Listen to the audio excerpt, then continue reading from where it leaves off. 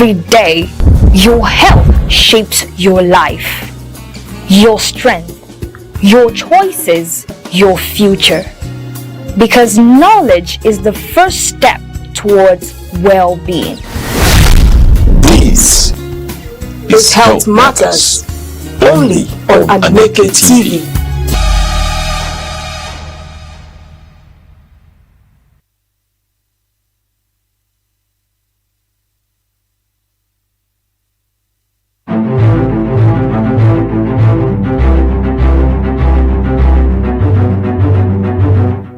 Morning headlines before you step out.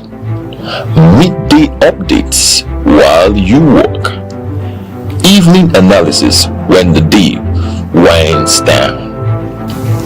Wherever life takes you, Aneke TV keeps you informed, connected, and ahead. Aneke TV. Move with the world. My name is Dr. Emmanuel Ihechi Asonye. I am the CEO of Omenka App LLC. I created Omenka App for the preservation of Igbo language and culture. Omenka App was established in New Mexico and it is headquartered in Albuquerque, but currently we are also being registered in Nigeria. We have a website. We are also on social media because my app is primarily for the Igbo community. In 2006, something significant happened among the Igbo community. UNESCO predicted that Igbo language was going to go into extinction, and that was because Igbo people are one of the most traveled people in the whole world. So the more children are born outside of Igbo land, the more they get disconnected. The app is on iOS, it's also on Android. Access the website and download the app from there. And over 2,000 people are using the app right now. But there's an app that will teach you about Igbo culture, Igbo people. We have Igbo poems, we have riddles and jokes, we have Igbo proverbs, then we have the word section where you are going to search Igbo words. Whatever word that you can find in English, you want to make sure it is found in the app in Igbo language. And I encourage everybody from their communities, you can do what we're doing in Omenka app with your own language and with your own culture. Do not allow your culture or your language to die.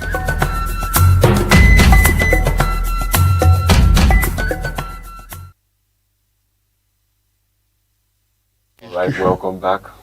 Let's take a quick look at what's making the front page headlines across major newspapers today. All right, and joining us this morning for in-depth analysis on these issues is Aneke TV's in-house analyst, Mr. Res Arum. Mr. Res, pleasure to see you on a Friday.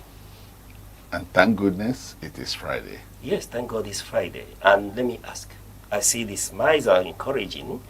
What has changed about Nigeria this morning? Nothing has really changed, but you see, when the tough, when the going gets tough, the tough trend gets going. So people like us come out smiling, even with the tough trend, going all through the nation. All right, and with us this morning again is the social lawyer, Gift Obodo. Miss Gift, yes, how are you? I'm fine. And how is Nigeria treating you? Nigeria is treating me because I think I'm seeing light at the end of the tunnel. You're seeing light at the end of the tunnel. That's encouraging. You know, comedians these days will tell you that why is the light not at the beginning of the tunnel? Or why did they hide it at the end of the tunnel? But that's good to know that in Nigeria there is light at the end of the tunnel. And like Mr. Red said, the tough will get to the end of the tunnel. Definitely. All right. All right, thank you very much. We go first to the nation's newspaper headline, which says resolution of OPL 245 rifts to swell oil output by 150,000 BDP. And then to the Punch newspaper, which says US-Iran war, marketers, Dangote trade wars over petrol price. Then to Vanguard, which says Nasarawa, Kogi, Benue in grip of terror. Residents review routes, transit camps.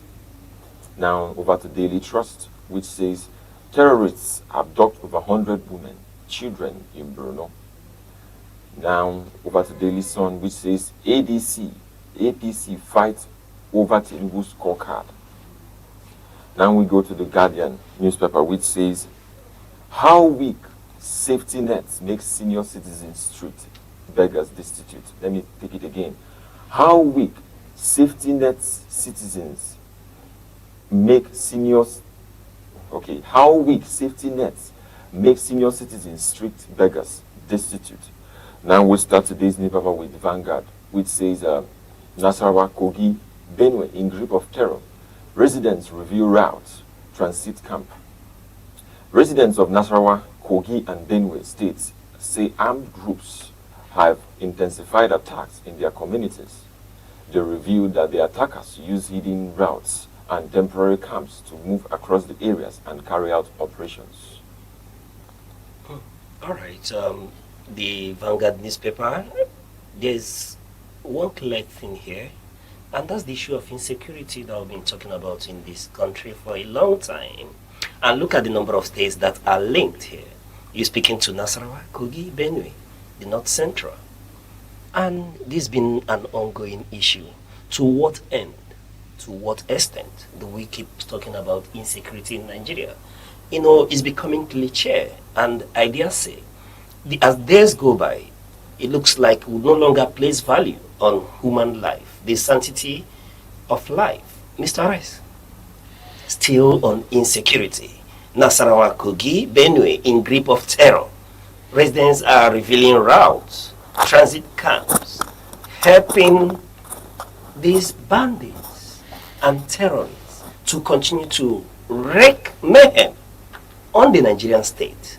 Where are we? Are we becoming a failed state when we can no longer, ensure safety for our citizens, our nationals? People are kidnapped. People are killed. As we speak, there are chances that somebody is crying at the kidnappers' den, at the terrorist manhandling of our nationals. Okay, Nasarawa, Benue, Kogi has become the hub of the operations of terrorists and bandits in Nigeria because there were those in Sokoto, Katsina, and other not western states have been pushed off, and they went down to the forest region where they could hide. And of course, these the people, residents of these communities in Nasarawa, in Benue, are beginning to be worried because they see these people move through their routes, and from where they now attack various communities. And there's a claim that, or there's an allegation that when these people see them, they make a distress call to government. But the claim is that the government response has not been there. That is to say, the government, tends to keep silent in the face of reports that there's going to be security breaches around there. So, no response, no, security agencies to come and confront these people. And even in Benue, they tend to have camps. And some chiefs in Benue even gave them places where they are camping.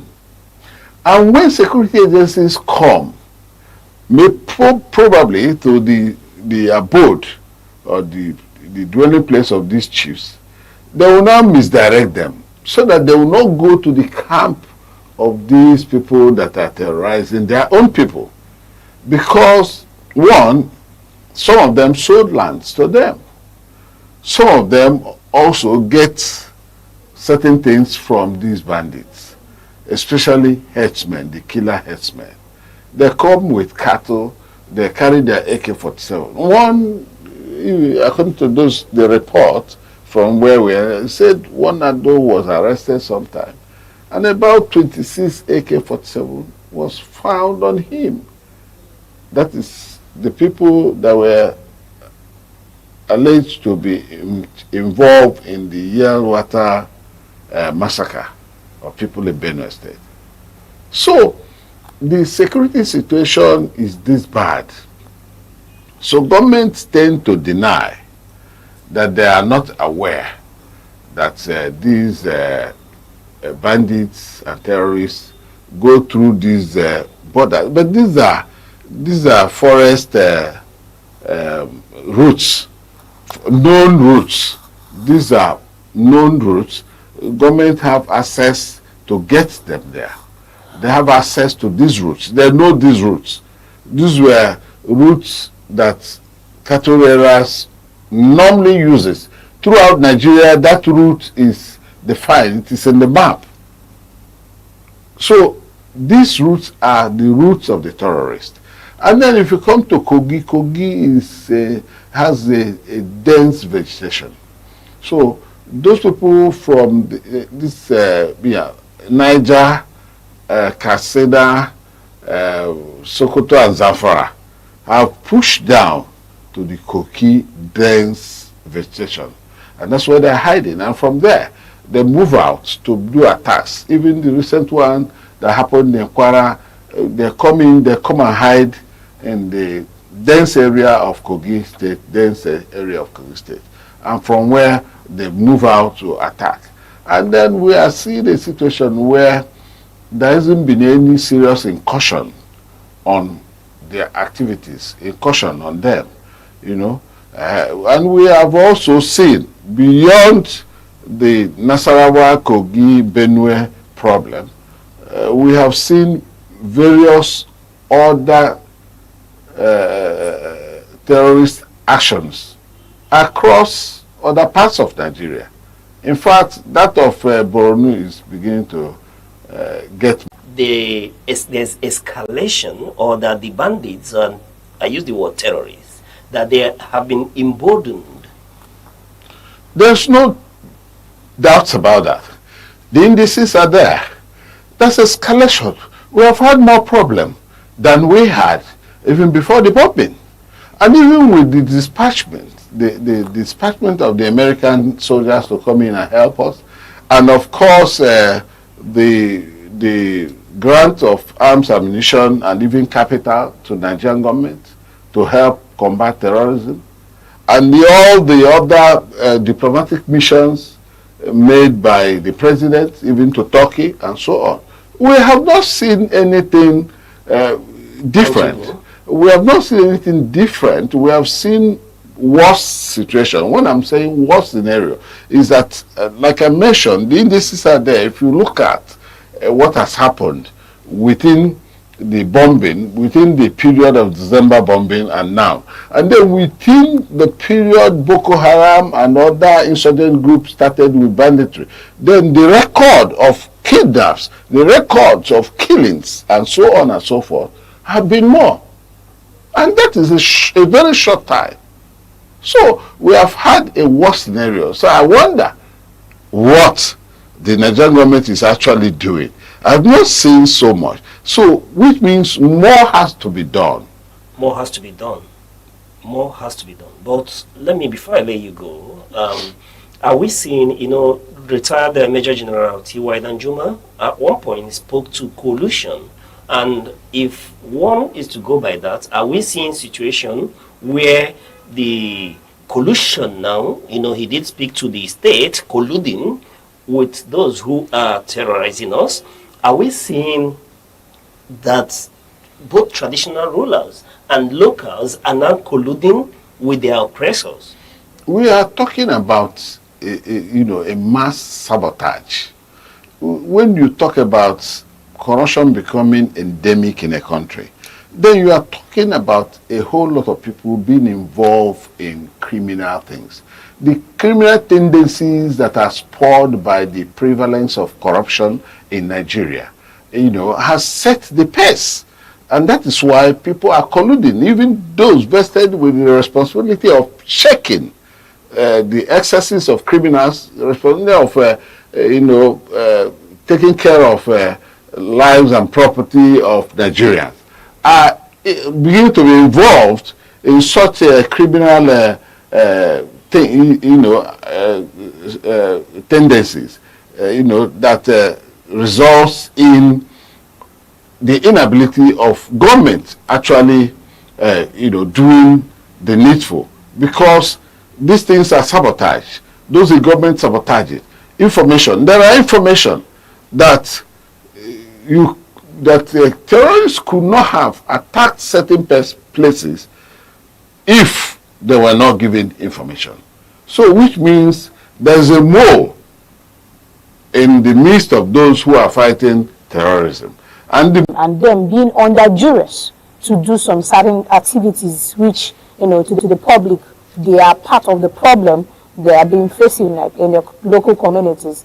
I feel like the government has a major role to play here, because now, if these traditional rulers try to alert the government that see certain things and activities that's going on in the community, what diplomatic, situations where governments could not secure their lives and, ascertain or justify the fact that, yes, you have given out the information.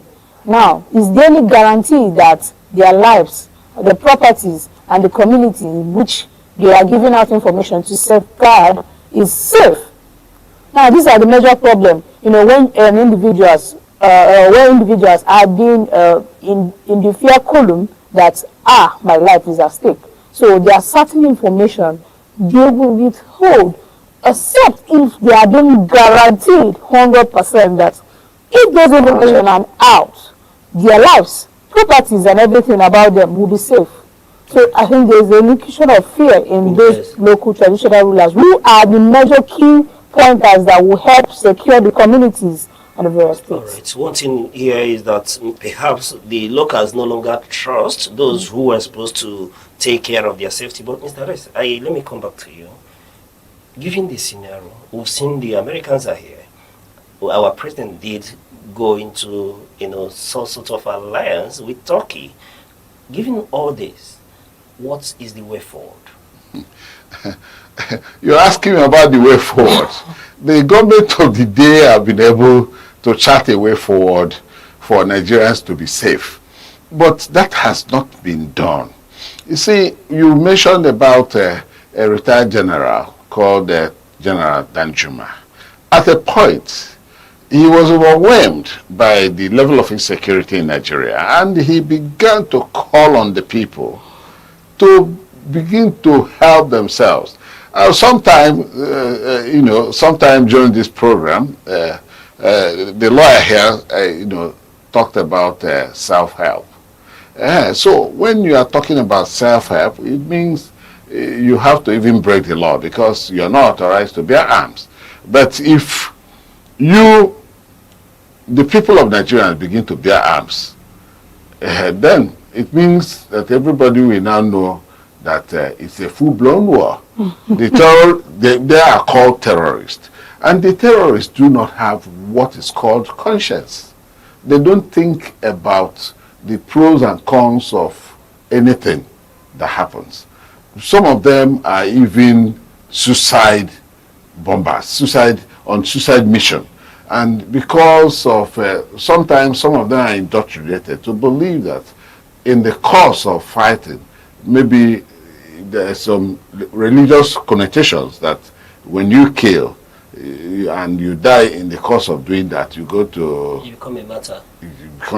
You go to heaven, or you go to wherever there is peace, and so on. So some of them, with such indoctrination, they don't care. They don't have conscience. They don't think about the sanctity of human life. So that is why they do what they do. All right. Citing General Danjuma there, when he was telling Nigerians to rise and defend themselves, who would want to believe that things were even far better than it is as at this moment. But the lawyer here now, I'm asking, I should be right to assume that the Constitution allows for self-defense in this instance. It allows in some, but like I always say, when one person's right stops, another one resumes. Now, if the law, I presume, allows self-help, to this. Now, there are limitations of those self-help because, one, it might generate to some absurd occurrences. Level of chaos. Yes. So, the law has a way of, giving that right and as well as restricting that right. So, I think the law will not permit full right of everybody acquiring because it will be a warhead zone. But when pushed against the wall, I'm allowed to reuse whatever is within my means to defend myself. And that's why most especially when this kind of situation occurs, the state is quick to, declare state of emergency to be able to cope this. All right. And Mr. Rice, is it not high time we declare a nationwide state of emergency beyond the declaration of state of emergency on insecurity, but a visible state of emergency? You already said there's a state of emergency in insecurity, and that's exactly what our problem is. Our problem is in insecurity. First and foremost, we have to be secured before we begin to think about other development. Before you begin to think about other things happening in Nigeria. So there's a state of emergency and nothing is happening. The state of emergency has not even yielded any fruit. Because if we are beginning to see, like they always say, light at the end of the tunnel. Where is light? Where is the light? No, there's no light anywhere. Even with the Americans. Of course, there is darkness in Nigeria now. There's no light. Yes, when they are done with Iran, they will have all the attention, the time. Okay, and then you are now thinking that this is going to be another war zone after Iran. No, I'm thinking that the terrorists will be decimated. Well, how do you decimate them? Because this is not a full-blown war. In that of Iran, the targets are there, everything. We still know targets, but they hide within the human places, use humans as shield. So what do you do? How do you use kinetic, means to take care of them? It's not always easy. It is not, when it's a full-blown war, you now know where to attack, and when you get there, you attack. You use your bombers, you use everything, but you cannot use them here. And where are those people? These ones, in Iran, their ammunition places and all that, where you can attack, and that is why Israel and USA has been able to get it successfully done. All right, and yes, you're right. When one listens to the current Minister of Defense, retired General, he did, quite speak to that, the issue of these terrorists being amongst us, being in the marketplace and hiding and using human beings as a human shield, But be that as it may, one continue to, plead on the Nigerian government to equally continue to do more. Not to say that they are not trying, but they should equally do more to see that Nigerians are really safe in Nigeria. All right, moving over to Punch newspaper. We have US-Iran war. Marketers Dangote trade.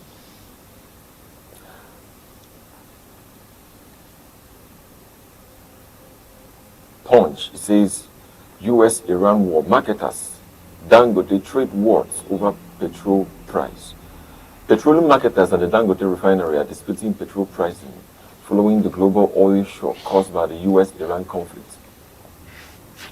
Marketers blame refinery price adjustments for rising pump prices, while the refinery says the increase is due to surging crude oil costs and global supply disruption. All right. Looking at the Punch newspaper, where we're being told that the US-Iran war, is leading to another war in Nigeria. away from the battlefront in Iran, where we saw that the attempt to close the Strait of Hormuz, the most important choke point in global oil market, did in ways ensure there's an increase in the price of Brent crude. And away from the battlefield in Iran, we are seeing marketers and Dangote at it again. Mr. S, this is not the first time. They've always have a go at each other. Now they are complaining to the increment in price. Are they averse to Dangote increasing its price and wanting to make profit as well? They are generally averse to Dangote even setting up a refinery, because setting up that refinery has become a blessing to Nigeria and Nigerians. To Nigeria in the sense that at least in the face of this global challenge on oil production, we could have been having serious problems. The marketers would have by now skyrocketed the pump prices of refined crude to very astronomical level at this stage. But because we have Dangote that sources the crude here and continue, and there is no war here, at least he has access to crude and the refinery is working, nothing has stopped it.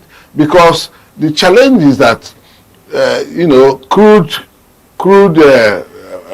drilling has stopped in the Middle East, which is where you have the richest deposit of crude oil on the planet. Although you have Venezuela as the highest, but at least you have almost all the countries in the Middle East, almost all of them, with crude deposits, and they are all drilling. So it has now skyrocketed the price of crude. Now the crude from 72 to 80, 82 or something, and now Dangote is buying crude, of course, on that price. That is why it increased the pump price of the refined products, because it has affected, because he secures that in at the international price, the crude oil. So it will always affect his production. And that's why he now increased it. So the marketers now, who do not even have enough to give Nigerians. Dangote is even saying they should go and de-escalate the war in Iran so that they will be able to import and then put down their own prices. Let us see, because they are just against Dangote. If Dangote pushes price down, they will complain. Dangote pushes price up, they complain. We are here in this studio and we've been doing analysis on it. We've been talking about it. So it is as if Dangote and marketers are having a running battle with the sales of refined petroleum products. So that is a competition, but I hope that this competition should be healthy. It will not result into things that will begin to mar our economic development. All right. But be that as it may, are you saying that the Dangote refinery is justified in raising the gantry price, as leading to the result of increase at gas stations all over the nation? Why won't somebody agree that it is justified when the crude has risen up to $80-something per barrel? Of course, it certainly will reflect in their refining the price at the end of the day.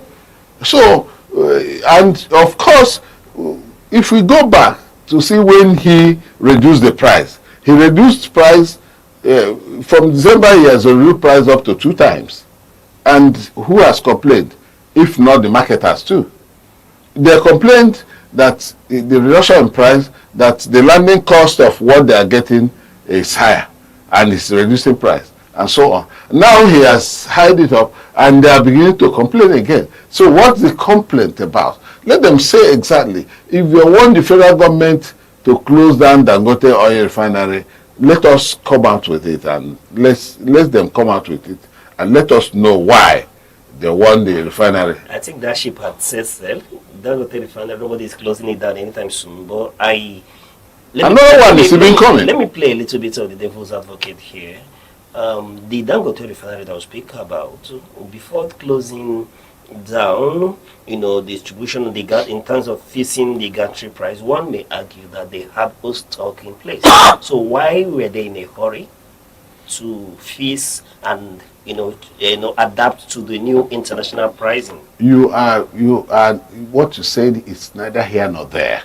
You do not. Okay, the marketers have old stock. No, the Dangote refinery. No, you can. Excuse me. You may not completely, come to that conclusion, because as Dangote is refining the petroleum, they are pushing out. They may not even have that kind of reserve that you talk about. Well, you are talking about reserve, and even if they have old stock, is it not from the sales of that old stock that they're going to buy the new ones, which prices have skyrocketed? Is it not from the sales of that one? Would they not have enough money to buy the new ones? Of course, they buy the crude before they refine and sell. So whichever way, that is business for you. That is how business is. Business fluctuates everywhere in the world. In every business you do, it is the profit, even if he has old stock, it is the profit of such person that has old stock before there's a price hike. The moment there's a price hike and you have an old stock, that is the time you're going to make extraordinary profit. So are people not wanting Dangote to be profitable? That is exactly what it is. Are you saying that people should be working against Dangote from making profit? You should be able to peg Dangote's profit, tell him how much he's going to make? Companies make profits at will, depending on the market situation. The market situation, the demand and supply, and all the surges that are associated with marketing. So nobody should even begin to think about, having an old stock, pegging the price, hiking the price, and all that. It is his right to do so. It is not an offense. It is not unconstitutional. Right. And of course, it is a deregulated economy. All right. And in capitalism, that is allowed also. But one thing we'll continue to speak to is that those that government has issued the license for refineries should do quick and come on board, as that would help Nigerians, and especially given the fact that if Dangote refinery wasn't on board at this point in time, one would imagine what Nigerians will go through to, source petroleum products in these times that the world is, bedeviled with the Middle East crisis. Thank you very much for that. We move over to the next newspaper headline, which says, that's from Daily Sun. It says, APC fight over Tinubu's scorecard. Daily Sun says, APC fight over Tinubu's scorecard. The African Democratic Congress, ADC, and the All Progressives Congress, APC, are in a heated disagreement over the performance record of President Bola Tinubu. While the ADC criticizes the administration's achievements and policies, the APC defends the government's efforts, highlighting reforms and progress made so far. All right. ADC, APC at it again. Is normal that the political parties will always have a go at each other. There will always be many. A political opposition is about unseating the incumbent. And when you want to unseat an incumbent, you must come out with a whole lot of criticism about that administration. That which the administration ought to have done, that they have not done. Standing same to the electorate, showing them that they will do better than the incumbent has done. And that is exactly what it is. It is the award against that of the ruling party. So the APC and the ADC, in a war of words about the performance of the incumbent President Bola Ahmed Tinubu, is healthy. It tends to check, to give room for accountability. It tends to give room for transparency. The moment there is a constructive opposition in any political atmosphere, then of course the incumbent political party and the opposition, the incumbent will be at alert so as not to do things that will give the opposition a leeway to come in and win them during elections. So it's a war of words, and it will continue, and it is healthy, and it is upon Nigerians to actually look at the performance of Mr. President as against the claims of the opposition party that says that the performance has not been good enough. So the Nigerians will actually respond when the time comes, because the only thing about this is during the ballot. It is only during the ballot that the Nigerians will express themselves, and then we will know if the incumbent actually did what is claimed he has done, or that the opposition is getting it right. But the incumbent actually, should work harder, to ensure, because when the Senate is calling NNPCL to give account of over 103 and 107 trillion unaccounted for, it's funny. Although the money unaccounted for is over the years, not during this administration. All right, over the years, not during this administration. But one thing the coalition, speaking to ADC, they want us to believe is that this government is incompetent. How do you see that word, incompetent? Does that mean that there's nothing this government has done well that is acceptable to ADC, or are they simply telling us that given the chance that they will do better? Whenever anybody is trying to present an idea or present a point, it is dependent on the person's perspective. That is the perspective of the ADC. The ADC sees from their perspective that the government in question has not done well. And that is exactly why they use the word incompetent to tag it. You see that their performance is abysmal. Their performance has not been very good. But at the same time, the APC still beating their chest that there are policies and programs that the president has put in place that has yielded fruit. And they can reel out those things and name them. Of course, some Nigerians who are not members of parties can as well say there is something good that the present administration has done. All right. There's something good the present administration has done. Let me get your view, Ms. Obodo, on this. When Mr. President was addressing with trying to weaken the complaints of the other opposition party, ADC, and they made mention of the things the administration has done, such as elimination of wasteful petrol subsidies and so on, and dependency of oil sectors. I just, in my quick thought, I just said, really, has the removal of these subsidies done good, or is it harmful to the country or the nation? And to my own opinion, the removal hasn't, changed any, improving gain in the country.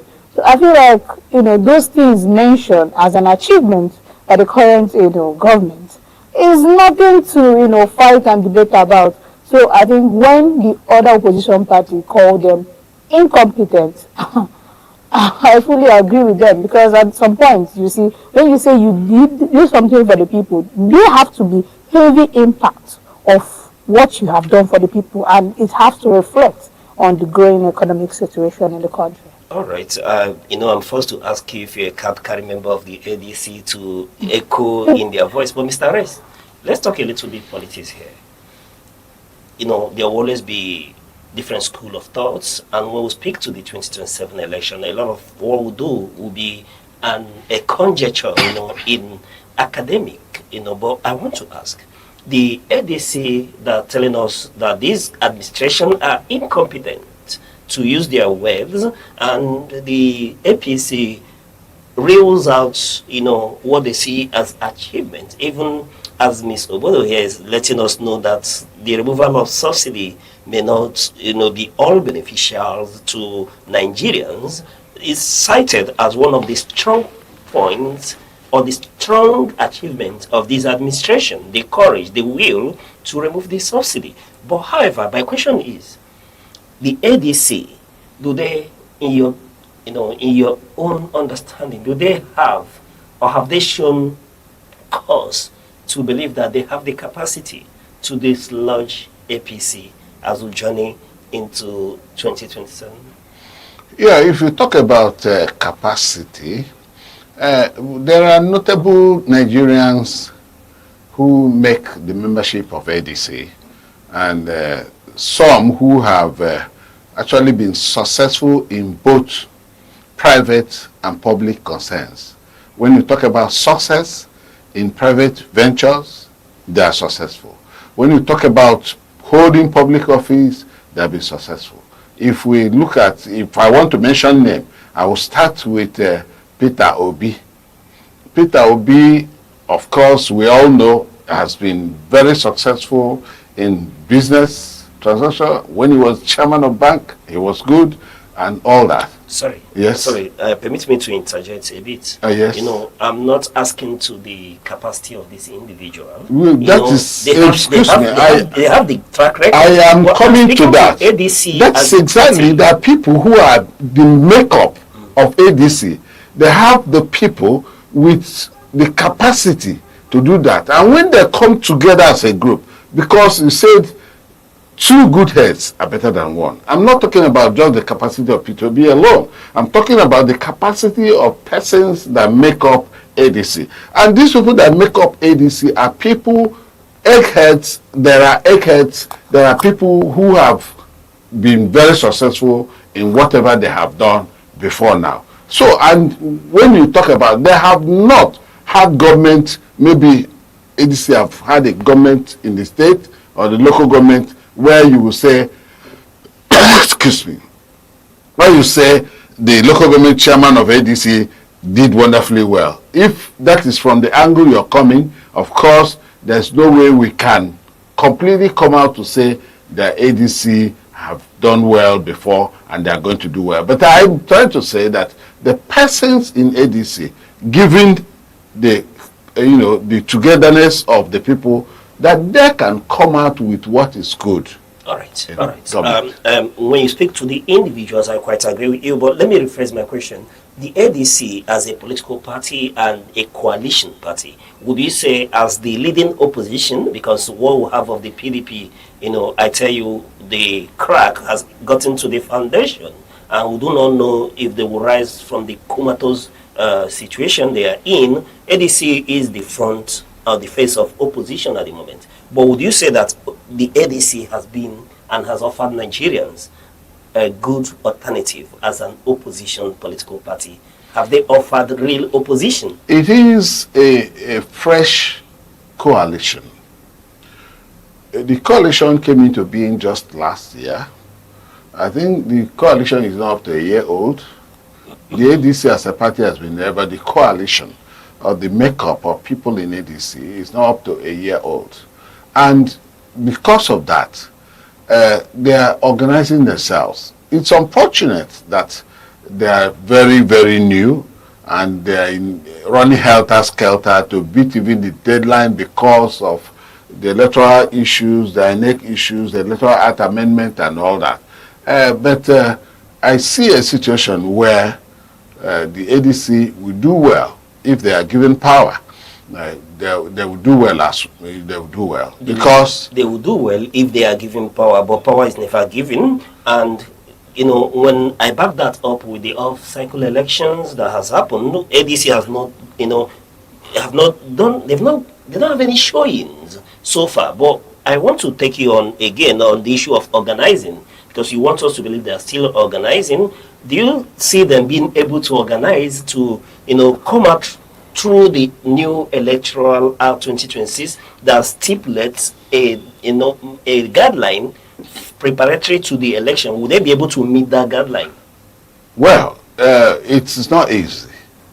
apart from the APC, that had a pre-knowledge of what the guidelines allegedly. Allegedly.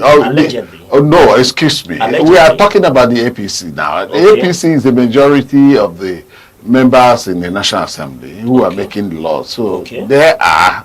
Do not tell me that I'm only alleging. I cannot allege because I know these are members. They know what they are doing. And they support what they are doing. And there were oppositions there too. NEC had senators there as well. Yes, of course, they had senators there, but the senators and members of the House, in fact, the opposition members in the National Assembly may have been overwhelmed. That is even why. May have been overwhelmed? Yes, may have been overwhelmed by the number of their counterparts in APC, because they could not even look at the Electoral Act, the other areas of the Electoral Act that's been amended. They only concentrated on Section 63. And now they are crying, they are now beginning to see that certain things were not done right in the Electoral Act. So what you're saying in essence, if I'm allowed to be the judge in this instance, the ADC and other political parties were outmaneuvered. They were outplayed. Politics. That is exactly what I said. That is why I said the APC being in the know of what is going to be the outcome. Or knowing what they wanted from us. Yes, exactly. Being the know of the outcome of the electoral. When you use the word being in the know, it should be as if this electoral act was cooked at the kitchen of the APC. Of course it was. If it is had opposition members in the committee as well. And when the opposition members protested, they protested and later stepped down their protest and joined I disagree with that. Well, I'm talking about somebody protested. I mean, the Abia State Senator Abaribe came up with a motion, and later we withdrew the motion. And the other day he wants to come up with that motion when they finally did it. Why did he step down the motion? Because of the situation at that time. He had agreed with his colleagues on where to go. So what I'm saying is that whichever way it is done, the APC were in the know of what was going to be the outcome of the thing, because they had the majority, and that is democracy. They had the majority. Even if they are going to vote, and when they put the things on vote, but even they did not even vote. There was a voice vote, and there even a protest that even the voice vote was not properly done. The speaker who called the voice vote gave it to the opposite side, and that thing has been there. And the moment the gravel goes, that's the end of it. So they knew, and they started early enough to organize themselves. That is why. But I still insist, Mr. Ress, that the opposition, especially the ADC, didn't give us a veritable alternative. They didn't offer strong opposition to the Senate's position on this, leading to why the president quickly assented to the bill. You see, you are not looking at a script. It was like a script. They decided to do it, and there's nothing anybody can do about it. This is because even those who are you're not supposed to be talking about political parties in the National Assembly. You are supposed to be talking about the collective will and aspiration and interest of the Nigerians, not the interest of your political party that got you into the assembly. So, and all the members of the APC who are in the national, jettisoned the collective aspiration and interest of the masses of Nigeria. That's exactly why they did. You see, people are still opposing that act. People are still talking about that act. People are still saying things about it. If you go and do a random sampling, if you sampling of the opinion of the people, if you do a vox pop in Nigeria, if you do anything that has to do with the opinion of the people, you find that the opinion is overwhelming on the way the act was done was not good, and of course some of the contents of that act is also not well made for Nigerians. while listening to you, I refuse to agree totally with you, even when you're making cogent point, because when I look at trajectory of political parties... So why did you say it's cogent and you disagree? When I look at the trajectory of political parties, especially given to where APC was coming from, the opposition who knew how far they went, the kind of veritable opposition, they offered an alternative to the Nigerian masses. When they disagreed loudly, leading to protests, leading to sit-outs. I was at Ojota Park, chaired by the sitting president, President Bola Ahmed Tinubu, when the opposition disagreed with then sitting president Goodluck Jonathan on the issue of subsidy removal. They made it loud. They made it louder. The whole nation, the world heard. And one was expecting similar from a coalition opposition party that wants us to listen to them, that wants us to believe them, that this government is incompetent. The National Assembly, Nigerians sat in the National Assembly. People, prominent Nigerians politicians. sat in National Assembly. Was it chaired by the ADC? They were supposed to be the leading light. They did. Obi was there. Pockets of members of ADC. When you say these pockets, are individuals. So you mentioned about Tinubu who sat who saw APC at Ojota. Tinubu came out and protested against the removal of subsidy, and immediately he became president. He removed the fuel subsidy. No, why was he protesting? No, the timings are different. Because he was in opposition. Opposition capitalized. Because he was in opposition, that's why he did. And now he's the opposition capitalized at every given time. He now decided to do. You didn't tell me it's politics. The opposition's job is to capitalize on the frailties of a ruling political party. And being sagaciously, at that time, that's what the APC did. They hacked in on the sentiment of the majority of Nigerians, and they let Nigerians out. And now justify the reaction one would say the times are no longer same. No. The times are no longer same. What is the difference? Times are not same. Yes. What's the difference? It has taken. Tell us exactly. It took over 8 years. It took over 8 years. And what has been happening in Nigeria? No, it took over a decade. No. Perhaps, if I'm to be an advocate for Mr. President, I will say that after a decade, Mr. President has backtracked to see that at this point in time, there was need for subsidy to go, which even the individuals we are citing in ADC at this moment are telling us, as at that time in their manifesto, that subsidy has to go. The Don government had always seen that the subsidy should go at that time. He never saw it. So he was in slumber. He thought it was not right for subsidy to go. Immediately he became president. He woke up from slumber. We are speaking to power. We are speaking to power here. What if you didn't tell me that power is never given? Why would you allow your analyst power is taken to make submissions? No, you are making your points here. No, allow me to make my submissions. Mr. Rest, the issue here, if you say so. No, the issue here is that power is not given. APC stood up for Nigerians. They had an opportunity and they took power. ADC, and I ask you, is ADC power is not given? You said power is also given. How is it given?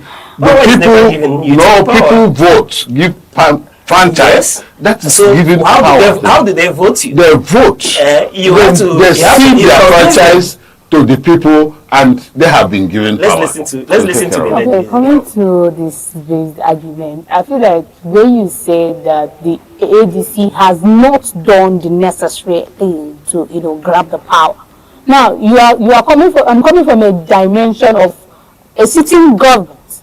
Now when it comes to the Senate seats, we have 109 of the Senate, and now for an amendment of a bill or any provision on the table, we should have 73 or 2, which is the 2/3 majority vote in the Senate House. Now, if you go by the basis of analysis of the July 2025 sitting senators, APC has 70 senators.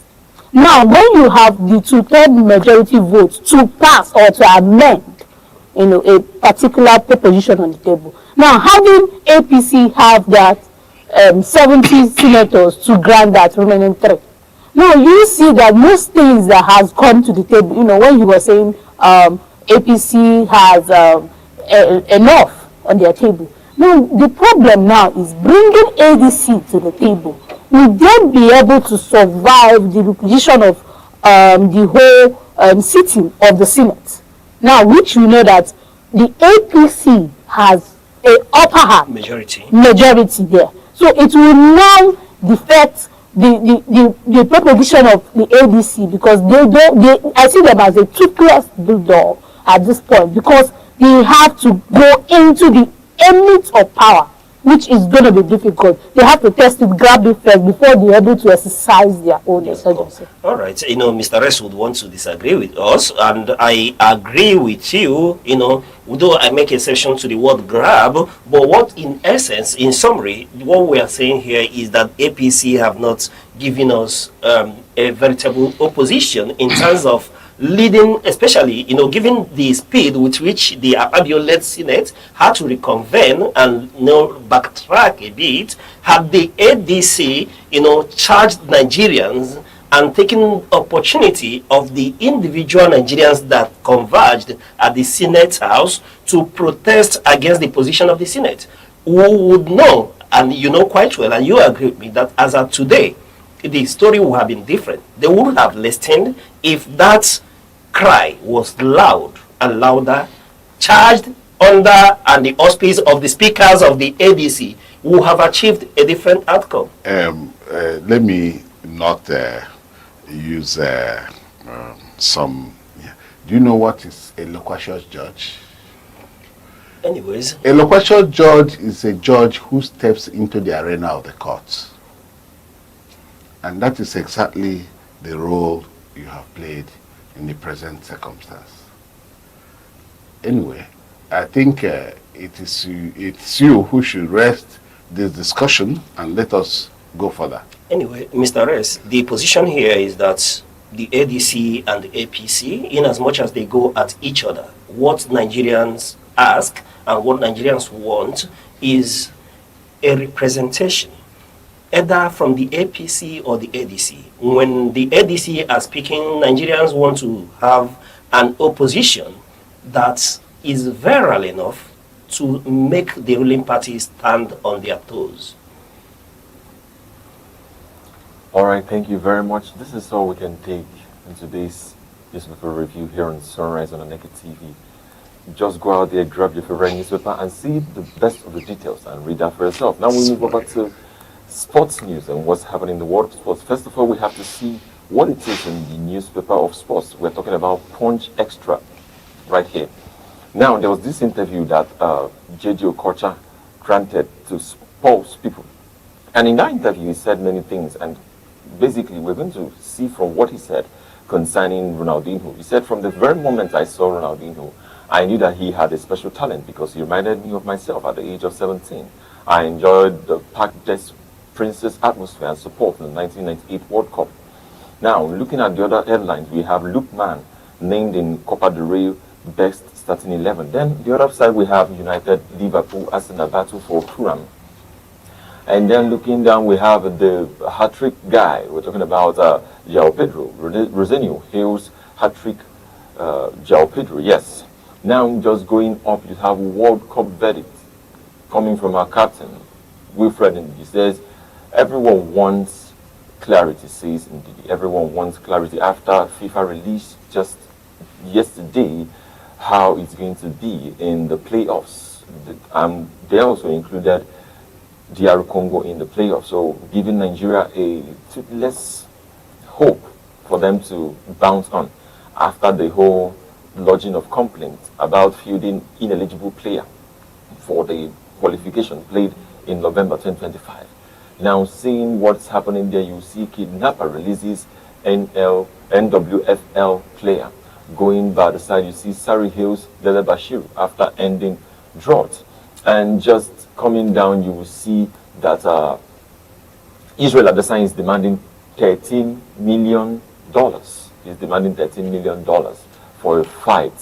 And I'm telling you, there's a lot of things that we're still going to have. But that's all we can take in today's sports news here on Sunrise and Aneke TV. Thank you very much. All right, thank you for those brief sports updates. And looking at the Nigerian business landscape, we'll start with the Nigerian Stock Exchange, where we can tell you that the Nigerian stock market, starting with the All-Share Index ASI, closed at 196,807.16 points, gaining a 0.18%, approximately 344 points from the previous day's close. And looking at market capitalization, we'll tell you that the market settled at roughly 126.32 trillion naira in volume of shares traded, reaching 634 million units that were traded, decreasing equally from the previous day's high volume sell-off, indicating a shift towards stabilization.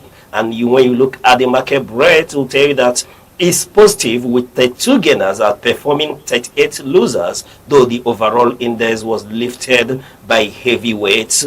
And then let's quickly run over and look at the top 5 gainers, where Etana traded as Etana, closed at 38 naira 50 kobo, making a positive adjustment of 10%. They are followed by MPF, MCR, FBK, the Nigerian Police Microfinance Bank, which closed at 7 naira 15 kobo, equally in the positive of plus 10% adjustment.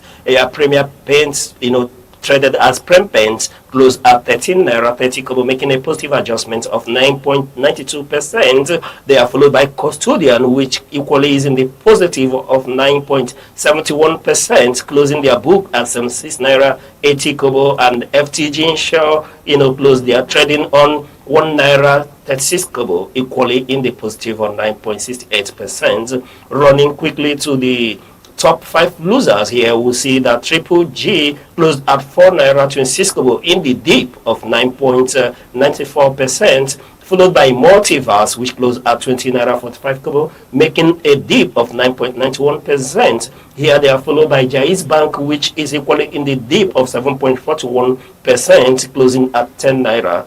And we are seeing Honeyflow, that's Honeyflower, traded as Honeyflow, closing in the dip equally of 7.11%, closing their book at 20 naira 90 kobo. And the last year's Dangote Sugar closed trading yesterday at 69 naira 40 kobo, in the dip of 7.10%. And that's all we can take this morning on Nigerian stock market performance. However, please, before you make incursion into the Nigerian financial market, please do well to consult a certified financial analyst. This is due to the volatility of the market. But do know that you can take position now. All right, thank you very much. This is all we can take for today's Sunrise edition here on Aneke TV. Thank you for waking up with us. I'm Good Hope Chukuma. All right, I'm Mr. Rez. Thank you for those in-depth, detailed debates and analysis on Sunrise this morning. Thank you. It's always a pleasure to have you. Thank you for having me. And Ms. Gift Obodo, thank you for your inputs. Yeah, it's always a pleasure to see you here. And it's Friday. I hope you enjoy your weekend as well. Yeah. And I'm Uche Osai. On behalf of all of us here at Sunrise on Aneke TV, we'll say thank you for watching, and keep watching till we come your way same time on Monday. Bye-bye.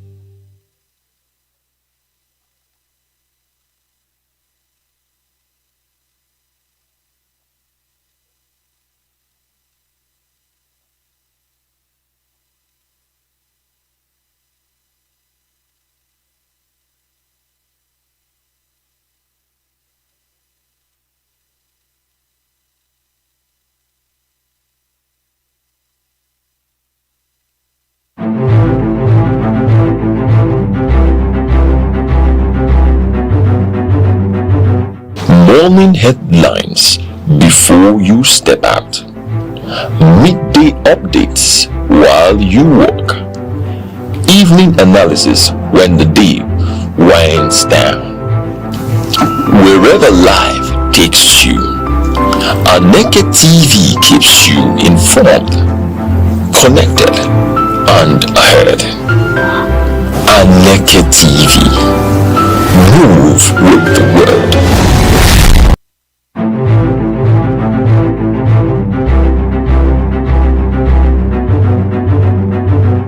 Morning headlines before you step out. Midday updates while you work. Evening analysis when the day winds down. Wherever life takes you, Aneke TV keeps you informed, connected, and ahead. Aneke TV. Move with the world.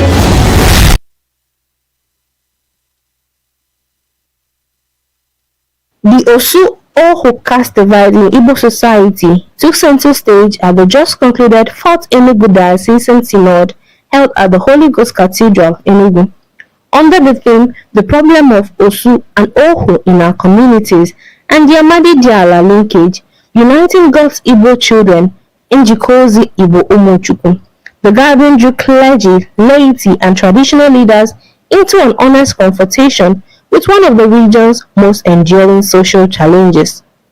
The Emeritus Archbishop of Owerri and the head of Owerri Metropolitan See, Most Reverend Anthony J.V. Obinna, delivered the landmark paper tracing the historical roots, distortions, and human rights implications of the caste system.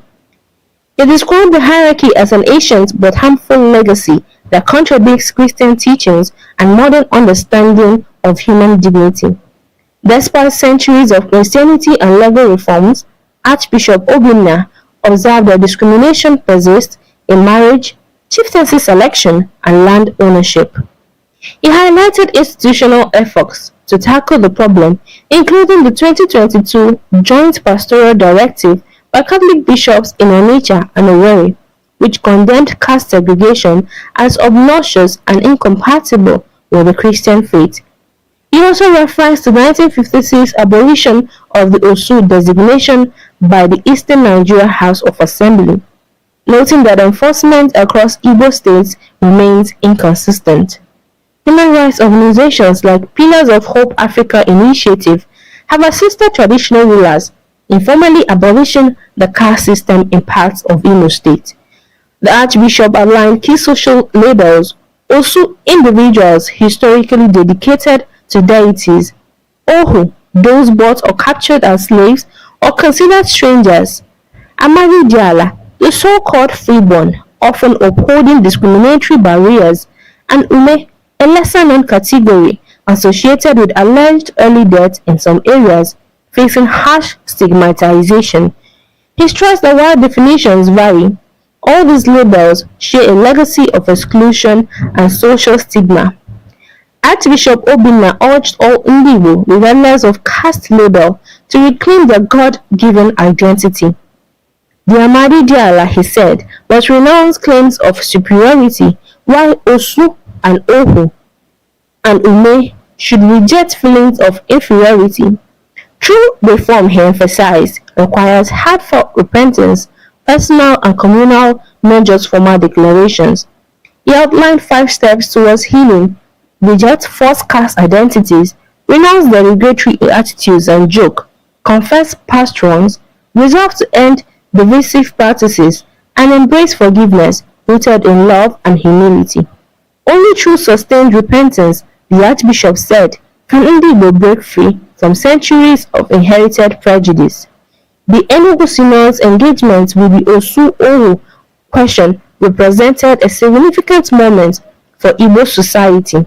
By confronting discrimination openly, the Holy Ghost Cathedral has set a blueprint for reform, inspiring communities across Igbo land to uphold dignity, unity, and equality under God.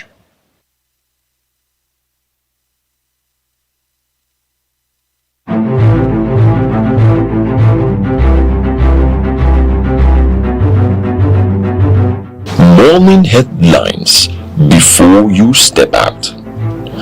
Midday updates while you work. Evening analysis when the day winds down. wherever life takes you. Aneke TV keeps you informed, connected, and ahead. Aneke TV. Move with the world.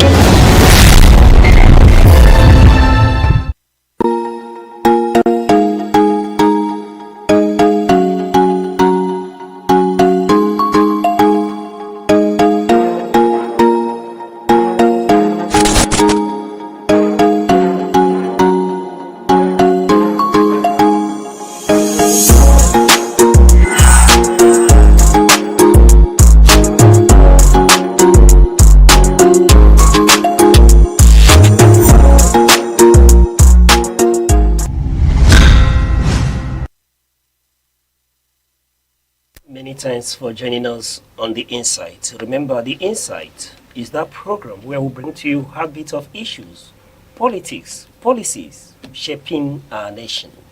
As we take a look today on the crown and the cross, Nigerian leadership, the Lent season, they say that history of a nation is often written in tension between its ambition and its agony. In Nigeria, we find ourselves at a peculiar crossroads, a place where the splendor of the crown often marks the heavy splintered wood of the cross. As we navigate the Lenten season, a period of dim visibility, flickering hope, and a desperate search for a path forward, we are forced to ask, has our leadership become a throne of entitlement, or is it truly a sacrifice of service? Is the cross of our national struggle a bridge to a better future, or a burden we have been forced to carry alone? Tonight on The Insight, we aren't just discussing politics, we are examining the soul of a nation. We are joined by a man who stands at the intersection of the spiritual and the social, a theologian, and a priest who understands the crown without the cross is merely tyranny, and the cross without the Lenten season is only despair. It is my distinct honor to welcome to The Insight Reverend Father Ambrose Ofodile, priest, director, Radio Maria, Nigeria. Father, it's a pleasure to have you on The Insight. Pleasure too. Thank you very much. Yeah. From the last time you were here, the feedback we got was so overwhelming, Thank you. that one begins to be excited that the little we do from Aneke television could be viewed, with people who took it personal, and they were so excited hearing you speak, especially on issue that is particular and peculiar to them. We spoke on the essence of Lent the last time we were here, and we are still in the season of Lent. So it's a pleasure to have you. Thank you so much. back. My pleasure too. All right. And then I may apologize that this time around, maybe we're dragging you a bit off the, your comfort zone, which is the domain of the church, to look at the Nigerian state. Okay. And I want to begin by asking, Father, in the Catholic tradition, the crown of thorns transformed a symbol of mockery into one of ultimate sovereignty. In the Nigerian political context, the crown is often chased as a trophy of comfort rather than a commitment to service. How can the church help in refining the crown so that our leaders, view the high office not as a throne of entitlement, but as a tool of domestic servitude? Thank you very much. That's a whole lot, talking about the crown and the cross. And let me start by saying that the composition of the title of this program should also look at what should come before the other. Precedence in terms of what should be the first to be discussed. I'm saying this because when you say the crown and the cross, Nigerian leadership through the Lenten season, you're already saying the crown before the cross. Okay. It should be the cross before the crown. Okay. This example was given to us by Jesus, who suffered. The cross was a sign of, you could say, denigration. The cross was associated with criminals. In fact, when they decided to crucify Jesus, they were thinking that they were crucifying a criminal. and they associated with the Jewish understanding of crucifixion was reserved for the outlaws, those who did very bad things, murderers, people who were notorious criminals. But crucifying Jesus on the cross was for them a certain humiliation. It was an opportunity they wanted to use to mock him. This one said he is the king of the Jews. Let us humiliate him. Let us denigrate him. Let us keep him on the same pedestals with criminals. So that was why they crucified him in between two thieves as a mockery to whatever he claims to be. Unfortunately, what was to be a denigration and mockery became a throne, so to speak, because through the cross, Jesus conquered death, Jesus conquered humiliation. In fact, he reigns from the cross. The cross became not just a thing of humiliation, it became a thing of joy. Sorry, Father, let me interject a bit. Yeah. You said something. He reigned from the cross. From the cross, How yes. possible is that? Yes, because from the cross, Jesus settled several cases from the cross. While he was still being humiliated, while he was still crying that he thirsted, that he wanted water, while he was still in anguish of the cross, he accepted a thief into paradise. He gave judgment from the cross. That's why what I mean when I say he reigns from the cross.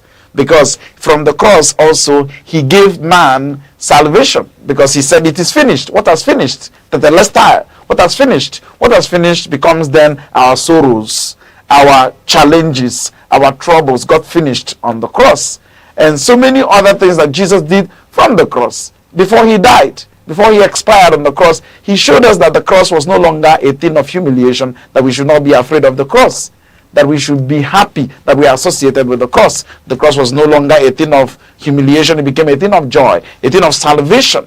The cross was no longer a thing to be ashamed of. It becomes something that you need to associate with, something you need to come close to.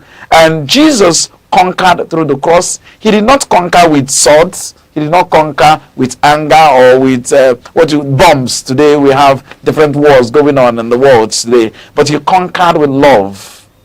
You know, you remember in John chapter 19, he told John, behold your mother, mother, behold your son. That's why I said he reigns from the cross, because from the cross he settled cases.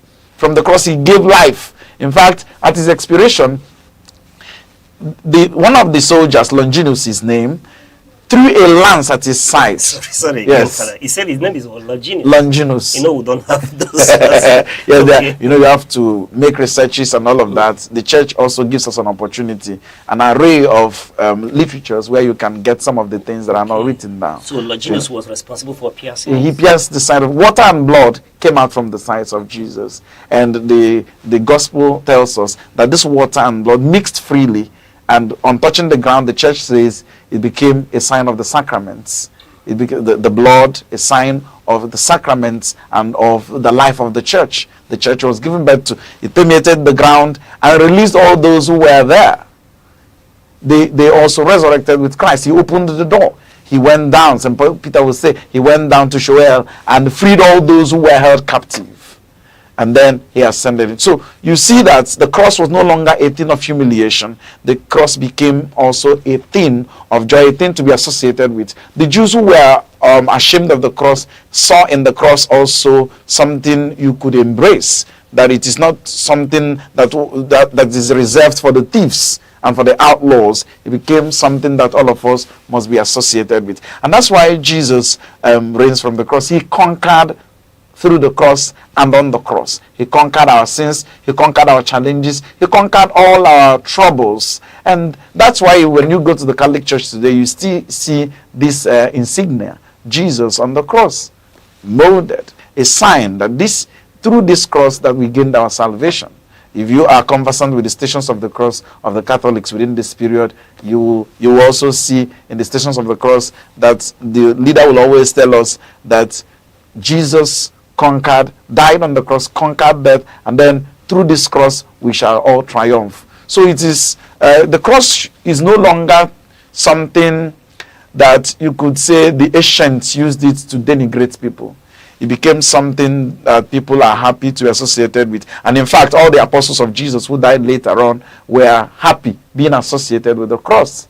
Some of them said, okay, I want to die like my master. Peter, for instance, he said, don't crucify me like my master, crucify me upside down. Many of them accepted the cross. And Jesus also told us in the Holy Scriptures, he says, if you want to be a follower of mine, you must carry your own cross and follow me. And what it means is that you have to carry your own challenges. But on this cross also, he carried every crosses you could think of. But then, as individuals and as those who are particular individuals who must associate with Jesus, we must also see our own cross. So coming back to your question, today we find out that the cross is something that people run away from. People want to embrace the crown. That's why I said that we need to talk about the cross before we talk about the crown. Because Jesus, first of all, carried the cross. He was crucified on this cross, and then he's resurrected. In fact, he glorified the cross. His death, his resurrection glorified the cross. So when we talk about the cross before the crown, it means there must be suffering before you get the helmet of salvation. Jesus himself suffered, and then after his suffering, he was given the crown of salvation. St. Paul could not say it better in Philippians chapter 2. From verse 6 to 10, he says, even though he was in the form of God, he took the nature of man in all things except in sin. And so we see in St. Paul someone who tries to tell us that Jesus, even though he was God, he is God, took the nature of man. He accepted to die in order to save humanity. So it was on this cross that humanity was saved. It was on this cross, it was an instrument of salvation. The cross was no longer a piece of wood. The cross became an avenue, an instrument through which the human person was saved. And so before you can get that helmet of salvation, you must talk about the cross. And so when Jesus was now resurrected from the dead and he was sitting at the right hand of the Father, having received the crown of glory, he can now understand with us as we are still in the world carrying our own crosses. He knows what our challenges are, and he knows how to help us. So he went through what human beings went through, and that's why he is God, and that's why he is elevated above every other name. So the cross is necessary for our salvation. The cross is necessary for our salvation. Yes. You know, Father, while we were speaking earlier on, I'm forced to, abandon the script a bit. Yeah. You did raise two issues that I want us to look into while we'll continue. One is that you said when he said it is finished, it means everything is finished, our suffering and all. Yeah. But, a lot of persons like me may want to argue, why is it that we still have Christians who still go through the pains and sufferings of poverty? Yeah. And why is the church still suffering persecution if it was finished at the cross? Yeah, it is a very important question. That even though Jesus died for all of us, suffering persists.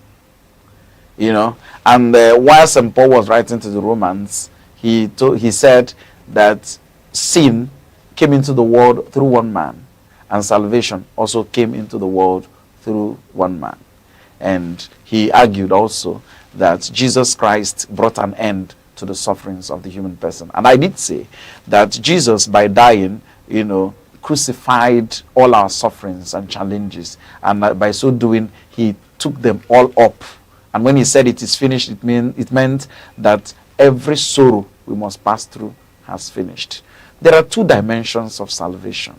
There is what we call universal salvation, and there is what we call particular salvation. Jesus has saved humanity. That was the reason why God sent him. John chapter 3 verse 16, even God loves the world so much that he gave his only son, that whoever believes in him shall have eternal life. That's general. All of us are participating in that universal declaration of salvation. But within this, you also have to appropriate as a person, individually. Appropriate your own salvation. You must also affirm. You must also take part. You must also take your own identity from the identity of Jesus. You must be associated with him. Yes, the general salvation has been given. All those who are Christians and who believe in Jesus Christ are saved. But as a person, you need to appropriate your own salvation. And that's why you talk about personal effort and grace.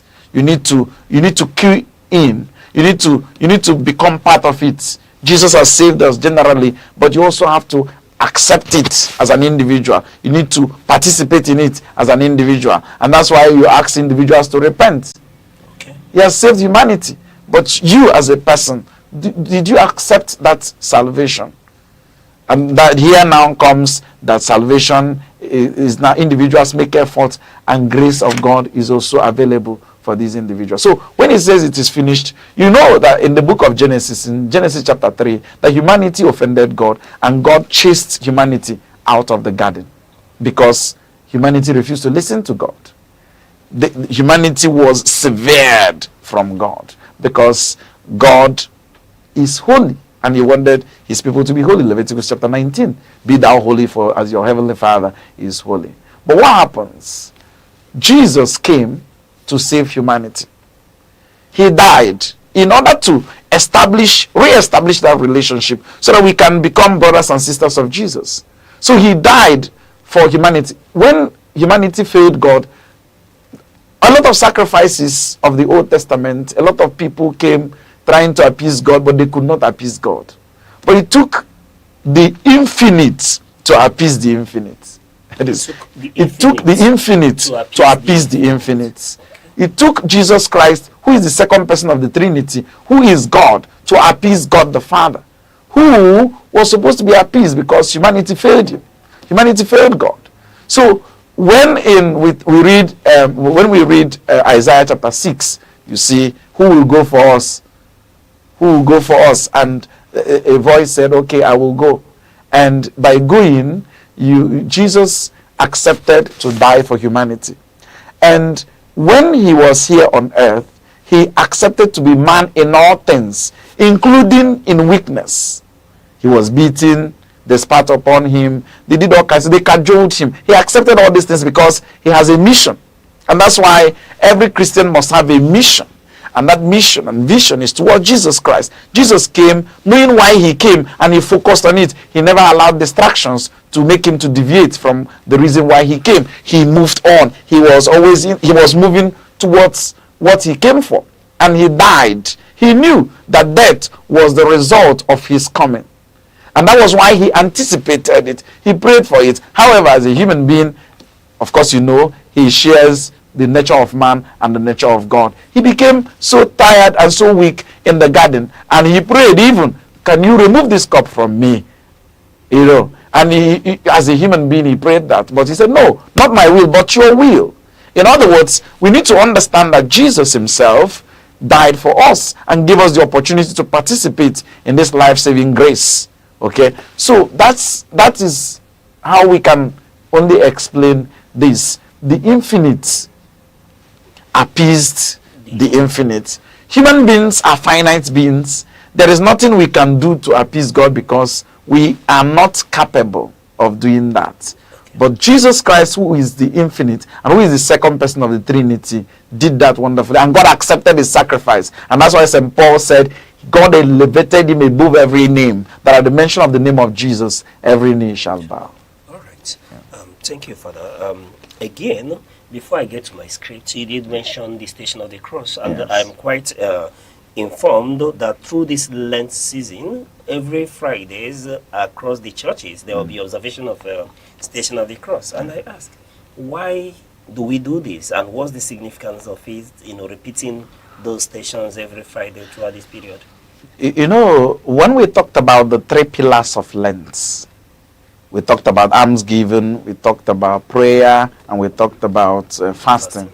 And one of them was prayer. You see, and I did say the last time that the church believes that the highest prayer is the Holy Mass. No prayer in efficacy or title is equal to the Holy Mass, the document of the Second Vatican Council. But when we come to prayer, there are different types of prayer when you come to the Catholic Church. And part of them, if you look at the structure of the Stations of the Cross, you see that while doing it, we also pray in the Bible.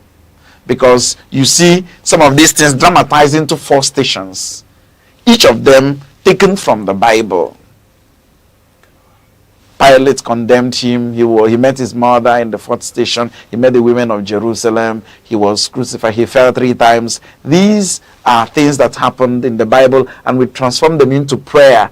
And it is part of what you could say the need for us to pray during this Lenten period. The church will come together on every Friday to pray together, to participate in the Paschal mystery of Jesus. He suffered. Want to take a share. You know, when I was talking about participate, appropriating your own dimension of the salvation, the individuals in the church will now put themselves in line and want to be part of the prayer. It's no longer pray as a general thing. We all become involved. So every Friday, you see Catholics troop into their various parishes to participate in the Stations of the Cross, and the beautiful prayers that accompany them. You see how it is structured, each very touching, each very inviting, each leading you to the experience of Jesus, because Stations of the Cross is about the experiences that Jesus underwent during his passion. So as Christians want to follow him, he fell 3 times. What does it mean to fall? Every Christian should be prepared that each time you fall, you don't remain there. Jesus rose. Each time he fell, he rose. He fell 3 times within the journey, within his movement to Calvary. And each time he will fall, he will also rise. We see Simeon helping Jesus. How do we help our fellow Christians? These are the things we must learn as we are praying the Stations of the Cross. They come out so clearly to tell us how to, behave in a prayerful way within this period of Lent. All right, Father. Running back, for time, but these 3 times that Jesus fell, is there of any particular significance? It is, because it is a sign that the human person, that you are not immortal. That you're not immortal. You are bound to make mistakes. The last time I talked about the human person as in the process of becoming. You have not arrived. You are still making efforts. And because you're making efforts, when you see yourself, you fall, do not remain on the ground. Jesus got up each time he fell. So as Christians, it will be sinful for you to remain fallen when you have fallen. The sin is not in falling, but in remaining where you one of the problems, or one of the challenges, or what made the sins of Adam and Eve irrevocable, was that they refused to ask for forgiveness. Okay. They refused to tap into the mercy of God. Okay. So when you fail to get up, sometimes you see people, I'm used to this sin, there is nothing I can do about it. No. It's an opportunity for you to rise. Each time you fall, you rise and say, God, I am so sorry. God knows that you are imperfect, that tomorrow you will go back. But he wants you to own it up and to have that desire. What God is saying, what God really wants is your desire to go back. I've made this illustration before about marking of papers. If you're a good mathematics teacher and you're marking the scripts of your students, you mark the processes, you mark the steps before you come to the answer. Somebody may get all the steps wonderful. You mark the steps before you come to the answer. Some people may get the answer without getting the steps. They have copied. But Jesus is looking at our desire to change, our desire to come to him. He looks at human person as, you want to come back. I am so sinful. Oh God, please forgive me. And you're always asking this. You're always saying God. It doesn't mean that you're taking the mercy of God for granted. It means that you are a human being and you are ready to change. Okay, thank you very much for that. But you see, this year's Lent is quite unique in the sense that there's a real alignment of Ramadan and Lent. And we are seeing, the Lenten season as a period of shared faith. And I want to ask, how can Nigerian political class use this divine coincidence to dismantle religious bigotry and foster genuine reconciliation, rather than just using it for symbolic photo ops? Yeah, if you see, within this period, we're happy to notice that both religions, you could say, they are not the only religions in Nigeria, but you could say the most prominent religions, the Christianity and Islamic religion. And within the time that we are observing the Lenten season, we also have Ramadan. Ramadan has 29 to 30 days, while Christian Lenten period has 40 days. And it's a beautiful coincidence. And I do not call it coincidence per se. I say it is providential. because it is providential in the sense that it calls all of us to prayer. And I went back to look at the nature of the prayers of our brothers and sisters in the Islamic world. I noticed also that they have this almost the same nature of call for prayer. You know, they do their fasting from dawn to sunset, and they also avoid harsh words within this period. They also avoid all kinds of immoral behaviors within this period. The same thing that is also expected of a Christian within the Lenten period. However, as Christians and as Muslims, if you like, we should not just be squeezed or pigeonholed into the rituals associated with the Lenten period or the Ramadan period. We should go beyond that, especially our political leaders, because when you come to the political space, you also see that either you are a Christian or you are a Muslim, or sometimes you could be a traditionalist, whatever you want. Each of these religions have their own time of, you could say, fasting and prayer and even almsgiving, because even in the Islamic world, there is also you must give alms, the zakah, yes, of the Muslims. If you don't do it, you will not get to paradise. That's how they say it. Exactly. The same thing we have also in the Christian world. So I said we should go beyond the rituals associated with this and live authentic lives. If I am a political office holder, I should be able to understand that within this period, even though it is not restricted to this period, I should be able to be accountable to the people that God has given me to take charge of. It is also an opportunity for me to also sacrifice. You know, when we talk about the cross, we also talk about sacrifice. We talk about self-immolation. We talk about self-sacrifice. We talk about self-emptying. We talk about also self-abnegation.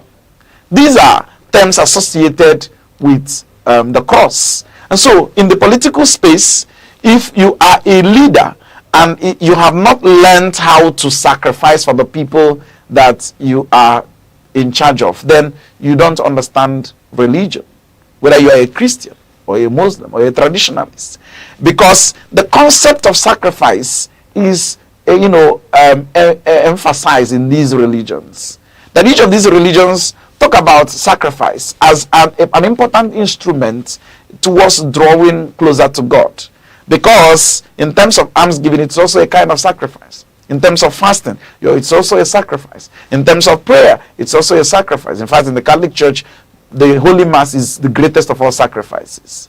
So, if you are a Christian or a Muslim or whatever you want to be, and you are not sacrificing, and also, the cross is also about humility, that Jesus transformed what should be a shame into what you could say a throne. Because the cross that was, they intended to insult him with the cross. This cross transformed to become his own throne. He reigned from the cross. And so every political leader should then see this opportunity to be humble. To be humble, because today in Nigeria we have leaders who are not humble. And when I say political leaders, I also bring it to the religious sphere, because we also see that some of us are so arrogant, because sometimes you see that power comes with such arrogance. Yesterday, during the morning masses, we read about Lazarus and the rich man. We saw the insolent pride of the rich man, called Dives in the Bible. Dives. And then you see Lazarus, who was poor, sitting in front of the gate of this rich man. You see, the Bible did not say that this rich man, did anything against Lazarus, but the Bible pointed out the sin of omission. The sin of omission. Most times we are so okay with our situations that we do not care about those who are around us. And so when we bring it to the political space, you see that sometimes you will say, I have not beaten anybody, I have not eaten anybody's money, my hands are clean. But one of the things you shall be judged with on the last day are the good things you're supposed to do that you left undone. These are the sins of omission. And so, for those who are in political offices, you don't just become so quiet and say, I am not doing anything. God knows that I have not taken anything that does not belong to me. Your silence in the face of tyranny, your silence in the face of maladministration is also an indictment, and it is also a factor against you when you come to the last day. And so for both Christian leaders and Islamic leaders, or whatever profession of faith you are, professing, you should understand that within this period, it is a call for sacrifice, a call for what you may call attitudinal change. You need to examine yourselves, a time for sober reflection. No matter what your religion tends to call it, it should be an opportunity for you for stock taking. And you ask yourself, what are those things I am not doing well? What are those things I am doing well? And you try to, make good what you are not doing well in.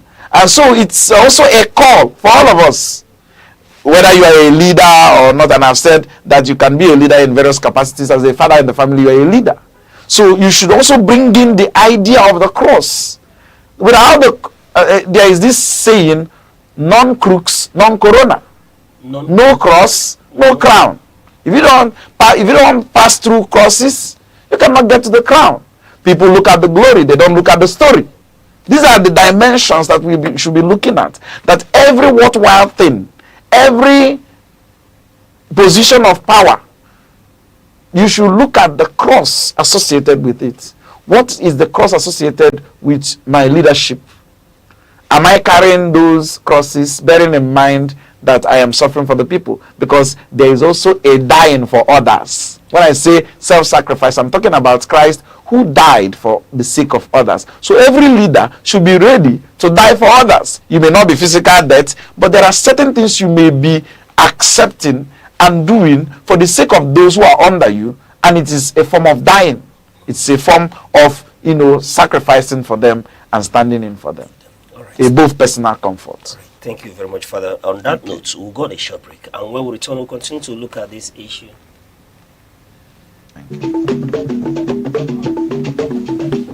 The Insight with Uche Osai.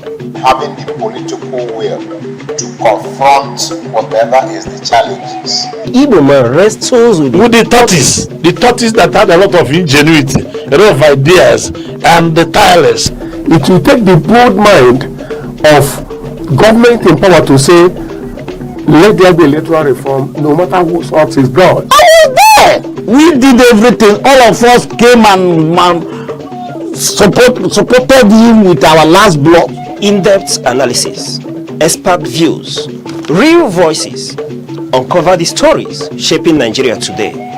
Deep dive, honest, unfiltered, only on The Insight with Uche Osai on Aneke TV. Join us.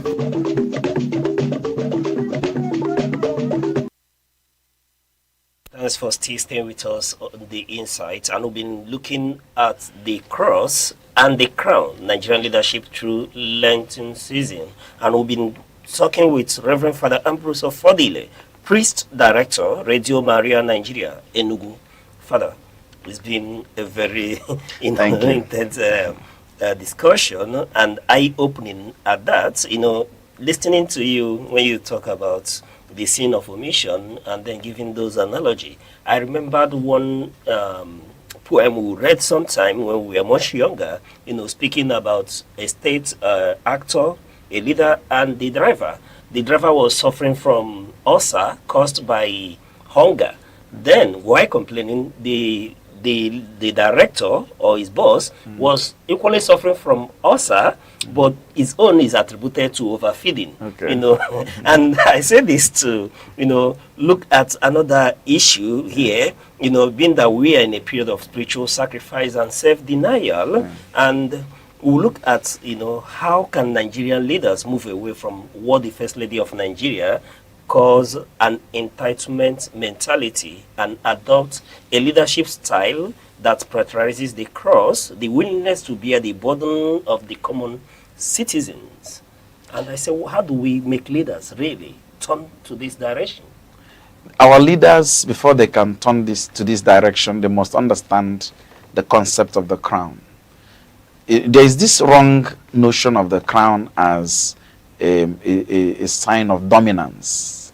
sign of dominance. A sign of dominance, authority, and leadership.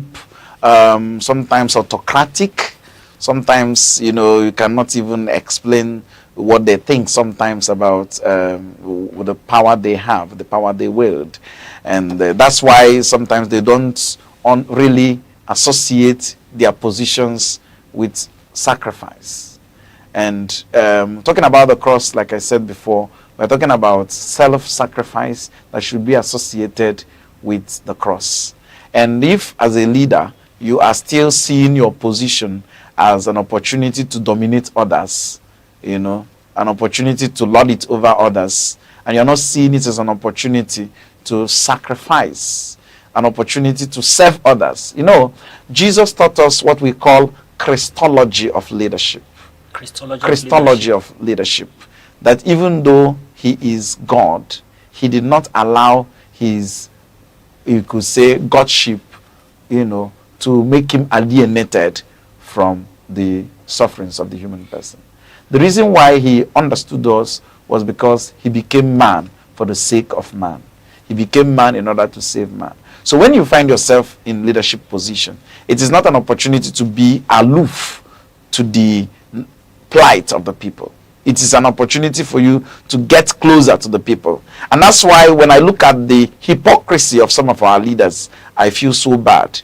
During campaigns, you see them going down to the suburbs, fry akara with some people, do all kinds of things, and you think that this person is humble. Once this person, gets to the seat of power, you never see him around those places. They come out in the open to campaign and do all kinds of things, helping, sweeping the streets even. But when they get to power, these things they do during campaign are supposed to be continuous. They are not things that you just do for the sake of campaign and you stop. Those times you go around the communities campaigning, talking to them, asking them what they want, it should be continuous. Not when you get to power, you forget the road to those places. And that's why our leaders do not understand the concept of leadership. It is not something that you cling to and then you no longer recognize the sufferings of the people. If you are close to the people, if you are always asking about their welfare, if you are always eager to understand them, you see that most times you see that your thinking, your concern will be known to these people. They will know that you value them. They will know that you love them. When you always come to their aid, or when you go close to them to ascertain what they are going through, not just during campaigns and you make promises, all kinds of promises, and then when you get to the power, you forget them. So the dimension of leadership that should be watched is the dimension of understanding the plight of the people and not being so far away from them.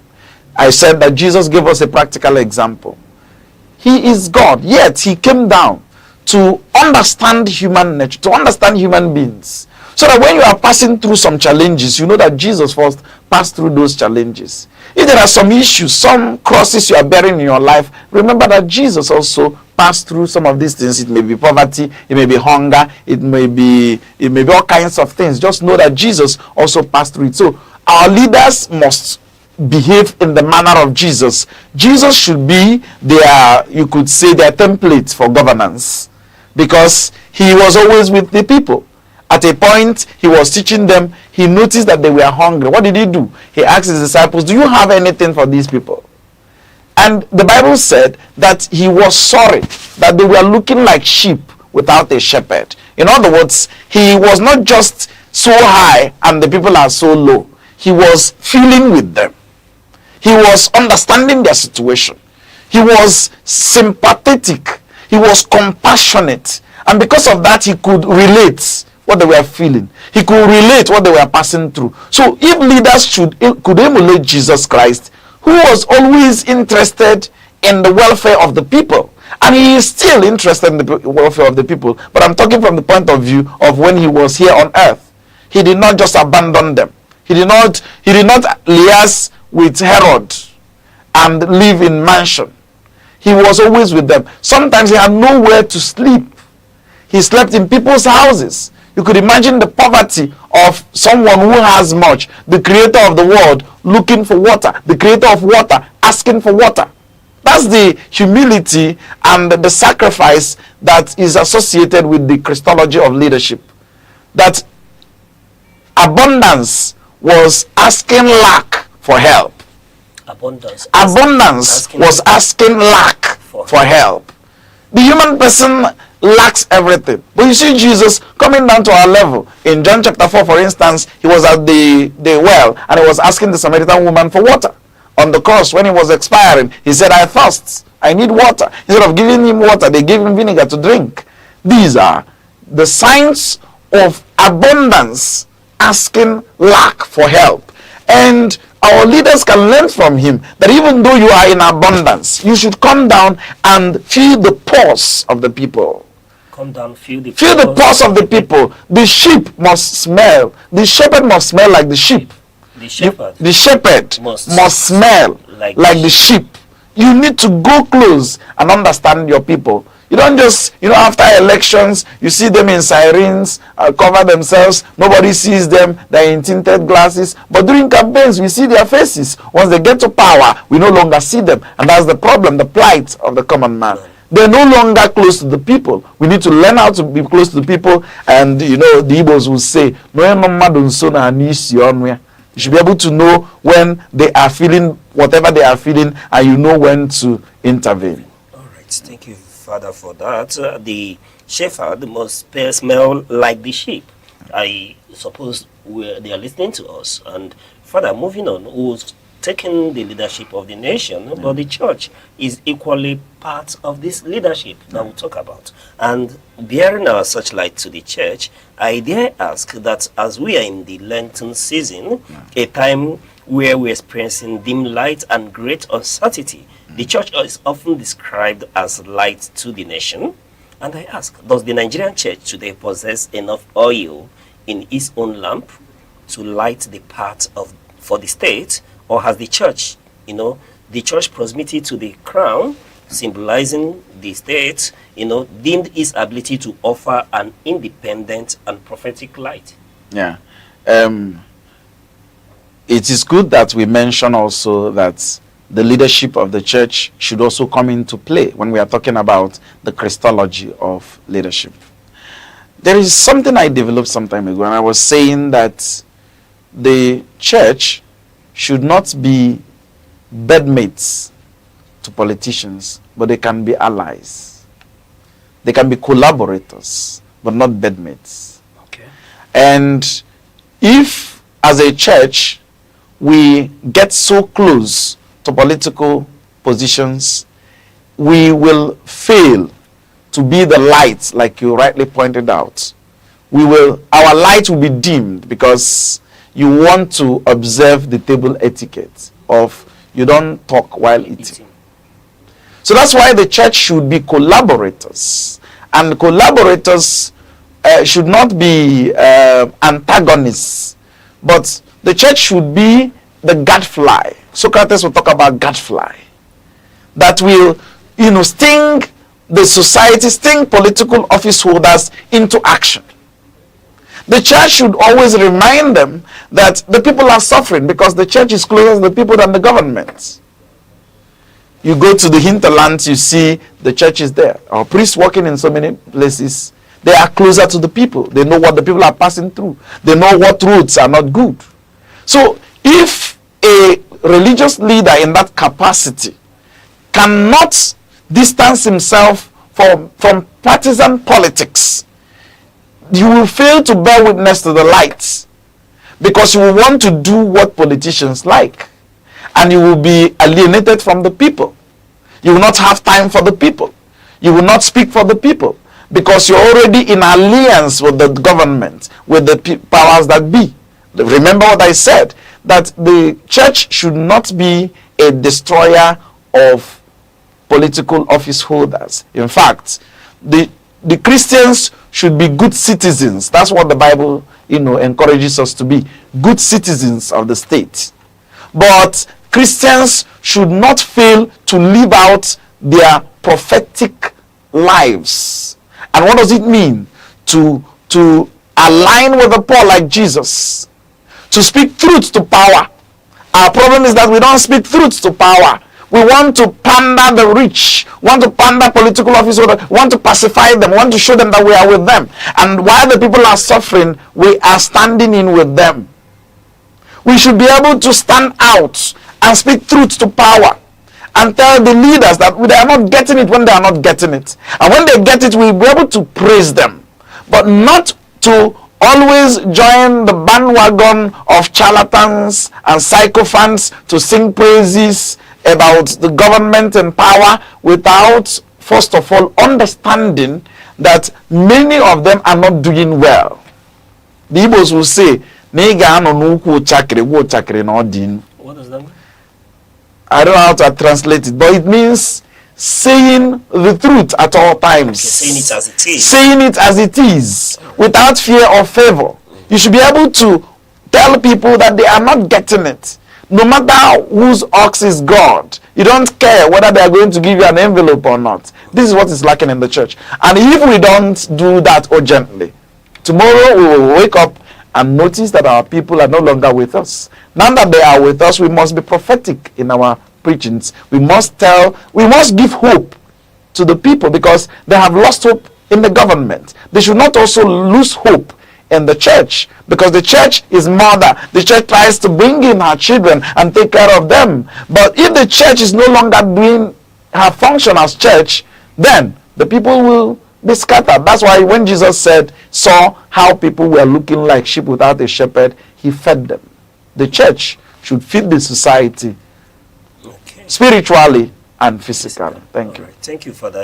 As we are winding down, they are reminding me of time, but I wouldn't let you go without, asking and looking forward towards a 2027 election. Yeah. An idea to ask, how current leaders can use this season of reflection to mentor a new generation that would see leadership as a sacred duty, that's the cross, rather than a trophy of conquest, the crown. First of all, they need to be converted.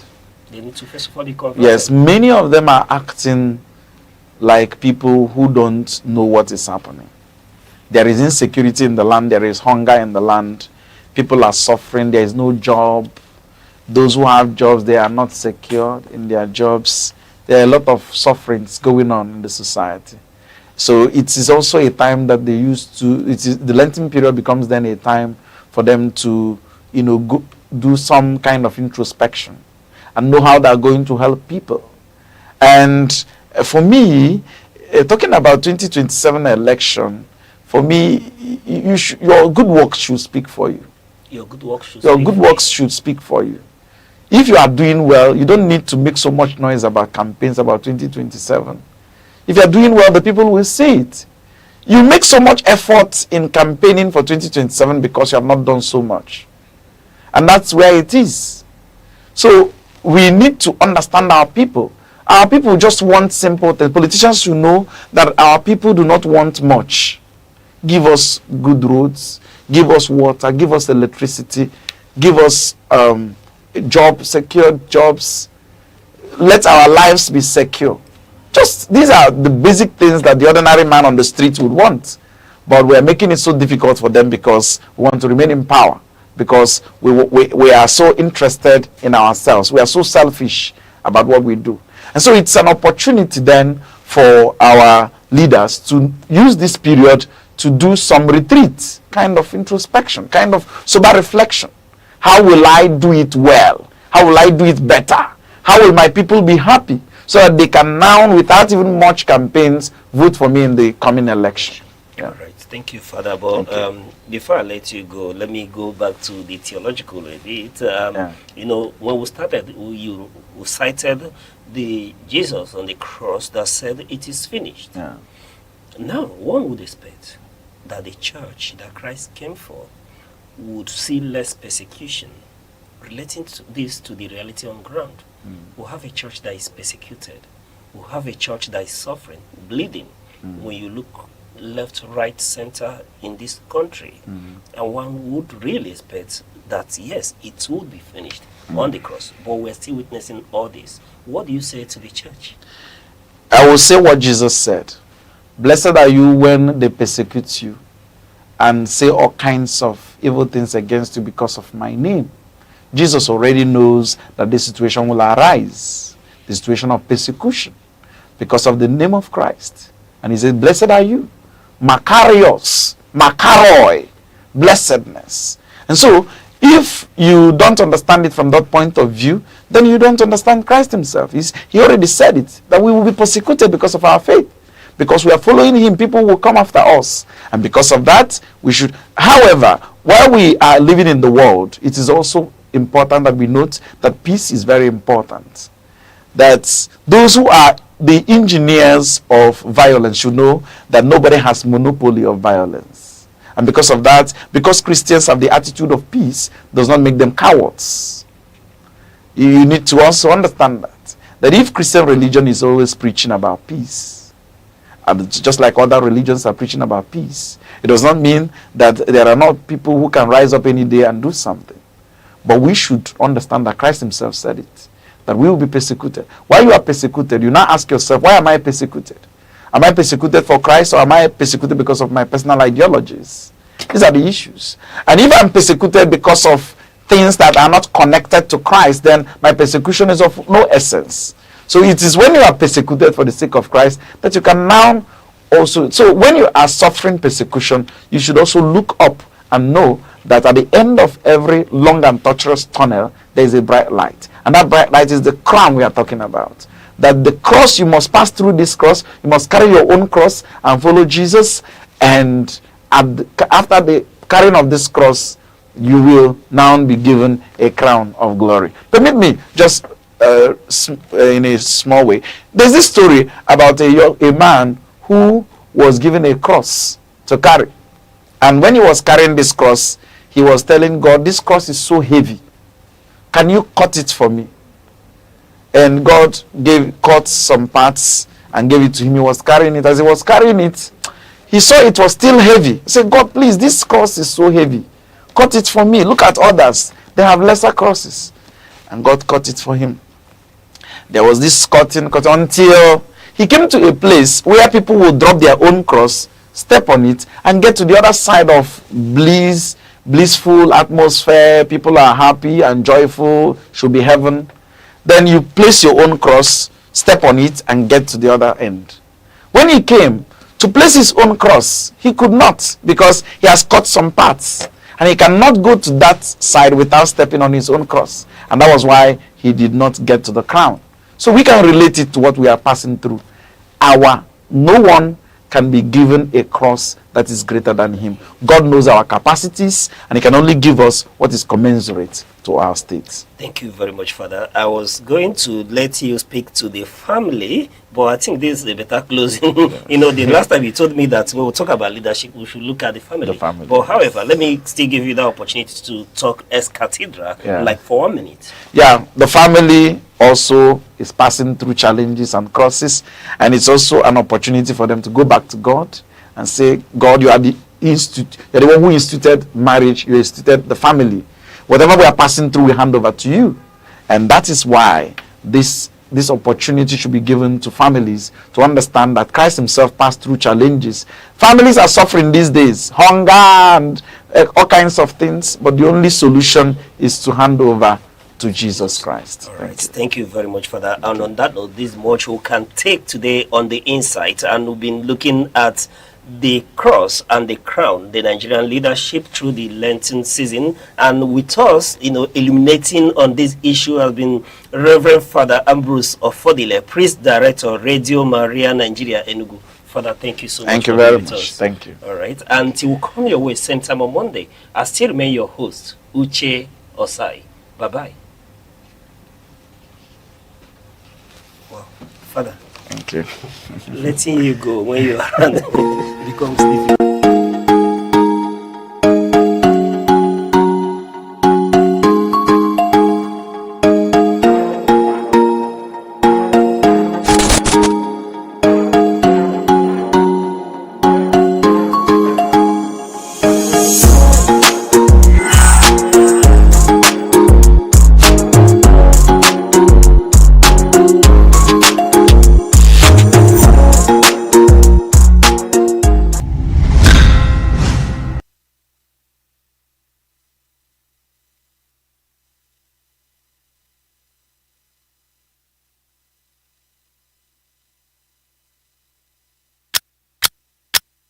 Every second, the world changes, markets rise, leaders speak, stories unfold. To keep up, you don't just need news, you need clarity, you need speed, you need perspective. That's why Aneke TV brings you the global pulse. Accurate, reliable, right when it matters most. Aneke TV. Move with the world.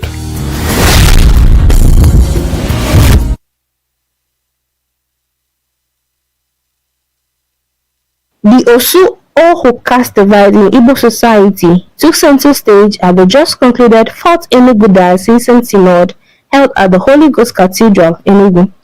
Under the theme, The Problem of Osu and Ohu in Our Communities and the Amadi Diala Linkage, Uniting God's Igbo Children, Njikozi Igbo Umochukwu.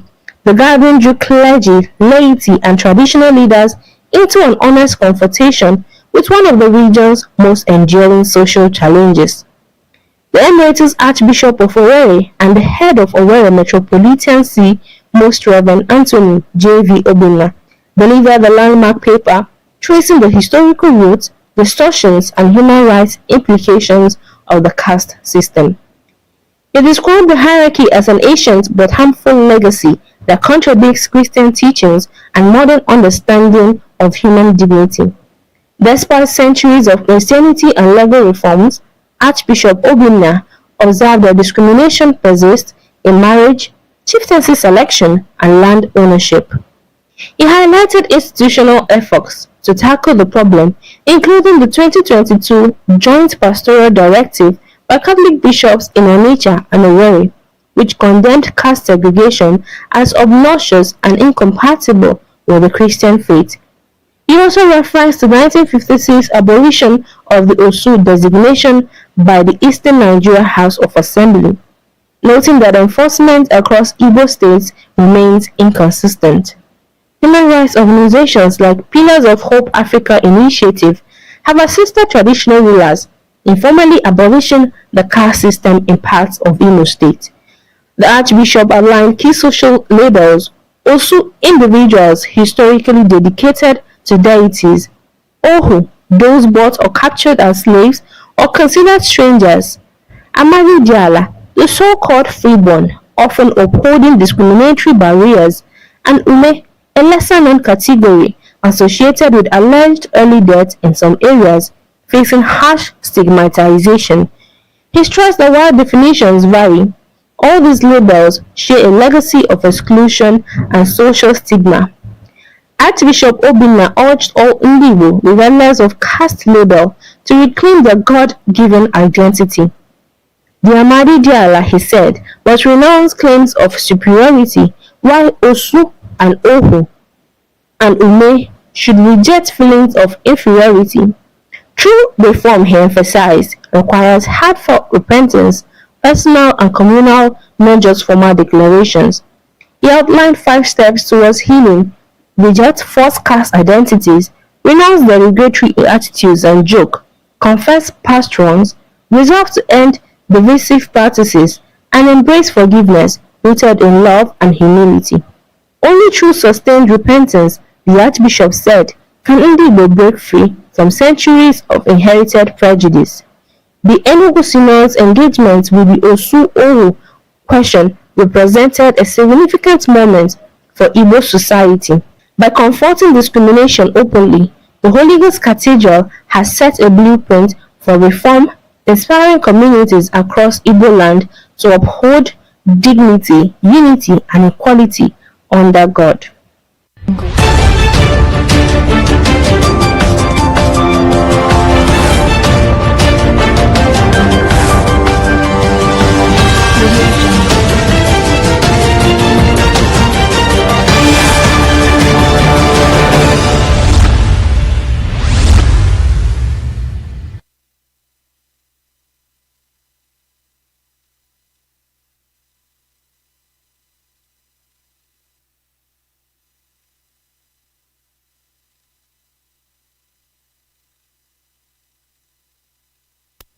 Good afternoon and welcome to news across the country on Aneke TV.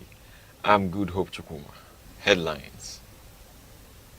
Federal Executive Council approves 100% gratuity for retiring civil servants. Benue State to distribute 2 million clean cook stoves to residents. Details of the news. The Federal Executive Council has approved a new exit benefit scheme for retiring federal civil servants, granting a gratuity equivalent to 100% of their total annual emoluments. The policy takes effect from January 1st, 2026 and applies to officers who have served the federal government for a minimum of 10 years. The Office of the Head of the Civil Service of the Federation disclosed the developments in a statement issued in Abuja by the Director of Press and Public Relations, Mrs. Eno Olotu. The office explained that the scheme is designed to strengthen retirement welfare and ensure that civil servants retire with financial security. Head of the Civil Service of the Federation, Mrs. Didi Esther Wilson-Jack, described the approval as a major milestone in public service reform. She said the initiative reflects government's recognition of the contributions and dedication of civil servants to national development. The gratuity will complement the existing contributory pension scheme introduced in 2004. Government officials say details implementation guidelines will be released soon to ensure effective rollout across Treasury-funded ministries, departments, and agencies. The federal government has raised concerns over the low commercial value of academic research in Nigeria, warning that many research findings produced in universities remain unused in laboratories and academic journals. The concern was raised at a strategic innovation meeting in Abuja. Minister of Innovation, Science and Technology, Dr. Kingsley Ude said Nigeria ranks among the leading African countries in research output but struggles to translate research into commercial products and industrial solutions. The address to the challenge, the government has introduced the National Research to Commercialization Policy aimed at bridging the gap between research institutions and industry. The policy will focus on patent development in prototyping and venture financing for innovative projects. Permanent Secretary in the Ministry, Mr. Philip Ebioge, called on state governments and the private sector to establish innovation clusters and support research commercialization. He said the initiative is expected to stimulate industrial growth, strengthen small and medium enterprises, and create employment opportunities. The federal government has launched the Nigeria Education Repository and Data Bank, known as NERD, as part of efforts to combat certificate fraud and strengthen the credibility of Nigeria's academic qualifications. Minister of Education, Dr. Maruf Tunji Alausa, announced the initiative in Abuja, stating that the digital platform will centralize and authenticate academic records from tertiary institutions across the country. According to the minister, more than 250 universities and tertiary institutions have already been integrated into the system, with nearly 100,000 students' records captured within the first 4 months of operation. The government has also made NERD verification mandatory for participation in the National Youth Service Corps and for assessing research funding from agencies such as the Tertiary Education Trust Fund and the National Universities Commission. The Kano State House of Assembly has commenced impeachment proceedings against the Deputy Governor of the state, Ahalaji Aminu Absalam Gwazo, over alleged of gross misconduct. Majority Leader of the House, Honorable Lawal Hussaini Dala, presented the notice during plenary accusing the Deputy Governor of financial impropriety during his tenure as Commissioner for Local Government and Chieftaincy Affairs. The Assembly alleged that public funds from local government councils were illegally diverted and that payments amounting to hundreds of millions of naira were made in violation of procurement regulations. The Speaker of the House, Right Honorable Ismail Jibrin Falgore, directed that the impeachment notice be formally served on the Deputy Governor. He has been given 14 days to respond to the allegations in accordance with constitutional provisions.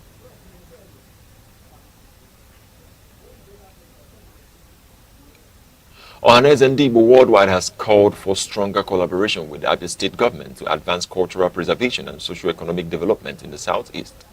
The call was made during a visit by the leadership of the organization to the country home of Abia State Governor Dr. Alex Chiomo Oti on March 3, 2026. Leader of the delegation and National Deputy President General of Ohanes Ndibo, Chief Oke Wadinobi, debriefed the governor on ongoing reforms within the organization aimed at strengthening unity among Ndibo at home and in diaspora. Governor Oti reaffirmed his administration's commitment to initiatives that promote the welfare, culture and development of the Igbo people, noting that collaboration between governments and cultural institutions is valid for regional progress. An Enugu State High Court has ordered a stay of execution on a directive issued by the State Commissioner for Chieftaincy Affairs concerning the leadership structure of the Obagu Ugwaji Autonomous Community. The ruling was delivered on March 2, 2026 by Justice C.A. Obuabo, following an ex parte application filed by a community representative challenging the legality of the directive. The court suspended the enforcement of a February communication that sought to dissolve the community's caretaker committee pending the determination of the substantive suit. Justice Obuabo subsequently adjourned the matter to March 17, 2026 for further hearing, while directing all parties to maintain the status quo.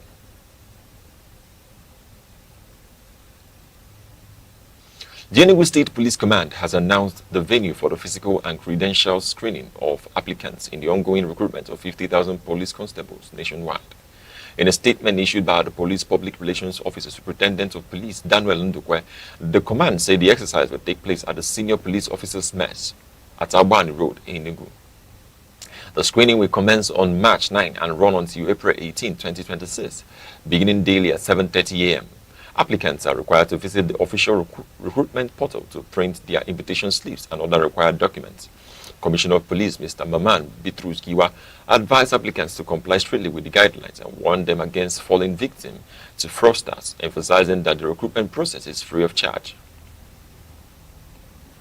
The Enugu State Police Command has organized a 3-day training program for officers on investigation and case management as part of efforts to strengthen professionalism in criminal investigations. The training, initiated by the Commissioner of Police, Mr. Maman Bitrus Giwa, targets divisional police officers, divisional crime officers, personnel of the State Criminal Investigation Department, and other investigative units. Representing the Commissioner of Police at the opening ceremony, the Deputy Commissioner of Police in charge of the State CID, Mr. Hope Okereke Isiani, urged participants to apply the knowledge gained in improving investigative procedures. The training featured lectures from retired senior police officers and officials of the Enugu State Ministry of Justice on case file preparation, suspects' rights, prosecution processes, and exhibit management. Thousands of residents in Bauchi State have been displaced following a series of attacks by armed bandits in communities within our Kaleri local government area. Victims from the Digare and Guana districts are currently taking refuge in the Kashare internally displaced persons camp in neighboring Gombe state after fleeing their homes. Local authorities reported that the violence escalated on February 22, 2026, when bandits attacked a joint task force base in Guana, killing 2 soldiers and a member of the local vigilante groups during a gun battle. Governor Bala Mohammed has requested additional military support from the federal government as the Nigerian Army's 3rd Division intensifies operations to clear bandits from forest hideouts in the region. You're watching Aneke TV news across the country. Remember, you can follow us on Facebook, X, Instagram, TikTok, and YouTube, all at Aneke TV. Now a quick reminder of major developments in the news. Federal Executive Council approves 100% gratuity for retiring federal civil servants. Coming up shortly, Benue State to distribute 2 million clean cook stoves to residents. We'll be right back. Join us on Arena, Aneke TV's premium current affairs program, where politics, development, and governance come alive. Every Monday, Wednesday, and Friday, we host top professionals and thought leaders who speak their minds on issues shaping Nigeria and the world. It's inclusive, enriching, and absolutely captivating. The roadmap is let's have our environment secured so that investors can come. If you don't know what economic security is, kidnapping will tell you what it is. You kidnap your ransom. Customers are going to get these meters, and like we said, it's at no cost. There are things that dialogue can handle. But when you leave it, you want to use a kinetic approach alone. You cannot. For discussions that promise insight and deliver truth, stay tuned, stay informed, and keep watching Arena, only on Aneke TV.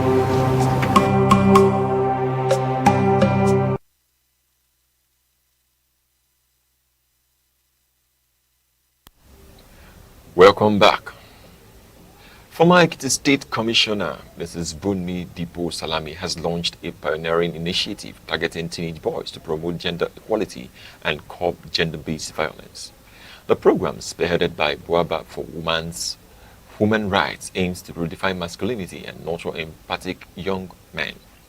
The sensitization workshop in Ado Ekiti brought together 100 male students and 20 teachers from 10 secondary schools, equipping participants to challenge toxic behavior and advocate for positive masculinity.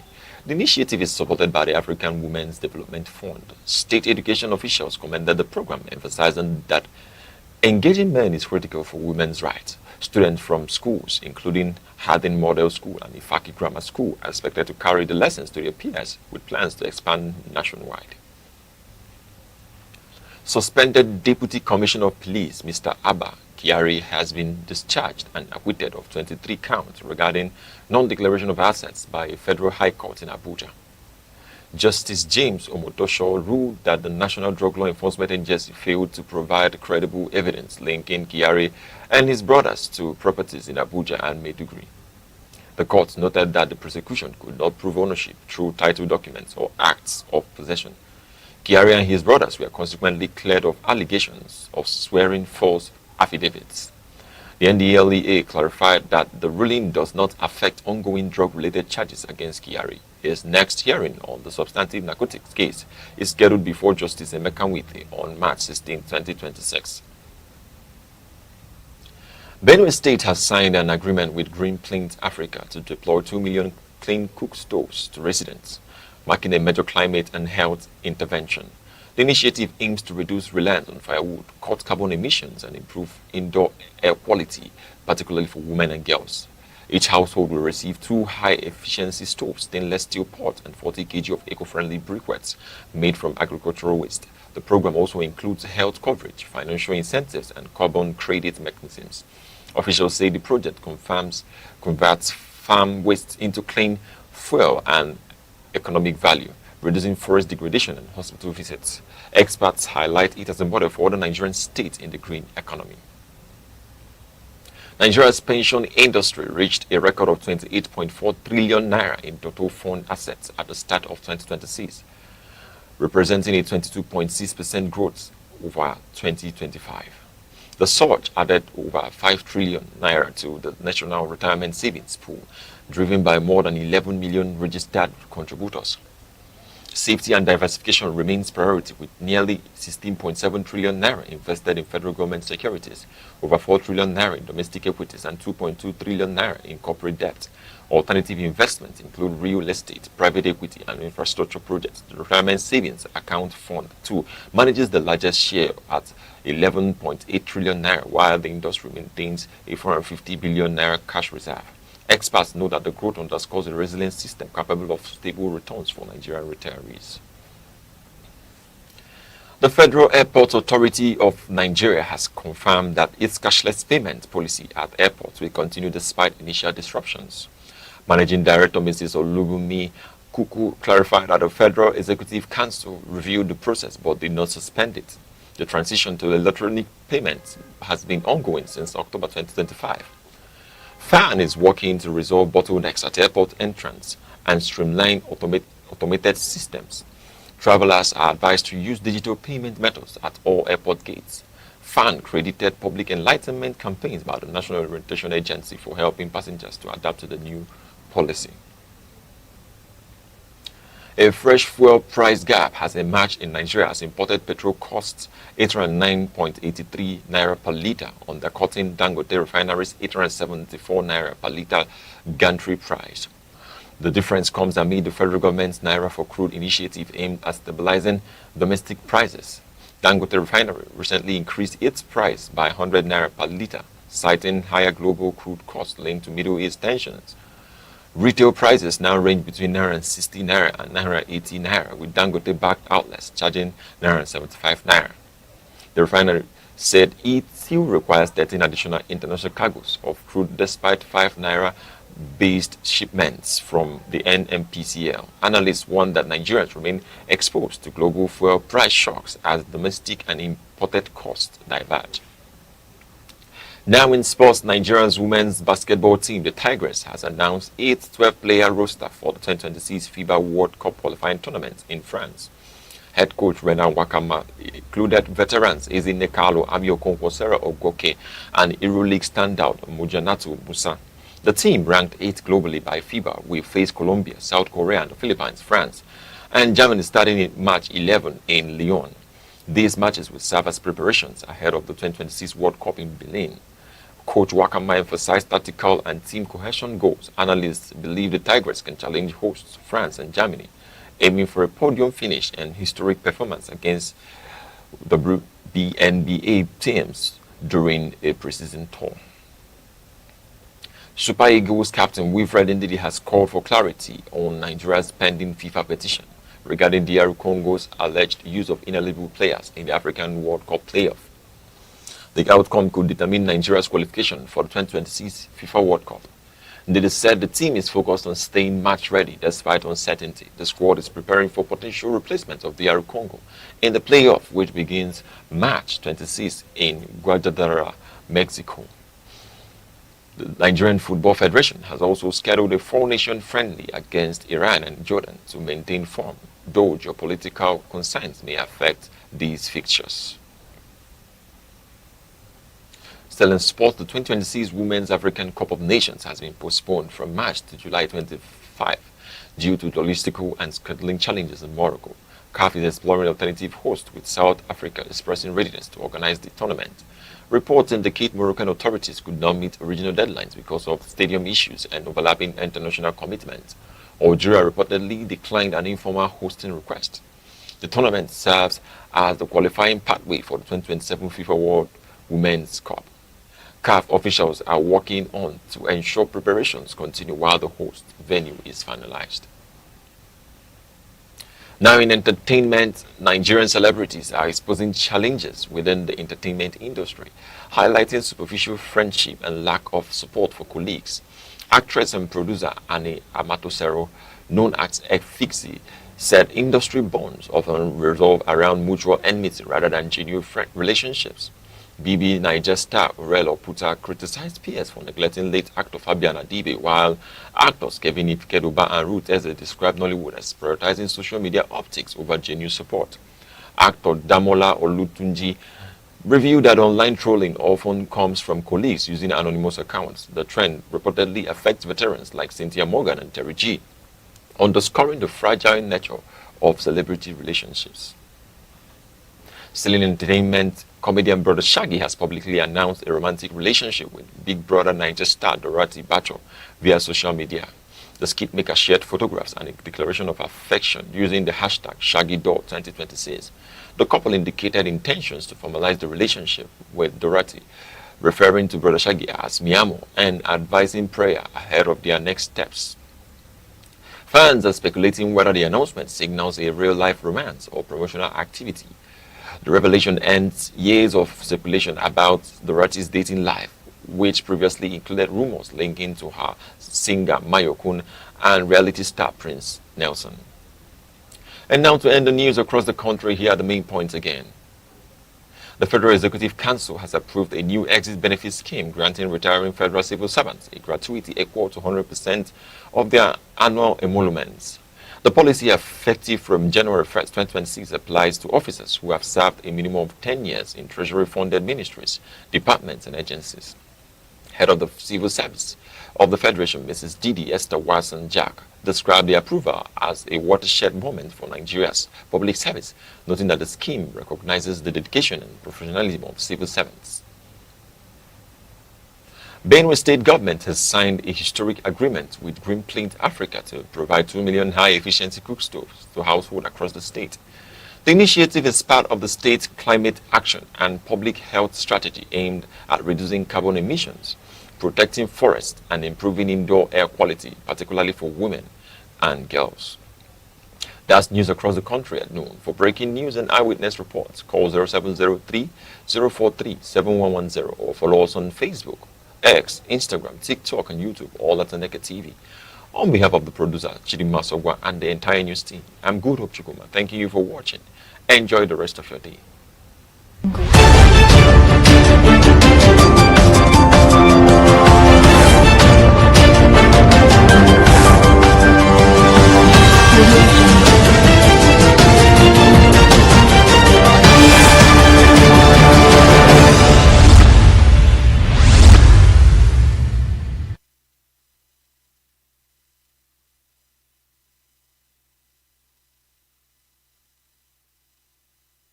My name is Dr. Emmanuel Inhechi Asonye. I am the CEO of Omenka App LLC. I created Omenka App for the preservation of Igbo language and culture. Omenka App was established in New Mexico, and it is headquartered in Albuquerque, but currently we are also being registered in Nigeria. We have a website. We are also on social media because my app is primarily for the Igbo community. In 2006, something significant happened among the Igbo community. UNESCO predicted that Igbo language was going to go into extinction, and that was because Igbo people are one of the most traveled people in the whole world. So the more children are born outside of Igbo land, the more they get disconnected. The app is on iOS, it's also on Android. Access the website and download the app from there. And over 2,000 people are using the app right now. But there's an app that will teach you about Igbo culture, Igbo people. We have Igbo poems, we have riddles and jokes, we have Igbo proverbs, then we have the word section where you are going to search Igbo words. Whatever word that you can find in English, you want to make sure it is found in the app in Igbo language. And I encourage everybody from their communities, you can do what we're doing in Omenka app with your own language and with your own culture. Do not allow your culture or your language to die. In a world that never stands still, where stories break in seconds and moments shape history, one station keeps you connected to your nation, to the continent, to the world. From breaking news to powerful stories, from business and politics to culture, lifestyle and entertainment, we inform, we inspire, we keep you ahead. This is more than television. This is your window to everywhere that matters. Aneke TV. Move with the world. In a nation defined by diversity and potential, the question remains, what kind of leadership will guide Nigeria into the future? Across government, business, media and civil society, one principle has emerged as non-negotiable: ethical leadership. Globally, leaders like Germany's Angela Merkel and New Zealand's Jacinda Ardern demonstrate that integrity and empathy are more than virtues. They are instruments of trust and stability. Merkel's pragmatic management of economic crisis and Ardern's compassionate yet decisive responses to national emergencies highlight the value of principled governance. Nigeria's lesson is clear: citizens fellow leaders who are consistent, transparent, and accountable. In the private sector, ethical leadership drives success. Companies like Patagonia leads environmental stewardship, and Microsoft committed to data privacy prove that profits and integrity can coexist. Nigerian businesses can learn from these models, prioritizing transparency, fair employee treatment, and community engagement to strengthen both the economy and public confidence. Religious and civic institutions also hold enormous influence. In Sweden, faith-based organizations collaborate with governments on social welfare while respecting secular governance. In Nigeria, religious leaders can guide communities through ethical engagement, promoting peace, civic responsibility, and financial transparency. The media serves as the nation's ethical compass. In Watergate in the United States, to anti-corruption investigations in South Korea, responsible journalism exposes abuse of power and strengthens accountability. Nigerian media, by upholding truth and resisting political pressures, can elevate public discourse and encourage ethical governance. Youth and civil society movements around the world illustrate the power of principled activism. Evidence-based campaigns in Kenya, climate initiative in Europe, and grassroots civic actions globally show that organized engagement reinforces accountability. In Nigeria, young people and NGOs can champion ethical leadership through advocacy, civic education, and constructive participation. The path forward is practical and systemic. Transparent public finance, digitized services, whistleblower protections, merit-based appointments, and civic education are all critical. Ethical leadership must be embedded in institutions, daily operations, and individual conduct. When leaders govern with integrity, businesses act responsibly, institutions foster unity, and citizens uphold civic duty, Nigeria's potential becomes tangible. Ethical leadership is not just a moral ideal, it is a strategic roadmap to progress, cohesion, and sustainable development. Nigeria's march towards the 2027 general elections is more than a routine democratic cycle. It is shaping up to be a defining test of institutional maturity, political culture, and national cohesion. Elections in Nigeria have historically served as mirrors reflecting both progress and persistent fault lines.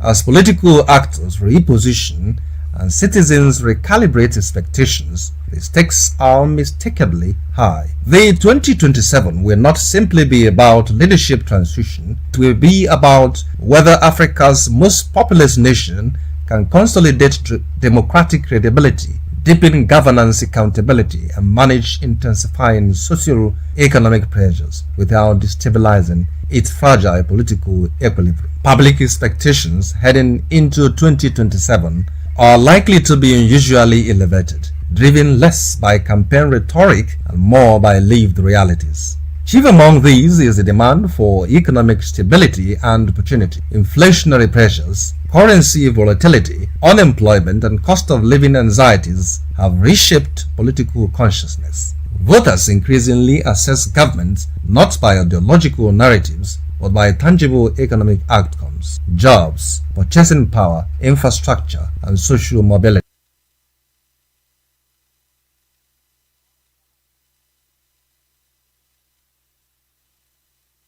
A growing insistence on governance effectiveness. Citizens are showing declining tolerance for symbolic politics. Competence, policy cohesion, and measurable results across security, healthcare, education, and public services now weigh heavily in electoral judgment. Electoral integrity, too, has become central. After reforms introduced by the Electoral Act 2022 and the deployment of technologies such as beavers, Nigerians expect elections that are transparent, technologically reliable, and free from manipulation. The bar has been raised, and any regression could provoke significant public backlash. Equally important is the demand for accountability and trust restoration. The widening gap between political elites and ordinary citizens continues to fuel skepticism. Consequently, the 2027 elections will be judged not only on who wins, but on whether democratic processes are widely perceived as fair, inclusive, and credible. Several issues are poised to shape the contest.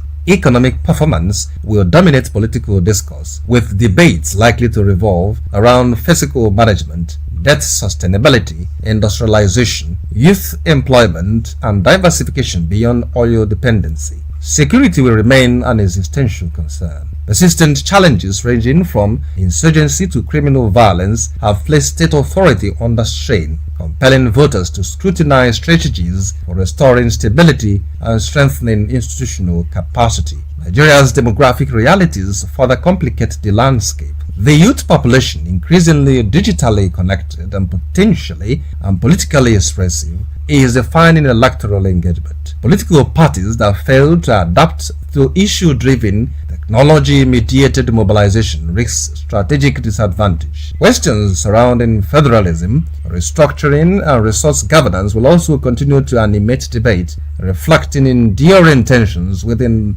Nigeria's political architecture. Underlining these dynamics are structural challenges. Despite technological improvements, skepticism regarding result collection, judicial outcomes, and political interference persists. Perception gaps can be as destabilizing as actual irregularities. The influence of money in politics remains deeply corrosive, while identity-based polarization continues to shape electoral alignments, sometimes transforming competition into conflict. Technology itself presents a paradox. While enhancing transparency, it introduces vulnerabilities, system failures, cybersecurity threats, and the rapid spread of misinformation. Meanwhile, the increasing judicialization of elections, though constitutionally grounded, can erode public confidence if perceived as inconsistent or politicized. Voter apathy, driven by cynicism and distrust, poses an additional threat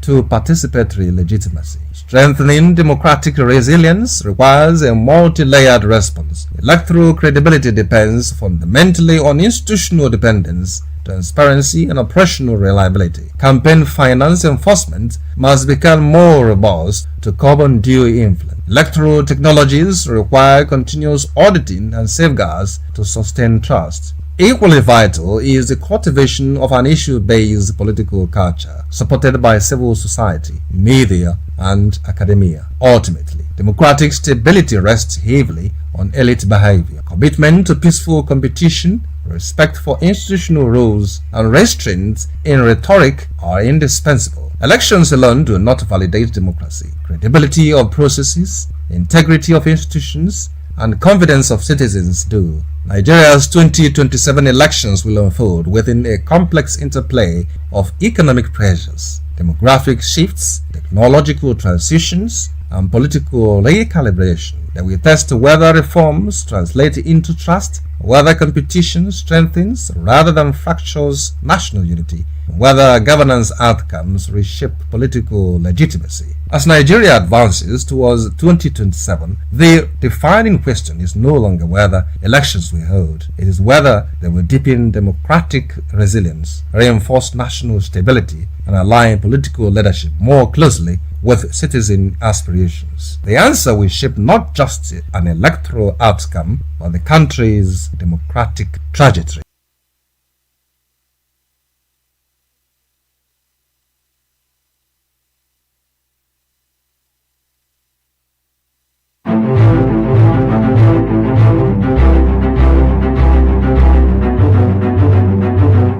Morning headlines before you step out. Midday updates while you work.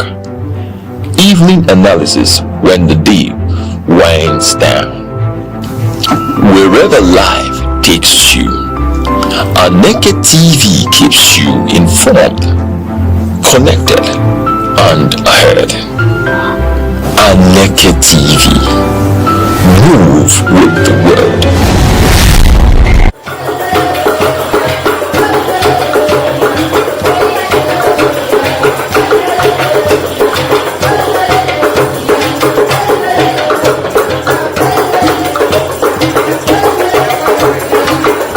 Daalụ gị bụ onye ọma na-enene anyị.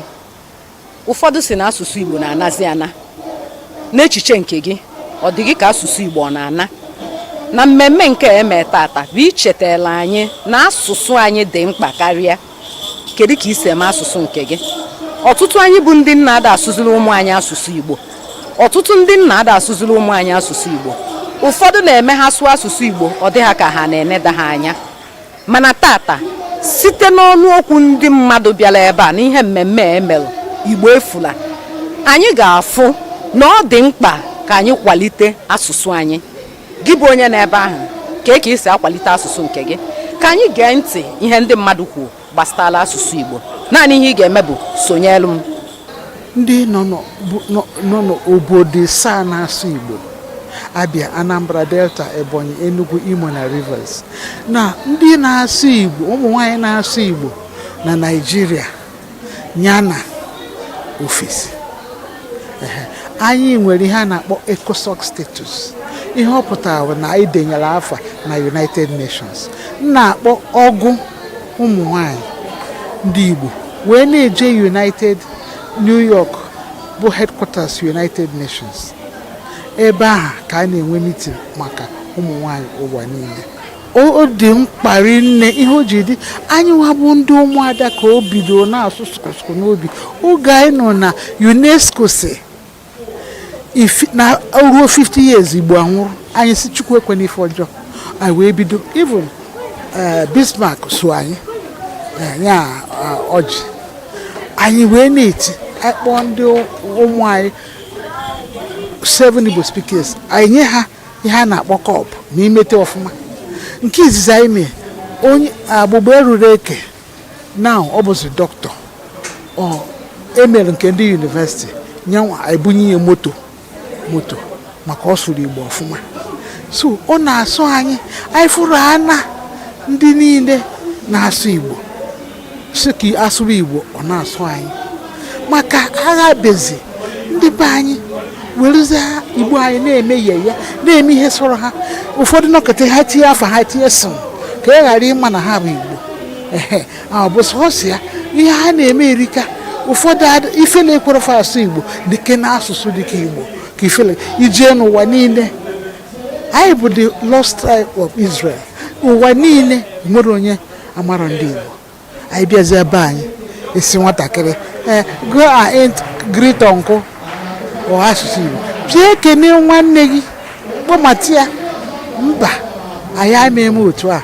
Ihe kacha njọ bụ asụsụ ịnọ nke izizi bụ nwe prọfesọ si na asụsụ ịnọ ị na-akụziri nwa gị asụsụ dego ya Igbo na ọ ga-eji sụọ asụsụ ịnọ nke ya bụ na onwe ya the prọfesọ ụmụ ya niile nwe A na English.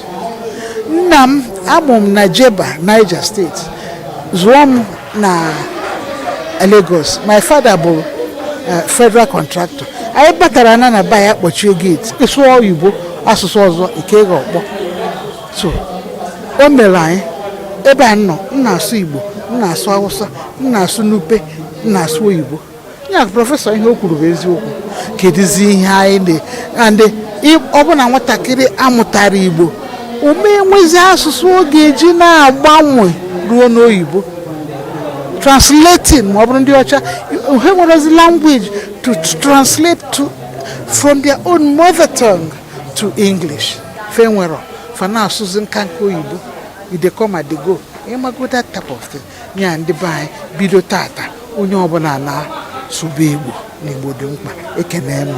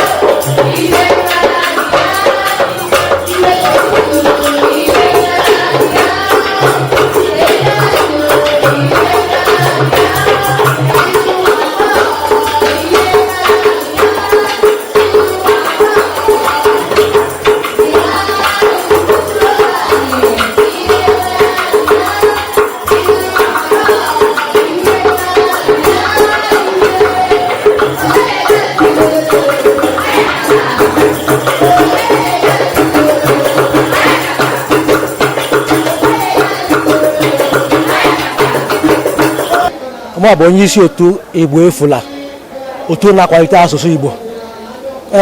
Ama ka o si dị na atụmatụ otu mba ụwa bụ United Nations abalị 21 ọnwa Febụwarị kwa afọ ọbụla bụ ụbọchị mba ụwa maka asụsụ, mana anyị ile anya na nke afọ a ga-adaba ụbọchị Satọde mere eji ebutezi mmemme a. Taa bụ ụbọchị Mọnde. Kedu ya kwuru bịa ebe a? Oge gara aga ụfọdụ si na asụsụ Igbo na-anwụzi anwụ, ọ na-achọ ịnwụ wee nwunye anya pee, ma anyị si mba, anyị si olo, anyị si ọdị iwu na ọ bụla ndị na-asụ Igbo anwụghị na asụ anyị agaghị anwụ. Mere ji ebido ya bụ otu a nke mụ bụ onye isi ya. Mmadụ dịka Igwe Ambassador LOC Agụbụzụ bụ nna onye nlekọta, onye isi oche otu bọọdụ nlekọta ya Chairman Board of Trustees otu a. Ebumnuche anyị, ebumnobi anyị bụ otu ihe, bụ gịnị? Nkwalite asụsụ Igbo. Ya bụ ejiwe ihe otu a bụ Igbo efula. Ọrụ anyị adịghị ọtụtụ, ọ dị so otu. Kedu ya ga-eme ka asụsụ Igbo wee mee gịnị kama ọ ga-anwụ ka ọ bawanye ma too wee karịa asụsụ ndị ọzọ. Ya bịa taa bụ ime gịnị? Ewee maka ọ ga-esi ekwu onye ukwu gwara. Ele anya hụ na ahụrụ ụmụakwụkwọ ebe a. Gara ọ bụ ụmụakwụkwọ bụ ọdịnihu asụsụ Igbo a na-ekwu maka ya. Isiokwu nke afọ wee bụ gịnị? Nnewu na-ata agbara ụmụ ya na-ele anya n'ọnụ. Gara ndị nne ka ọ dịrị ịkụzi ụmụaka asụsụ karịa ndị nna. Ndị nna nwekwara ọrụ ha maka nnekọta gwara anyị na ọ bụrụ oge nwa nọ n'afọ ya na nne na-eme mkparịta ụka kwe na-aghọta. Ka mụta nwa na-enye ya ara, nne ya na-asụrụ ya azụ, ihe na-asụrụ ya bụ ya kechekwa ya mọra tọngụ bụ ụfọdụ tọngụ. Anyị bụ ụmụ nwoke mana ndị nne kachara nke ahụ. Ya ka anyị ji bịa taa ka anyị mee ka anyị ga-esi eme ka ya bụ asụsụ anyị bụrụ nke ga-aga nke ọma. Ọrụ gọọmenti kachakwa maka ite iwu nke mbụ ka ọ si kwuo ugbu azi aga na ọtụtụ ụlọ akwụkwọ kacha nke private ya nke ndị mmadụ nkịtị nwe a na-eji bekee akụzi Igbo. Mma m ga-aga akpụ Igbo ka akpụ ya ngiri Igbo. Gọọmenti ga-eti iwu ka a chọọ ndị gụrụ Igbo, ndị mara asụ Igbo ka ha na-akụzi Igbo na asụ Igbo. Emere French eji bekee akụzi French ka ọ na-aghọta. Ya bụ ihe ndị m chọrọ ka gọọmenti mee. Gọọmenti gara akwụrụkwa nwa bụ ndị ọrụ asụ Igbo agbanyere ajara okwu ka ọrụ anyị wee gaziere anyị nke ọma. Ya bụ ihe ọrụ dị gọọmenti. Gọọmenti tie iwu ọ ga-eme ka asụ Igbo wee dị ndụ wee tọọ atọ. Ndị Igbo sị na ọ bụrụ ihe a na-ata ata akwụghị na agba agaghị ezu ike.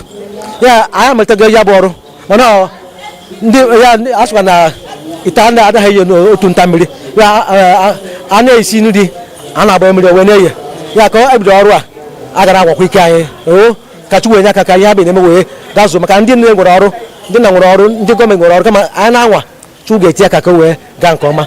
Ndewonu. Abụkwa m onye otu Igbo Efula. Anyị bụ ndị na-akwalite Igbo. Ihe anyị na-eme bụ mmemme Igbo maka na Igbo na-efuzi efu. Ndị be anyị ada asụzi Igbo, ada emezi mmemme Igbo. Ụfọdụ ada achọzi iso wee mee, ụfọdụ ada afụkwu ya ka ihe a na-eme eme. So anyị wee kpọkarịta onwe anyị, anyị dị mmadụ ole ma ole, kpọkarịta onwe anyị wee sị mba na anyị ga na-eme emume ya na-egosi na Igbo ama efu, wee kpọọ onwe anyị Igbo Efula otu a. So na otu anyị na-eme ya taa anyị kpọgachakwala ọtụtụ ndị mmadụ ka ha bịa so kwalite Igbo Efula, ma ndị ụmụ akwụkwọ ahụ, ma ndị mmadụ nkịtị, ma ọfịs dị iche iche, ụlọ ọrụ dị iche iche. Anyị kpọtachakwara ha ebe a ka ha bịa so anyị kwalite Igbo Efula. Ọ ya ka anyị ji kpọkwuo ụmụ unu bụ ndị Aneke ma ndị Afịa ka unu wee solu wee gbasa ozi maka Igbo Efula ka ndị mmadụ malụkwa na aka na-asụ Igbo andị na Igbo ama efulata. Ka anyị ṅomikwalụ ndị Yoruba na ndị Awụsa maka ha ejiro asụsụ ha egwu chaa. Ọ bụgodị ndị n'obodo oyibo asị na ịga n'ogologo ụzọ London ihe ị ga na-anụ bụ mgbatị ọ bụrụ Yoruba, mana ndị be anyị bụ ndị Igbo enwela ịsụ oyibo. Enwego m ọtụtụ ihe experience dị iche iche mụ nwa nwegolu gbasara ihe Igbo a na ị ga na-asụrụ nwanne gị Igbo ọsọlụ ya n'oyibo. I don't understand Igbo, mana mmadụ si gị jee ebe ni onye Igbo bụ unu na ya jee ka ịkọwali ya nsogbu gị. Mụnwa na onwe m ebe a ihe a bụ ihe mụnwa experience go mgbe jebe wee luo wee sụba Igbo. Ihe onye atapụ ọnụ gwa m bụ I don't understand Igbo. Mgbe sụbazie n'oyibo ọ na-aghọta ịghọta, mana ama m na ọ bụrụ ndị Yoruba ma ọ bụ ndị Awụsa, ịsụrụ Yoruba sụọ Awụsa ozugbo, ọ bụgodị na efe adịghọla ya imelụ gị ihe anwụ mebi ozugbo. mana ndị be anyị bụ ịsụọ Igbo ịma na ikotego okwu mgbe aka okwu ikote ya ijeli ije bido ebido ịma ndị be anyị nwere ụdị omume ha na-emegacha and onye mmebe nke ya nwanne ya efu ya oṅomili ya maka mgbe m nwa na-azụkwa nwa nke m o nwere ndị bịacha bịasị m Igbo ka iji azụ nwa gị kedu ihe kpata iji asụlụ nwa gị Igbo ka ihe menụ na ịda asụli oyibo na onye ọbụla na-asụ oyibo wee sị ọ maka gịnị na Igbo bụ asụsụ ndị be anyị nọọ oyibo ka a na-amụ amụ ịghọtago ada amụ Igbo amụ a na-asụ Igbo asụ na oyibo ka anyị amụ maka na oyibo abụrụ asụsụ anyị ọ bụrụ ọnụ ịbịa sụchalụ nwa gị oyibo ịbịa dute onye ya asụbali ya Igbo kụzibeli ya Igbo ịkwụba ụgwọ ewee kụzibeli ya Igbo ụfọdụ na-emechi ụmụ ihe a ka ọ bụrụ ndị oyibo sị na ọka ewee belong to the society ka ndị society wee nabata ha ka afụkwa na ha so n'ihe a na-eme mana kedu onye soro n'ihe a na-eme ndị a niile na-asụcha Igbo na-asụ oyibo ọfụma ndị anọcha n'ọkwa ọchịchị dị iche iche ma ezigbote ọkwa dị iche iche bụ ndị jecha ihe a na-akpọ community school and ọha nwasụrụ ọkpụrụ n'ala Igbo mana ha na-asụcha oyibo taa anyị asụrụ mmadụ asụ n'oyibo mmadụ na-asụ asụsụ dị ụzọ ise o nwere ihe o mee ihe na genu ka ọ bụrụ onye anwa uru ka ọ bụrụ onye anwa na ị na-asụ asụsụ n'ụzọ ise mana ịbịazie isi nwatakịrị ya sụba ofu asụsụ mgbe a ka onye a na-elu uzu n'ihe mgbe a ka ọ mege na anything maka na ịmalụ Igbo malụ oyibo malụ Hausa malụ Yoruba malụ Efik malụkwuo ma French malụ German onwe ihe onye ọ napụrụ onye anwa mana ndị be anyị ka uche anyị si wee dịka bụ ka a na-asụsụ oyibo asị gị Igbo anyị na-asụ afụgo m ndị si m Igbo a na-asụ gịnị ka asụtagodi kedu ihe asụtago sinsi asụbala Igbo ndị bịa anyị n'anya ndị abụrụ ndị macha ihe ndị iche na ha ma ihe ọ bụrụ because for me ha mara ihe mana ndị iche na ha macha ihe ha bịazie na-asị gị na ụmụ ha ma asụnata Igbo na Igbo ha na-asụ na onwebeghị ihe asụchatalie ngwa ha asụbanụsụ oyibo ahụ a na-asụ gịnị ka ha sụtago so ifu na ụfọdụ na-eme maka na ma ụmụ onye a na-asụ oyibo ka ụmụ ya sokwuolu ịnazie na vileji ịna n'ime obodo ebe a ka ị ga-afụ nke bụ oyibo maka na ndị si na taụnụ na-anata ha natazie ha na-asụlụ ha oyibo so ha chọrọ igosikwa ha na ha nwa na onwe ha makwa asụ oyibo ịlụzie vileji na obodo onwezi onye na-asụ obodo ha ihe a na-asụzi bụ oyibo ka ha nwee ike wee daba n'ihe ndị si na township nata na-eme ịghọtago maka abịa wele oyibo ọ bụrụ ndị oyibo asị na intimidate ha so ha chọrọ ka intimidate ha nwa na-asụzikwa oyibo nke ha and ka a na-eme ka ụmụ mama Ngozi na-asụ oyibo and ka ha sokwalụ n'ihe a na-eme and na a na-afụ onye na-asụ Igbo ka ọ bụrụ ndị si oyibo sị na local champion mana kedu onye ka bụrụ local champion na ị na-asụ asụsụ nne gị na nna gị asụsụ obodo gị ka iji bụ local champion ọkwa kịta anaghị eme village boys ọkwa ndị ime obodo ọkwa ofu ime obodo a ka a na-akịta si na-ebido village boys na city boys so ihe mụnwa na-achọ ikwu bụ ka ndị nne na nna na-eme ụdị omume a ka ha hapụ ya maka na ụmụazị ka ha na-egbu maka na gị na ụmụ gị ama agbanwe izu unu nọ n'ogige ebe ndị obodo ọzọ nọcha ndị obodo a ndị Yoruba asụọ langweji ha eme anụ ihe ha kwu ndị Hausa asụọ nke ha eme anụ ihe ha kwu mana gị nwa bụ onye Igbo gị na ụmụ gị ama asụnwa Igbo unu asụ oyibo unu sụrụ oyibo anụ ihe unu kwu ozugbo unu ama agbanwe izu so ana m agwa ndị mmadụ ndị nne na nna maka ha nwa mere ụmụ ha ihe a ọ bụrụ ụmụazị ka m nwa na blame mana ndị nne na nna ụfọdụ anọgo n'iru m si ụmụ ha sụọ onye n'oyibo I've warned you not to speak that thing to stop speaking that thing wee bụrụ Igbo maka na nwatakịrị sụrụ Igbo and anọgokwa m etinye nwa ihe maka na ọ sụrụ Igbo so ịnọlụ ine anya esi otu a ka ọgụgụ isi ndị a si wee dịdebe mana anyị na-ayọ ha biko ọkwa maka ọdịmma mụ na ha ka anyị eji wee na-asụ Igbo ka anyị ghara ile onwe anyị n'aka ndị ilo anyị maka ịnọlụ na ogige ndị ilo gbago okilikili ihe ị ga-eji napụta onwe gị bụ ịgba izu with nwa gị ma nwanne gị ma ọ bụ onye obodo unu maka na ịsụrụ anya n'oyibo ama na kacha mbụ jide ya.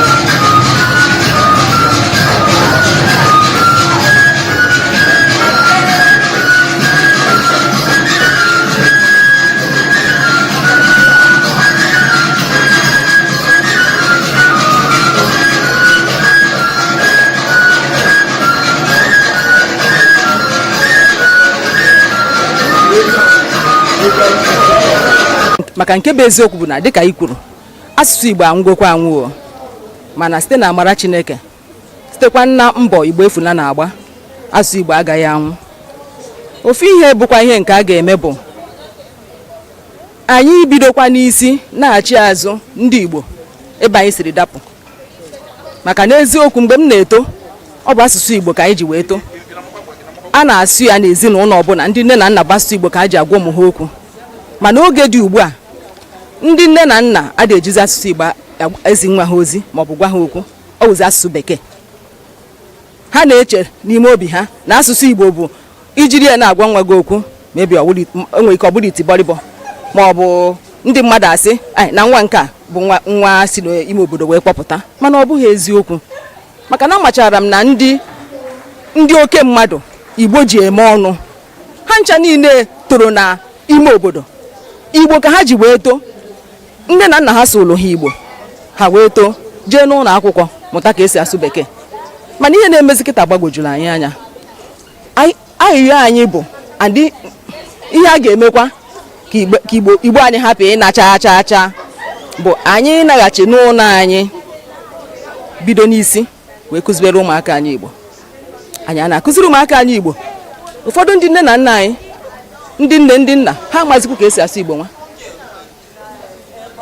ya bụ na anyị nche a kwesịrị ịnaghachi azụ ebe anyị si dapụ wee si ebe a malitekwa wee pụtawa. Onye nwa butekwara mmemme anyị na-eme n'ụbọchị taa. Isiokwu anyị ji wee bụrụ nne ewu na-ata agba nwa ya na-ene anya n'ọnụ ya bụ o sitere anyị n'aka. Anyị bụ ndị nne na nna ga-ebidogodu ụmụ anyị wee sonyere anyị.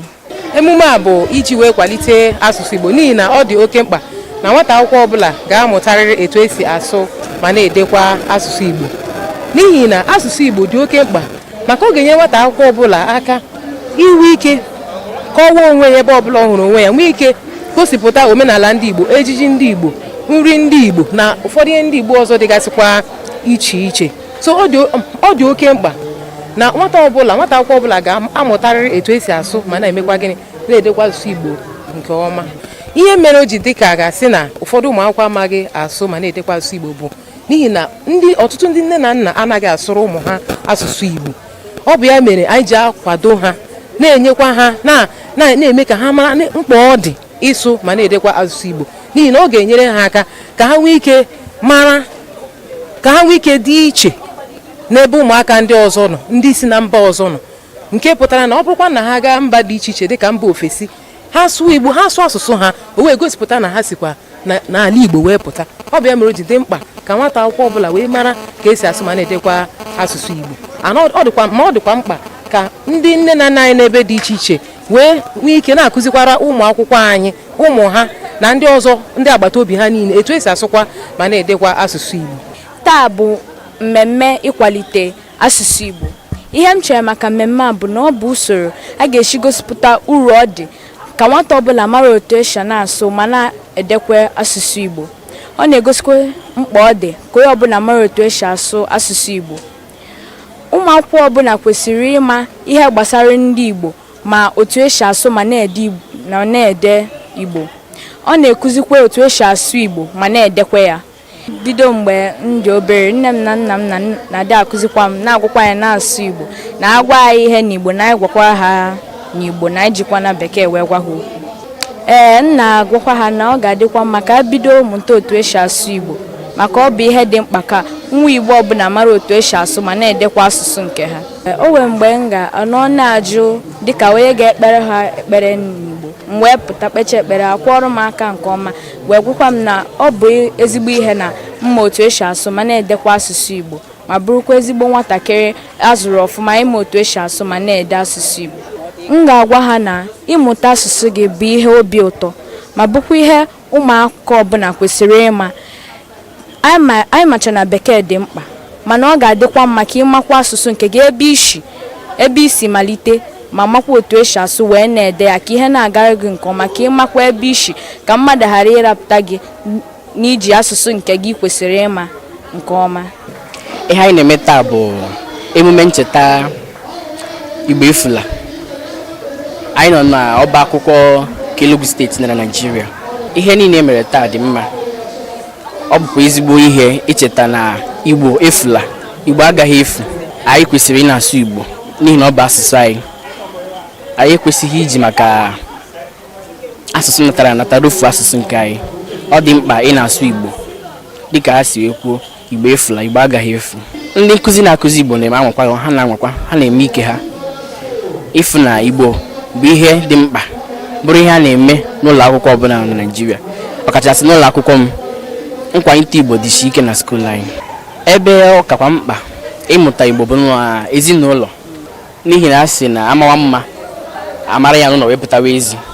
Ịsụ Igbo bụ na ụlọ ka a ga-anọ wee mụta ya wee pụtawa. Ọ bụ nne na nna kwesịrị ịkụziri ụmụ ha Igbo, apụtazi n'ụlọ akwụkwọ amara na ọ bụ ihe aka mgbazi ka a ga-eme ha. Ihe anyị eme iji kwalite asụsụ Igbo anyị obuka, mana ebe anyị ebidodo n'ezinụlọ anyị na-enwe ebe anyị si wee pụta. Anyị ebidodo n'ụlọ anyị na ezinụlọ ebe anyị si wee pụta wee kwalitewe ya. Ka anyị si kwalite ya bụ anyị na-asụrụ ụmụaka anyị Igbo, na-asụ Igbo, were ya na-ekwu okwu, were ya na-ekpe ekpere, were na-eziga ụmụaka ozi, were na-akụzi ụmụaka ihe. Anyị emewe otu a ka anyị esi wee kwalite ya. Anyị etinyegwu ya ọnụ, mana mgbe oge na-atụghị anya unu ya anụ ihe anyị kwutere. A sị na ntị ga-anụ ihe abụghị ma ọha ka okpu ata. Ịnụgo ọtụtụ ihe ndị mmadụ kwu, ịnụgo ndụmọdụ niile enyere. Ọ bụrụ na asụsụ Igbo na-amasị gị, sonyela anyị mgbe ọbụla anyị na-asụ asụsụ Igbo ka anyị kwalite asụsụ anyị. Dịka esi wee kwuo na asụsụ Igbo na-anazi ana, mana anyị agaghị ekwe ka asụsụ anyị na. Ọ bụrụ na iso na ndị ahụ ga-asị na asụsụ anyị ama nna, sonyela anyị na Aneke TV mgbe ọbụla anyị na-asụ asụsụ Igbo ka anyị kwalite asụsụ anyị, maka na nke anyị bụ nke eji mara anyị. Anyị agaghị ekwe ka asụsụ anyị na. Aneke TV agaghị ekwe ka asụsụ anyị na. Gị bụ onye na-enene anyị, ekwekwana ka asụsụ anyị na. Abụ m Ngozi Ọtahumele, ka ọ dị m.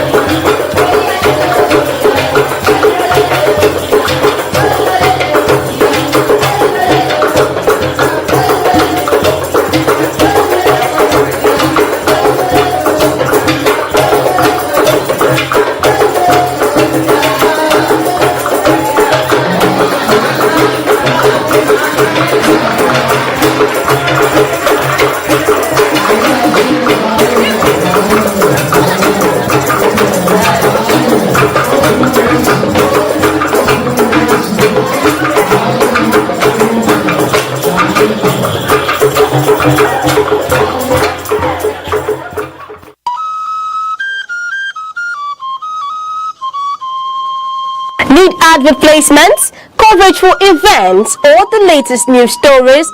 Call 070-3043-7110 right now. Aneke TV, move with the world.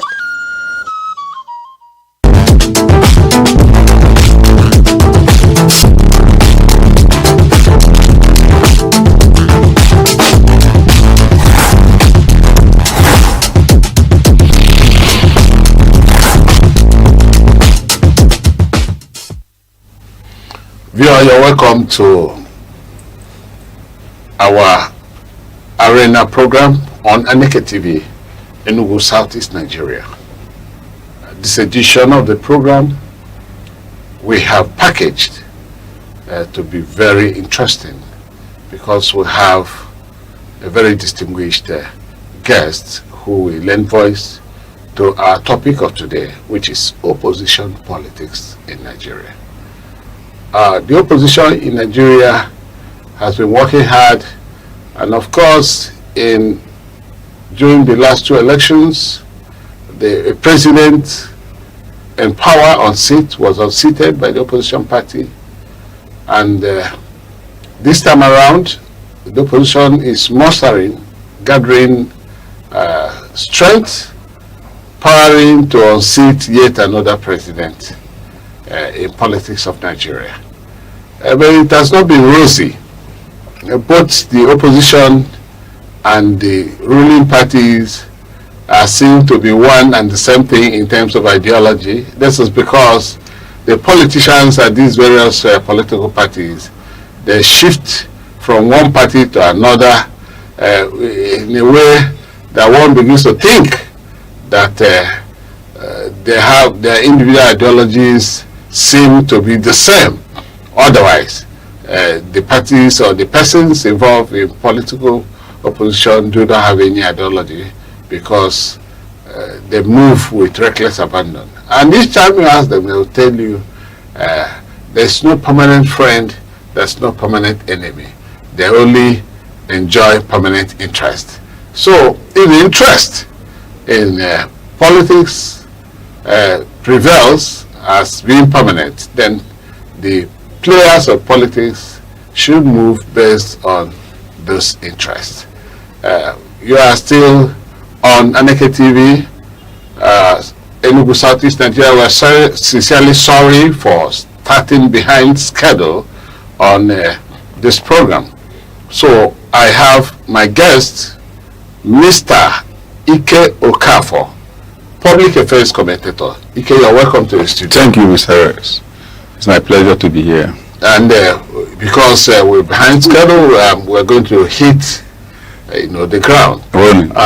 Yes. I want to ask you, having heard about what my preamble on opposition in Nigeria, what's your view of opposition in Nigeria since the 1999 when we entered this uninterrupted democracy? Thank you so much, Mr. Reyes. Well, I think to do justice to this question, it's good we understand the word opposition. Opposition in a layman in a layman language is to go against something. And in this context we are in it now, that is Nigerian opposition, is defined as resistance, inaction, or argument against something. So coming here home to Nigerian system from 1999 till date, like you said in your preambles, it has not been easy for the opposition parties in Nigeria. The reason is simple. Because of the internal scandal and the external threat from the ruling party, each time the election is held. And it's unfortunate that the people in opposition in Nigeria, whom I own believe, we don't stand opposition in Nigeria. And that's the biggest problem we have in Nigeria. Okay, you said it's the biggest problem. We have other various problems of the opposition in Nigeria. Yeah. In term, because we have talked about ideology. I've talked about interest and all that. Do you think that the opposition in Nigeria do not have a roadmap? I'm talking about, because sometimes we have various political parties standing election against the incumbent ruling party. At the end of the day, we see litigations and people go to court and say votes no longer count and all that. Do you think the opposition has really done their jobs well so as to win election? Or they were just talking, not doing? Because most often we expect that people should be able to talk and do. The opposition, you see them talking, but sometimes you find that it is difficult for them to go to the hinter, to the villages, the rural areas, go down to where the populace are and educate them on their ideology and what they stand to gain if they are voted into power. But sometimes they just hit maybe on the news, television, and social media. They don't actually go to convince the people on why, and also create, have supporters who are working at the hinterlands to make sure that their parties win. Do you think they are doing enough? Well, let me take it from 2023. 2023 general election proved that opposition is doing their best to win election in Nigeria, as shown between P2B and the incumbent president.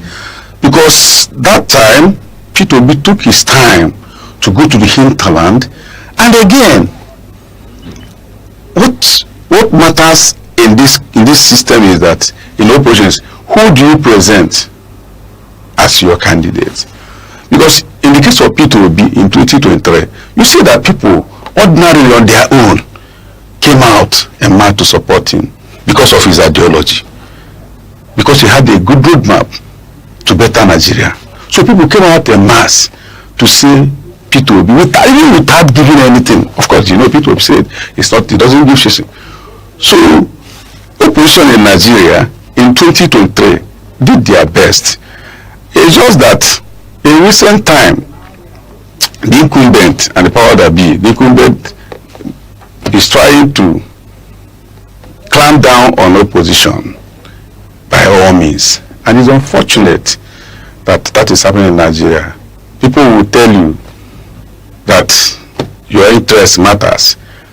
They want to where they will have a better life. And I tell you what, it's not helping matters in Nigerian politics. Because the joy of governance is the presence of opposition. The joy of democracy is the presence of opposition. Because opposition is the ingredients that makes democracy work. Because they are the watchdog. They are the people that monitor the incumbent to see that the just thing is done, that the people get their fair share of the government in power and democratic dividends. So, in 2003, the opposition worked very hard. Yes. But what happened? Well, actually, because when Buhari sat as an opposition against Jonathan incumbent, what happened was that Jonathan was sent home. But in the other circumstance, Tinubu and both coming from a neutral perspective, because Tinubu was not a president, yes, he was not a president. So, what actually happened that eventually Obi did not win? Because you said people came out en masse. What happened? Mr. Rez, I wouldn't say Obi did not win. I would say that because I was part and parcel of that Labour Party movement. I wouldn't say he does not. For what is happening in Nigeria today, you see people confessing. You don't want to mention them because people confess that Peter Obi actually won the election. But like you said, that they will tell you go to court. And that is sort of the problem we're having in Nigeria. Look, let me tell you, Nigerian president is the most powerful president in the whole world, if I may use that word. Because the power to appoint the CJN, the everything, the Attorney General of the Federation, lies with the president. So where are you going? So you see the fight that Peter Obi put on as going to Peter Obi is the highest presidential candidate that gone very far in pursuant of his mandate in court. But like Nigerian factor, he couldn't do much. What are the factors? The factors is part of the incumbency. The incumbency power. This one factor. We're talking about factors here. Yes, okay. The incumbency power and the betrayal from members of the party. Like you know, in Enugu State, Labour Party won about 12 positions in the House of Assembly. But what happened? Immediately after being sworn in, they didn't last up to 6 months. All of them defected to PDP. Isn't that a betrayal? Then at the National Assembly, only God knows what the promise they made to them. They all left. So where can Peter Obi go without his supporters? So the second factor we're talking about is disappointment from the people, from the members of the party, which is very, very unfortunate. So at the end of the day, well, you say the opposition has done well, especially those following Peter Obi. Of course, we have had various other presidential candidates like Atiku Abubakar and the likes of Atiku Abubakar over the years. Not even when Obi, because Obi ran was an appendage to Abubakar as vice president. Yet they lost the election. Now, I want to ask, you said some won elections in the assemblies, National Assembly and the state assemblies, and yet they have all defected. Is it an issue of ideology or personal issues or party issues? One is personal interest or personal issue, if I may use the word. Personal interest in the sense that they will tell you, nah, since we lost this election, I'm looking for second tenure, and how do I do it? Is it not better I join the ruling party in the state or at the national in order to gain my second tenure ticket? Okay? Again, in the fear of personal interest. Yes, personal interest. Again, is the fear of the unknown. That if I'm out of this assembly, what will happen to me? This one that God has given me, if I'm a youth, if I come out from here, what will I be doing? One man, I don't want to mention them, he will tell you them that I don't have shops in Main Market. This is the only shop I have. So, and you want me not to go back to power. This is the shop I have. So you will do everything in possible to get back to power. So it is one, personal interest and fear of the unknown. Nobody wants to come out. Even when the person have done 2 or 3 tenors, you want to remain there. So that is the thing. Which means that politicians believe in a sit-tight syndrome. That's in Africa and in Nigeria in particular. They believe Nigerian in context. sit-tight, and it is because they want to sit tight, that is why they wobble from one party to another. So the issue of ideology, how do you rate it in Nigerian politics? party, with due respect, stick to their ideology. It just or individual don't stick to party ideology.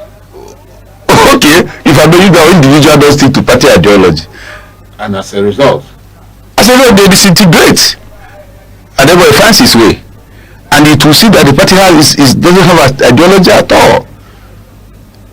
It's quite unfortunate, because they will have a beautiful ideology while coming to campaign and all that, but once they get to power and the issue of this, your president or your governorship candidate did not win, the fear, like I said, of the no will set in. And some people will begin to jump. Say yes, they will tell you keep their winning. Yes. Okay. So now, is opposition thriving in Nigeria? Is it at present? Is it thriving? Is it growing? It thrived in the past. It's no longer thriving now. Yes, because I am in the opposition at present, and we are trying to see what we can do. You're only trying to see what we can do. Are you working hard? Yeah, we are working hard. So, very soon you will see it manifesting. You know, I'm a product of opposition from the era of ANPP. I've been in opposition. It was 2011. If I may use the word, they pulled me into PDP after contesting the election against a PDP candidate. But I have found that there was no truth in that arrangement. And that is what I want some of my colleagues that God helped to be in power to understand. That rushing to join a ruling party is not even a safe haven for them, because I tell you, most of them might be disappointed. Most of those people that jumped into the ruling party might be disappointed, because there are people that even the governor or the president have promised, having lost against you, he promised that in the next decision, don't worry, I will see what I can do. So, but unknown to them, that such arrangement is on ground. So that is, I just pray that they will. So in all, we are getting up to something very nice in 2027. Yes, when you were in PDP, yes, there was this arrangement, consensus. They said there is no internal democracy. In PDP. Yeah. And now you are in opposition. Do we have internal democracy in the opposition political parties? I'm still in PDP. I'm still in PDP. I mean, it's now an opposition. Yes, yes. So I'm still in PDP. And do you have internal democracy? Yes, we have. Yes, we do. How? We do. How? Because a lot of people have tongue-lashed PDP. That they are devoid of internal democracy, especially during the nomination of candidates. And that is exactly why, because you said here that elections are dependent on whom you feel. Yes. And then that is why they kept losing elections, because there's no internal democracy, and as such, they end up fielding people who are not wanted by the masses. Those who are not popular enough before the masses, those who have their track records are not known by the people, so as to attract the people's vote, to give them the mandate to go and rule or manage their own affairs. So, do you now have internal democracy in PDP, or are you trying to build up internal democracy? Yes. Which one? Yes, we are trying to build up to balance the equation. To balance which equation? That is the internal democracy, to make sure that everybody feel happy at the end of the day. When we feel candidate, you will see what will happen. So like now we are on the congresses in Enugu State. We are doing our congresses, and you can see it is going on smoothly. Nobody is quarreling with anybody, because we've learned from our mistakes. We don't want a repeat of it. And I tell you what, there are things I will not say, but we know how we are going to do it. Okay, no? So the PDP that is on now is not that PDP you know before. But they said the PDP presently in Nigeria is the phase of PDP is being dictated by Wike, the Minister for Federal Capital Territory, and he's a member of the PDP. He's a top-notcher, and he went to court and won the Makinde faction, of the PDP. For now, they are recognized by Aneke. So is that the PDP you are talking about? Yes, thank God you said he won the judgment. He won the case in court. The court decided that Wike's faction is the right or the rightful PDP. It's not because it is the one you belong. Because if they had given judgment against your faction, because PDP is factionalized, if they had given that judgment against your faction, will you not be protesting now? It is normal to protest, but you left it. You leave it to court. Like this, they went to appeal, and it's not. They went to appeal, so it's left for the court to decide. So I am not the court. I'm not the judge. So if they say that is Wike's faction, that is the authentic PDP, we'll go on. If they say it's Makinde's, PDP is what? It's just interest. It's just interest. PDP is what? Yes, not only but one PDP. But some people left the party as a result of some of these crises. Well, it's same thing we are saying. That Nigerians are not opposition people. They find it difficult to stay in opposition. Because over there in other countries, you can see people in opposition party, whether he is a ward election or not, he will stay put. And they be pushing their ideology until one day they will take over the power. So it is a problem in Nigeria. People were impatient to be in opposition. Very, very impatient to be in opposition. That's our problem. And you think that as people are impatient to be in, but the former president, may he so rest in peace, was in opposition. He ran for presidency for about 4 years. So he was persevering, you stayed put, yes, and all that, and eventually he won. So, and you said Nigerians are not opposition people.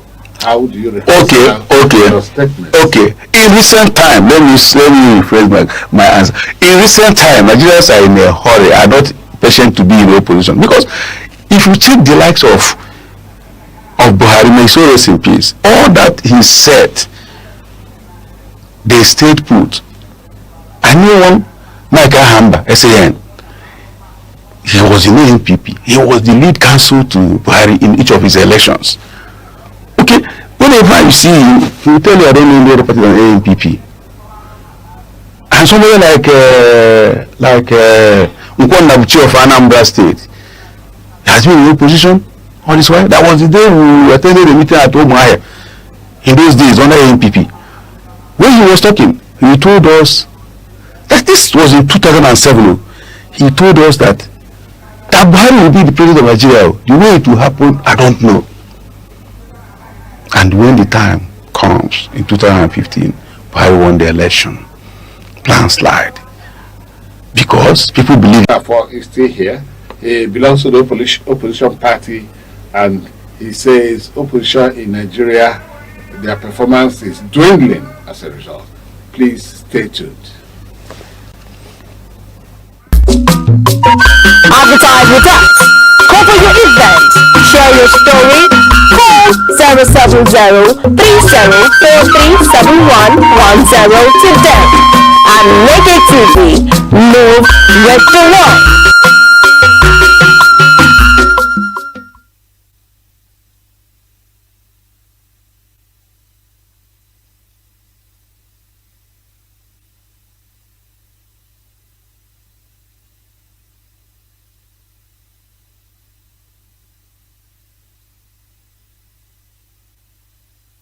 You're welcome back on our program Arena on Aneke TV in Enugu, Southeast Nigeria.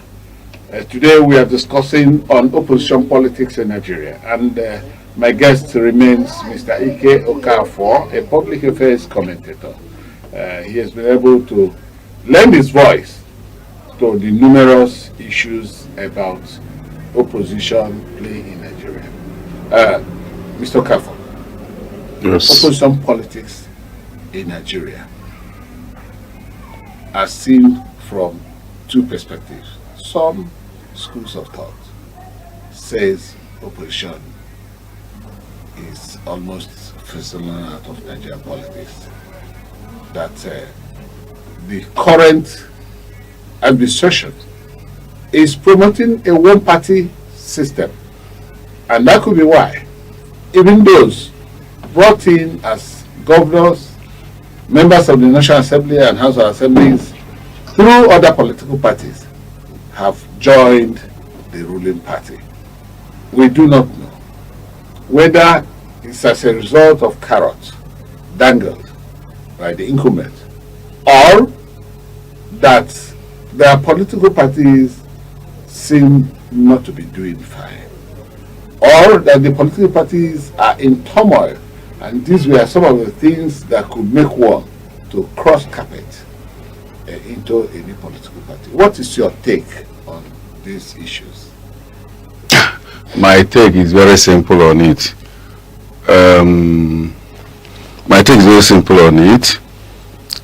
Like I said before, our people find it difficult to be in opposition, and that is one of the problems we have in opposition. Now, Nigeria is a multi-party democracy. Whether I like it or not, we have over 20 registered political parties in Nigeria today, or 21 in Nigeria. That's why I said over 20 registered parties in Nigeria today. So you cannot remove that fact. Anything anybody is doing, maybe like you said, maybe they threw carrot to them. They think it is the best. But any democracy devoid of opposition is no longer democracy. Any democracy devoid of opposition is no longer a democratic system. So I don't believe Nigeria will eventually metamorphose into a one-party system, no matter what. If you see today, ADC is waxing strong, you can't stop them, even though the ruling party is trying to shut them, but it's not possible. People still believe in the leader or leadership of the ADC. People are there. So you know that no king wants his kingdom divided. So Mr. President, I am not against what he's doing, because power is all about who gets what, when and how. So if he sees that the means by which authority will gain his second term is by clamping down on opposition, if it works for him, so be it. But I tell you, Nigeria can never be a one-party system. Are you believe in Machiavelli principle? Yes. And you believe in it? That's exactly what you are professing, because you are telling us that whatever, even if there is a clamp down on political parties, is it not anti-democracy? Clamping down on opposition political parties, is it not anti-democracy? Even if it is, what will you do? I will not see it. It is now left for the opposition members to put their houses in order, to have a one united front, to have a coalition, to bring down the ruling government, to the ruling party. But today, because of the internal scandal, as they claim, because some of them will tell you, no, I can't tell the party, there's a turmoil of scandal in this party, I have to leave, you know. But the major problem is the threat from the ruling party. I don't know what to, because even, okay, today, could you believe that even a governor that people are clapping for in the southeast, that even if any party he used to secretary must go back, I I'm surprised that I heard, but I don't want to say it, that he's even threatening to join APC. For what reason? For God's sake. You have the people. So why even thinking of joining the APC? What would the people say? But we are watching until that happens. You see, if anti-opposition, don't you think it is the problem of the politicians themselves? You know, or one may be thinking that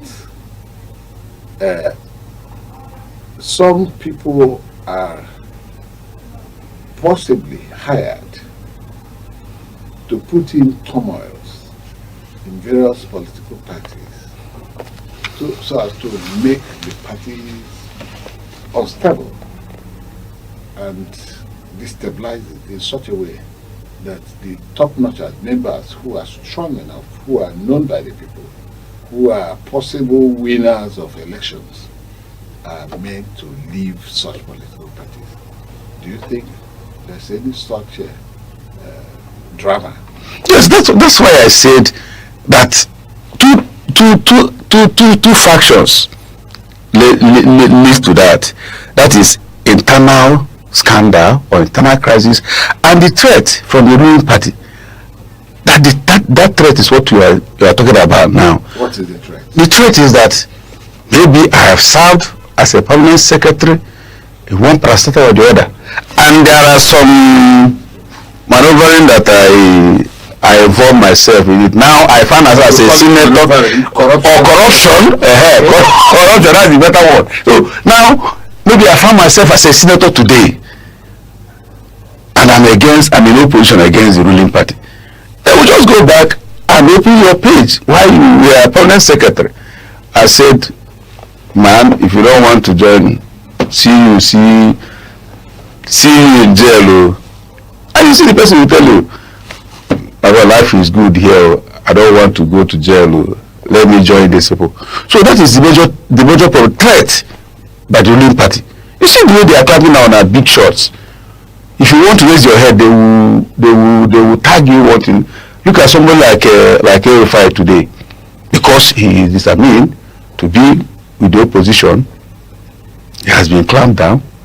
So are you saying that El-Rufai may not have committed anything wrong, but just a clampdown by the ruling party to ensure that he doesn't bring his opposition ideas to bear in the coming election?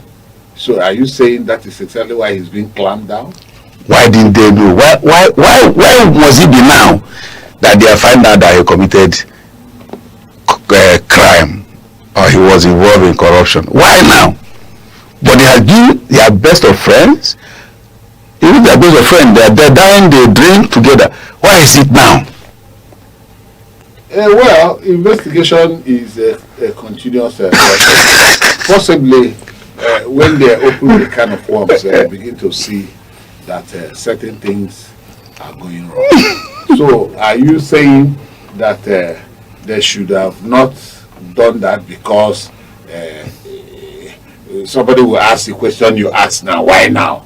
Are you saying that if it is found out that El-Rufai was involved in some deals that are anti-government, that is criminal, and you are saying they should not have clamped on him to give account of his stewardship as a leader because it is now? Are you saying so? Mr. Rez, they say that he who goes to equity must have a clean hands. Those people doing that, are they clean? No, that you say it louder. So okay, now they said that it is said that he who goes to equity must have a clean hands. Now those people pursuing El-Rufai, are they free from that which they are charging him of? Are they free? So why now? Like I said, they've been friends. Why is it now? You are speaking and this now boils down to that threat from the ruling party. Each time you want to raise your head, they will start pursuing you. You are speaking as if maybe in Nigeria, we are in a church where you say he who goes to APT. No, those who the person who wants to throw stone. Yes. You first examine self. Yes. Is that what you're saying? Yes. Are you saying that majority of those who are occupying various positions are corrupt? Well, until we investigate them, like you said. Okay. Until we investigate them. So it is only an allegation. If you say anybody is corrupt, you are alleging. Yeah, it's an allege. If you are alleging, yes, it is done on a court of competent jurisdiction to actually indict or free the person. Yeah. So, and presently, El-Rufai, I don't think he has been indicted. He has not until the court says so. Yes. So, which means El-Rufai is still clean. So, but not free. Clean, but not free. And he's still in the hands of the disciple. DSS. Yes. So, what do you think that the opposition will do to better their own activities? Okay. It's very simple. What they should do is very simple. Just to galvanize themselves, form a coalition that is strong or stronger now. If they have a coalition, have a formidable front, they can achieve their aim. And you do not see the APC with 29 governors. The entire opposition and every other person has just 6 governors and a few members of the National Assembly, a few in the various states. So, and how formidable can the opposition be with just 6 governors to achieve their aim of unseating the incumbent president? In 2015, are you aware that PDP has more governors than the APC? They had more, but not 29. Yeah, but they have more. What I said, they have more governors than the ruling party, than the AP, than the opposition. Then yes. The answer is yes. So what happened then may still happen this time. And don't forget, Nigerian electors are now, their eyes are now open. And I tell you what, power has actually gone back to the people. Nigerian electors, their eyes are open. So it's no longer when you give some chips in terms of money, they will vote you. They will collect the money and vote the right people. There was a governor there where he was campaigning for president. He told you, chop their money and vote for the truth. So that is what is going to happen. People will collect the money, eat, and vote for the acceptable candidate, whether in any party or not, or in opposition. So oppositions, the opposition political parties, they are galvanizing themselves. They are forming a coalition. Just wait and see.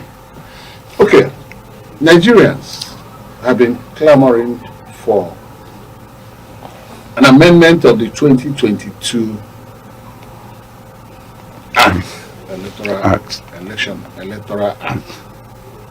Then the amendment has come. Yet everything has not settled. Nigerians are still agitating that the real-time clause was expunged and another clause of manual uploading or transmission added, and they are not settled about that. They feel that that act is a loophole for rigging, and you are telling me about forming a formidable opposition. So you think the formidable opposition will stand the possible inherent rigging in Nigerian elections without the proper amendment of the Electoral Act? Well, it's unfortunate that the Electoral Act issue was treated like that.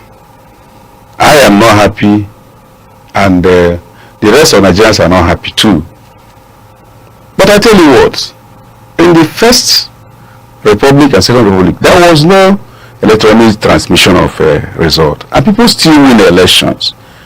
They still win elections. Are you aware that in every political party, that each political party has where they say this place is my strong, my strong political base, and in such case or cases you cannot come from anywhere and rig election. You cannot, because people will vote and make sure their vote is counted and the result pronounced before they leave. So in those days there was no electronic vote and people still win the election. So even though the Electoral Act was faulty and the president went ahead, he is the president, nobody can stop him, and signed it, people will still win the election, even with the expulsion of removal of the electronic transmission. People will still win the election. I believe that. So, are you saying that there are indications that the 2027 election may come out being free, fair, and credible? And on what premise do you, if you agree? Elections, even in the United Kingdom and the United States, has never been free, fair, and credible. Has never been? Yes. They may tell you, the party that won will tell you that this is the freest and the freest and the election, the election. But today, election has never been free and fair. Why? That's my belief. Yes, why? Because of the corruption inherent in the system. Yes, it's more in Nigeria than the states, the countries you just called. But because they have because they said Caesar's wife should be above board. Okay, so United States should be above board in terms of election rigging. So if that has happened in the United States, what could Nigeria do? What could Nigeria do? So what I'm telling you is that yes, it will come, but people will still win the election in different positions. That's my belief. So, in all, where do we go from here? What will be your advice to the opposition political parties so as to actually be credible and constructive opposition? Remember that opposition is not just about winning elections. Yes. The opposition is a check watchdog balance to the ruling party. Political democratic environment. Yes. So, where do we go from here? Well, my advice to the oppositions or opposition political parties in Nigeria is never to get tired. Let them stand on what they believe in. Let them stand on their ideology. Let them know that they form a formidable force that will save the people from the hands of this injustice that the ruling party has meted on the opposition members or the Nigerian citizens, because Nigerian citizens are not happy to what is happening in Nigeria. So the opposition should stand up against the injustice meted on the Nigerian people by the ruling party. Yes. So says our public affairs commentator, Mr. Ike Okafor. And this is where we draw the curtain on today's edition of Opposition Politics in Nigeria.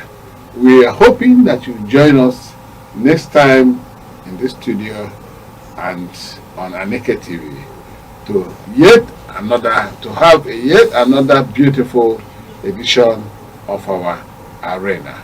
Thank you, Mr. Ikoka, for Thank you, Mr. being Red. here. Thank you. I appreciate it. Thank you.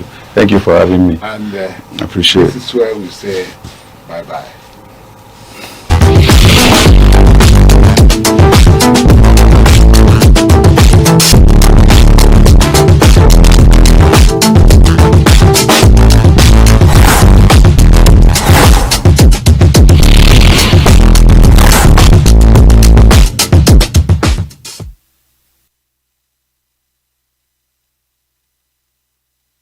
Anambra State, located in southeastern Nigeria, is one of the nation's most dynamic and enterprising regions. Created in 1976, it takes its name from the Anambra River, a tributary of the Niger. Its land is steeped in history, from the ancient Nri Kingdom, the cradle of Igbo civilization and spiritual authority, to the bustling commercial rise of Onitsha, one of West Africa's busiest trading cities. Every inch of its soil seems to breathe heritage, resilience, and the quiet power of innovation that defines the Igbo spirit. Anambra's people are known for their industrious drive, intellectual prowess, and unyielding creativity. Across Nigeria and beyond, they stand tall as business leaders, scholars, inventors, and professionals whose influence reaches every corner of society. From the sprawling market of Onitsha to the humming industrial machines in Nnewi, fondly called the Japan of Africa, the state exemplifies the fusion of tradition and modern enterprise. In Awka, the capital, new technology hubs and startups are springing up, harnessing the energy of a generation determined to build a future powered by knowledge and innovation.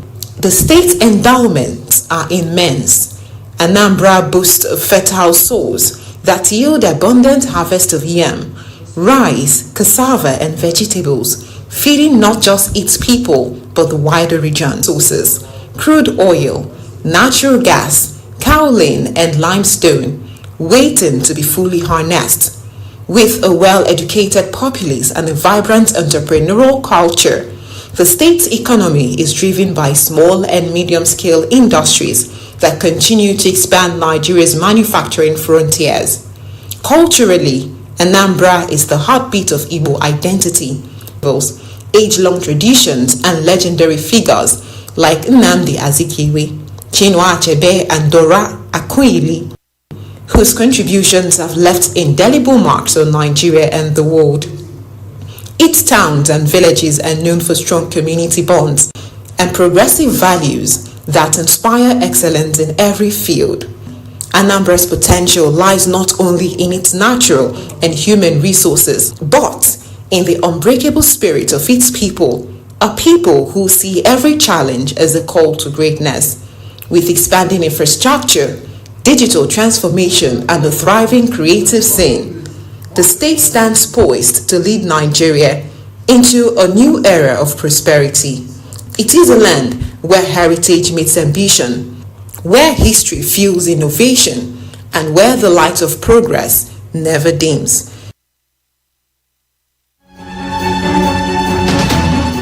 Seven days, countless moments, stories that shape the week. From decisions in the corridors of power to developments affecting everyday lives. From moments of challenge to stories of resilience and progress. This is where the week comes into focus. Week in retrospect, only on Aneke TV.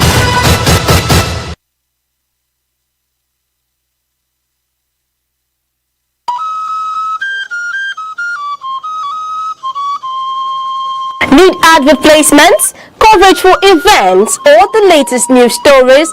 Call 070-3043-7110 right now. Aneke TV, move with the world.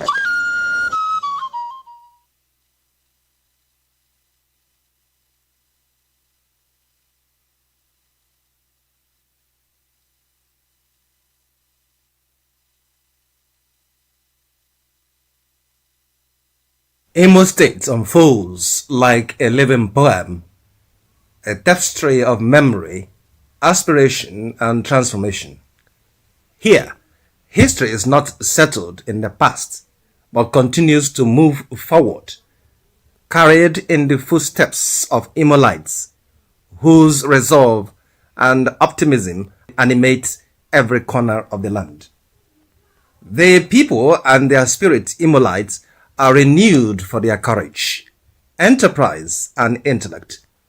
From the bustling avenues of Owerri to the rolling hills of Idato, both the young and the old carry a quiet, steadfast conviction. Education is not just a means to an end, but a calling. Their ambition lives in the classrooms, in labs, in markets, and in the global Imo diaspora. Imo's cultural heartbeat is rhythmic and rich. High life melodies mingle with gospel harmonies and modern beats, each song echoing ancestral memory and youthful vigor. Traditional dances carry stories of community, origin, and resilience, even as innovation blossoms, rooted in respect for heritage. Infrastructure and roads. Under Governor Hope Uzodimma, Imo has undergone what many describe as a road revolution. The administration claims to have delivered over 120 quality roads within 5 years. Notable among them are the dualized Owerri-Olo and Owerri-Okigwe roads. The Mbidi-Oguta Road and 18-kilometer dual carriageway was commissioned in early 2025, aiming to boost economic activities in Oru West and Oguta LGAs, especially by connecting to the Orashi Energy Free Trade Zone. Other signature infrastructure includes the Azamta flyover to decongest traffic and the Emmanuel Iwanyam International Conference Center, which has been built to world-class standards. Governor Uzodimma has also stated that these infrastructure investments are not just for mobility, but are economic corridors intended to stimulate trade, reduce travel time, and integrate Imo's communities more closely. Under human capital development, health and education, and on health, the Governor Uzodimma administration reports a comprehensive revamp. Renovation of 305 health centers, purportedly one in each electoral ward. Establishment of 55 new primary health centers, announced in 2025 to expand access, particularly in rural areas. Construction of 3 new general hospitals at Ohaji, Oguta, and Omuma. Revitalization of the Imo State University Teaching Hospital and the Specialist Hospital, plus re-accreditation of nursing and midwifery schools. Creation of a state health insurance scheme known as Imo Health Insurance, which has reportedly covered more than 66,000 residents. Deployment of mobile clinics to reach rural and underdeserved communities. In education, Governor Uzodimma has significantly expanded tertiary education. What was once one functioning public university has grown to 3, along with a polytechnic and a college of education. He has also prioritized youth empowerment and governance that are strong signals of financial reforms. According to some reports, Uzodimma has focused heavily on capital spending, budgeting major parts of the state resources towards infrastructure and development. Then, Imo under Emeka Ihedioha, renewal and vision. While much of the recent narrative focuses on Governor Uzodimma, it is important to acknowledge the contributions of his predecessor, Chief Emeka Ihedioha. Through his rebelled Imo agenda, Chief Ihedioha prioritized environmental renewal.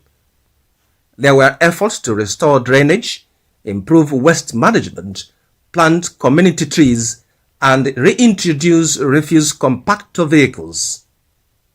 He also restructured state finances, including implementing a treasury single account for greater financial discipline and automating revenue collection to improve the state's internally generated revenue. In agriculture, Chief Ihedioha launched initiative called Rice Revolution to boost rice production, turn rural youths into farmers, and partner with the private sector for food security.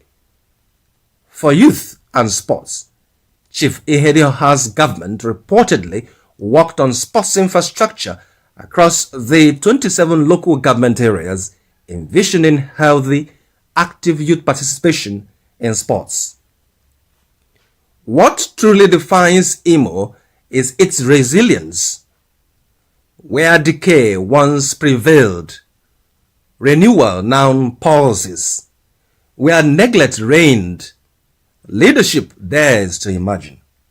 The story of Imo is not only about roads and hospitals, it is about a people who refuse to accept stagnation, who carry their heritage with dignity, and who dare to dream of a better tomorrow. As night falls over palm-lined hills and Owerri streets, hum with life, Imo is not just a place, it is a promise built in classrooms, clinics, markets, and fields. In its people lies its greatest wealth, and in its bold, forward-looking dreams, its greatest power.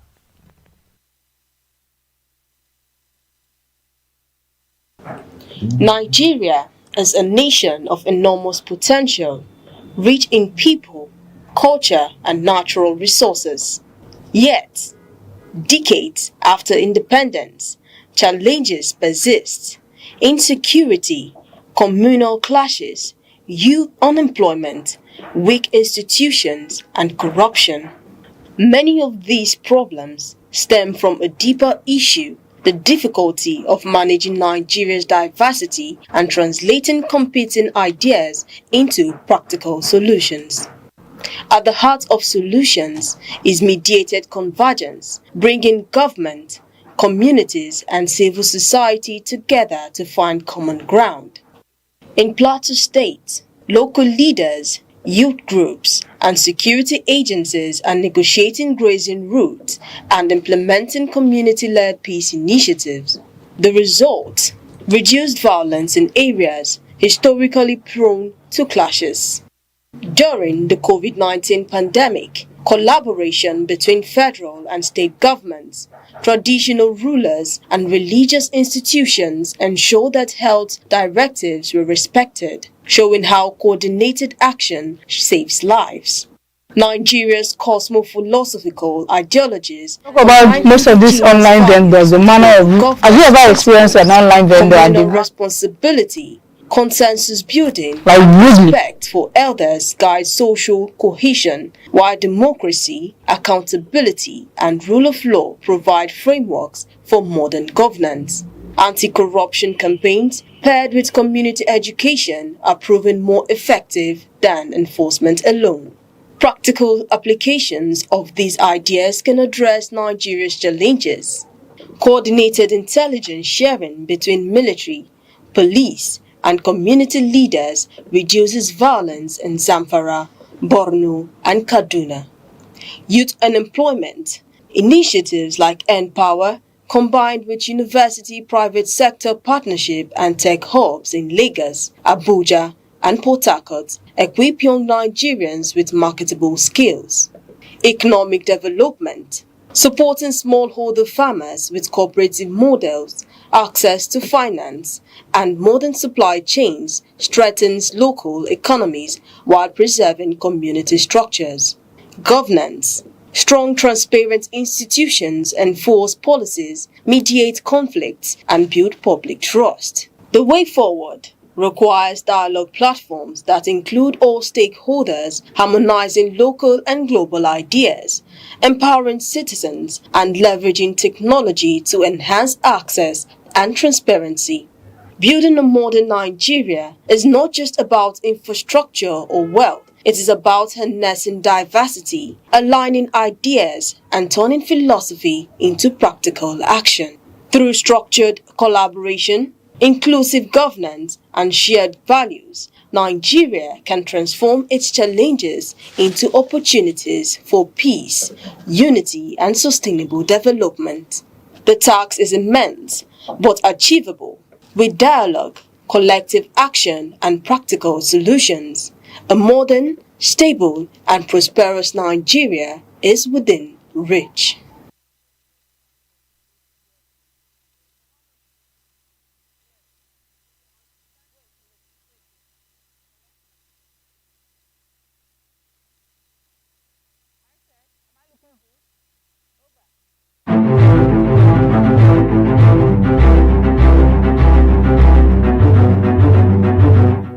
Morning headlines before you step out. Midday updates while you work. Evening analysis when the day winds down. Wherever life takes you, Aneke TV keeps you informed, connected, and ahead. Aneke TV. Move with the world. Good afternoon, my people, beautiful people of Enugu. Today is Friday, and we probably say, thank God it's Friday, TGIF. And I remain your beautiful host for today. I go by the name Gift Obodo. This is our premium entertainment gist, date premium entertainment show on live at Aneke TV. You can always follow us on our official lines and pages on Aneke TV on TikTok, Instagram, Facebook, and so many. And you guys know that this entertainment show, I can't do it alone. This our apropos business is not just for one person. We must keep mouth for waiting on consign us. That's why our payment gist and entertainment gist is one and the biggest one in Nigeria. And I know with me here I have my beautiful girl. I call her my African girlie. Her name is Sandra. Hello Sandra, how you doing? Hello. It's her smile for me every time. I'm very happy to be here every time.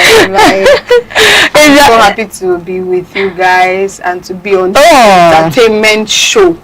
I always say her, she's always giving me this Africa woman. Even style. Yeah. The hairstyle is styling, the facial look is looking, the outfit is giving me 100 minus nothing. Thank you. And diving into our major gist for today, I have so many gists. But I'm going to start with my first one, and it's about Rude Boy, one of the twins for the duo previously called P Square.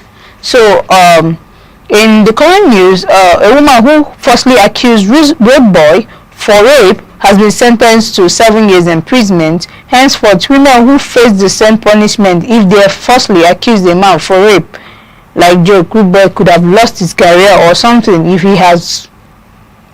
this has not been done by the government. So they just realized that he did not do what they're accusing him for. And the lady was actually now sentenced to 7 years imprisonment. Wow. That's actually very wrong. You know, he could stop his career. Yes. And with the recent I don't know if you heard in the news of a certain lady, a TikTok lady who came online to say she was raped in her house by a certain man, and after much investigation it turned out that it was all cooked up, for content reasons. Why would ladies do that? I don't know what joy they derive in, laying accusing fingers at men. An accusation. I think it's now a weapon. I think it's now becoming like a weapon that for women now. Yeah, against the men. That's very wrong, because that kind of accusation is very big. Rape. Yeah. Well, maybe it's because, before now, yeah, they don't really give rape attention. So, for women to be doing it now, it means there's actually maybe bodies and organization that has taken up this rape matter. So, any woman that should engage in that's very, very important. The law provides that if you are found guilty of this, 14 years in imprisonment. So, I feel like it's not something that it has been on a lesser. It's just that to prove rape previously was very hard. Yes, it was. It was very, very hard that you have to prove beyond reasonable doubt that you were actually raped. Yeah, and I don't think PU is something you want to admit that you did. You understand? And I feel like so many women out there are just, you stepping on this advantage to press. And this has, led me to, think straight out that, okay, now check most of our footballers out in the country. Most of them are facing rape charges every day, countless of days. We talk about Hakim, we talk about Neymar, we talk about so many of them are, even Ronaldo, they are like people keep pinning that they raped them, especially most of these footballers. And I think is there any special benefits they are deriving from, is either from what you just said now, I think a particular set of people are now in the business of framing all these popular people. Okay. Because that's what it's looking like. Maybe somebody will just sit down in their house and just think, what am I going to do to spoil this person's career? They will just go and set him up. Because they know that and the lady will just show up. Yeah. They do it with pastors now. They do it with... So I feel like it's now a system for it to get to footballers and not just entertainment industry. No. So you feel like this punishment suits her, right? No, yeah, actually, the 7 years. Actually, very much. She should even get more than that. Do you think as long as they found out that for real she did it was a lie? Yeah. Do you understand? She needs to be punished. Do you think that this punishment can actually deter the rest of the women out there from engaging in the same aim? Well, it should actually warn other ladies that are about to get into that business, because for her to agree to that, maybe she was paid. Yeah. You understand? And a lot of other people that want to be paid, because these days our women, as long as there's money involved, they will not think twice. Do you understand? The consequences. So I feel like this should be a very, very big warning to many ladies out there. Many ladies out there. Sandra is telling you that if you do this, Kirikiri are with you. choose where you get your money from. Okay, moving on to our second news. It's about the popular Akon. Akon. Yeah. Black rapper. Black rapper. And, talking about him, Akon has allegedly revealed that he will send his son, Boy Pretty, back to Africa and also stop his allowance after seeing him gradually behaving like a woman. Oh my He does not make up and dresses like a woman. Akon believes that if he was in Africa, he won't be doing this. He is broken as the son of his son is a Muslim and carries the name of a Prophet Muhammad. Akon worked extremely hard and made it in life, and all he wants is for his children to live a good life. And it's painful when he gets to experience that. He tried stopping the son's music career, but he did not just go. Sending him to Africa, do you think his son also sings? Yeah, but that's still upcoming. Yeah. Okay. Well, my advice is if you have done all you can do, Africa. And he's not entering, send him to his grandma. African woman, his grandmother. Why do I feel I don't like this African woman lecture? Your typical grandmother. Send him back to Africa. Let them spoil the rod, spare the rod, and spoil the child. Do you understand? It's either as if this problem, because this is spiritual, if this problem is not coming from the village, If it's not coming from Africa, please send him to Africa. Let them use cane and flog it out. Do you? Or mouths. You know we have mouths in Nigeria. I don't know about other parts of Africa, but you see Nigeria, we have mouths. As a child, have you felt in such a way, in a way that your parents has had the way of shaping your mentality? Of course. With with beating or with like advising you? Like when I was young. My mom, she has this thing for being selective about food. As you were saying this thing, I just remembered it. My mom doesn't like when you are picky with food. Anyone she brings, you eat. You understand? So, unless you are really allergic to that thing and it's already bringing out rashes on your body, that's when my mom will believe, okay, this one doesn't like this food. But as long as it's not giving you any reaction, you will eat that food. My mom used cane to make me love beans. So, advice. It's not every time advice is to work. Sometimes cane is to work very, very So, are you doing that? You cannot exhibit some of this parenting over there? Over there, abroad? Yeah. And those people don't like beating their children now. They prefer to say why, this is why you should do this. And it works for their children. Okay. It works for them and their children. But here, I don't know if it's from the sun or if it's from just something in this environment just makes our heads to just be very, very strong.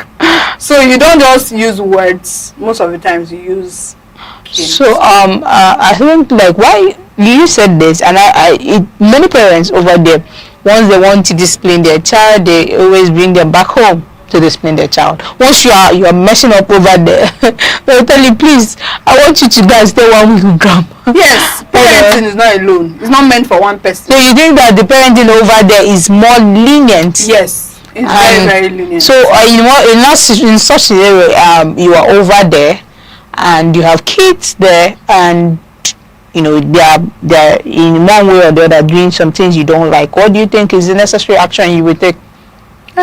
Bring them back. Bring them here. And what if there is no space for you to bring them back and bring them? Well, the thing is that most of the times we parents, we get it wrong from when our children are growing. Okay. Do you understand? First of all, you have to, if you started correcting your child early, okay, put that fear of parenting in them early. They will listen to you. Do you understand? But most of the time, how will you be talking to your child and your child is angry and the child will run into the room and slam the door and say nobody should come into my room? Or call police. Hello? I didn't be that parent started early that you don't do that and say why you don't do that. Do you understand? It will not happen. If I don't think it will come to a time when your child reacts like that. So these things, you start it early. Very, very early. And parenting is not meant for one person.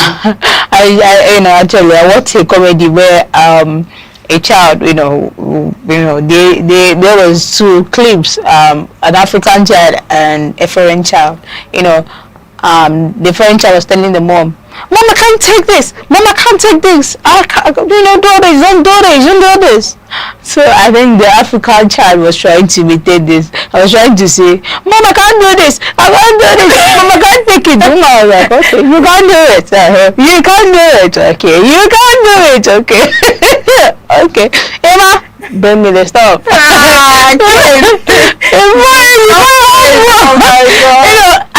think the kids actually got me cracked up, and at the same time gave me some insight like if you spoil the road you spoil the child. And it's just like they say Africa, it's all over the world that African mothers and African parents are no nonsense people, because we don't understand this generation that is coming now.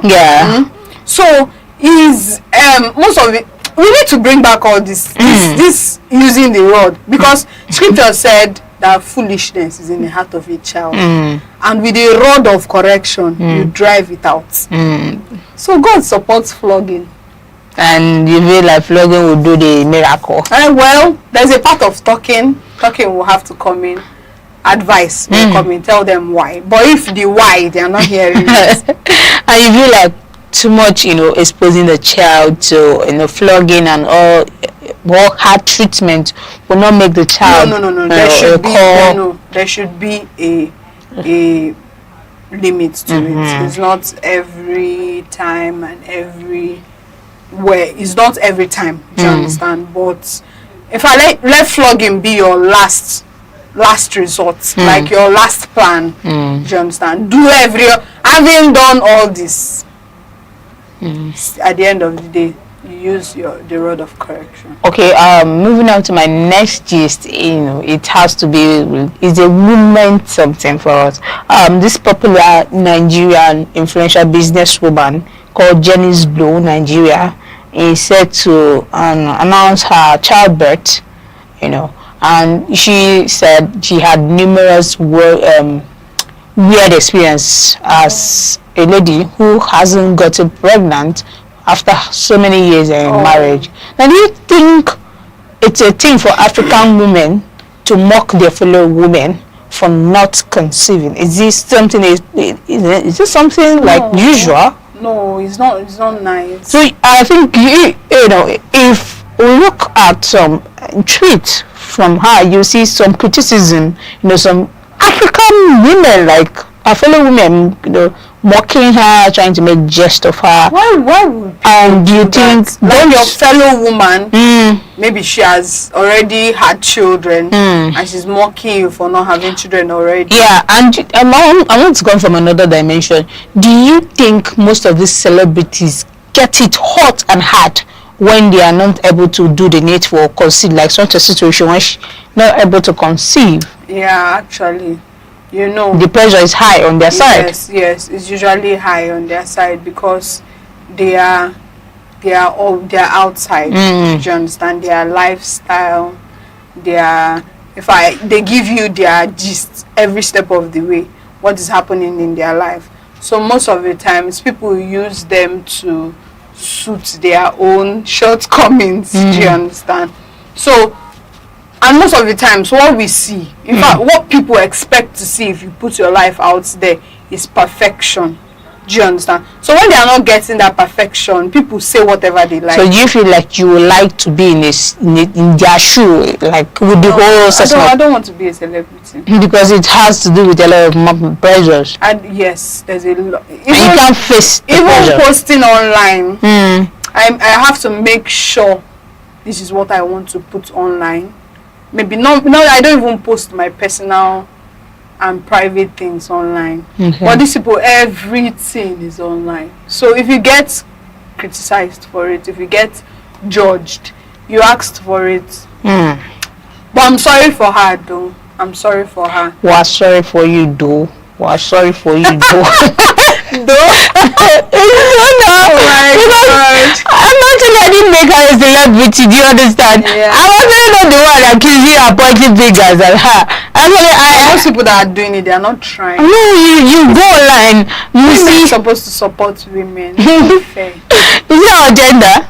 No good. I think a man would be considerate with his mouth, but you see a lady, most of the time they say how they feel. Without even caring who is hurting. Because I felt her pain when I, some screenshot of some tweets, and I'm like, okay, even if I'm not a celebrity, if someone says this to me, can I be able to survive the pressure of what the person said and childbirth at the same time? And it didn't come from one person's mouth. It usually doesn't come from one person. That you can just say, mind your business. Fine. And especially when you have a rival fan, like exactly. it is the heated point of time where it's a backlash with who survived this, this pressure, and it's so hard on these women. And this will actually lead me to our popular actress Tonto Dike, King Tonto Dike. And when she tweeted, she said, Jesus is sweet though, my life is so beautiful, like how did all this beautiful thing happen? Error. And this thing, if you have listened to, heard the boozing thing about her trying to reconcile with her ex-husband. Now this comes to a question. As a woman, you I don't know what is with our ladies, delving into a marriage with another person's husband and forgetting that there might be an also like repercussion, and when it happens, they're feeling bad. Yeah, feeling bad. They're feeling used.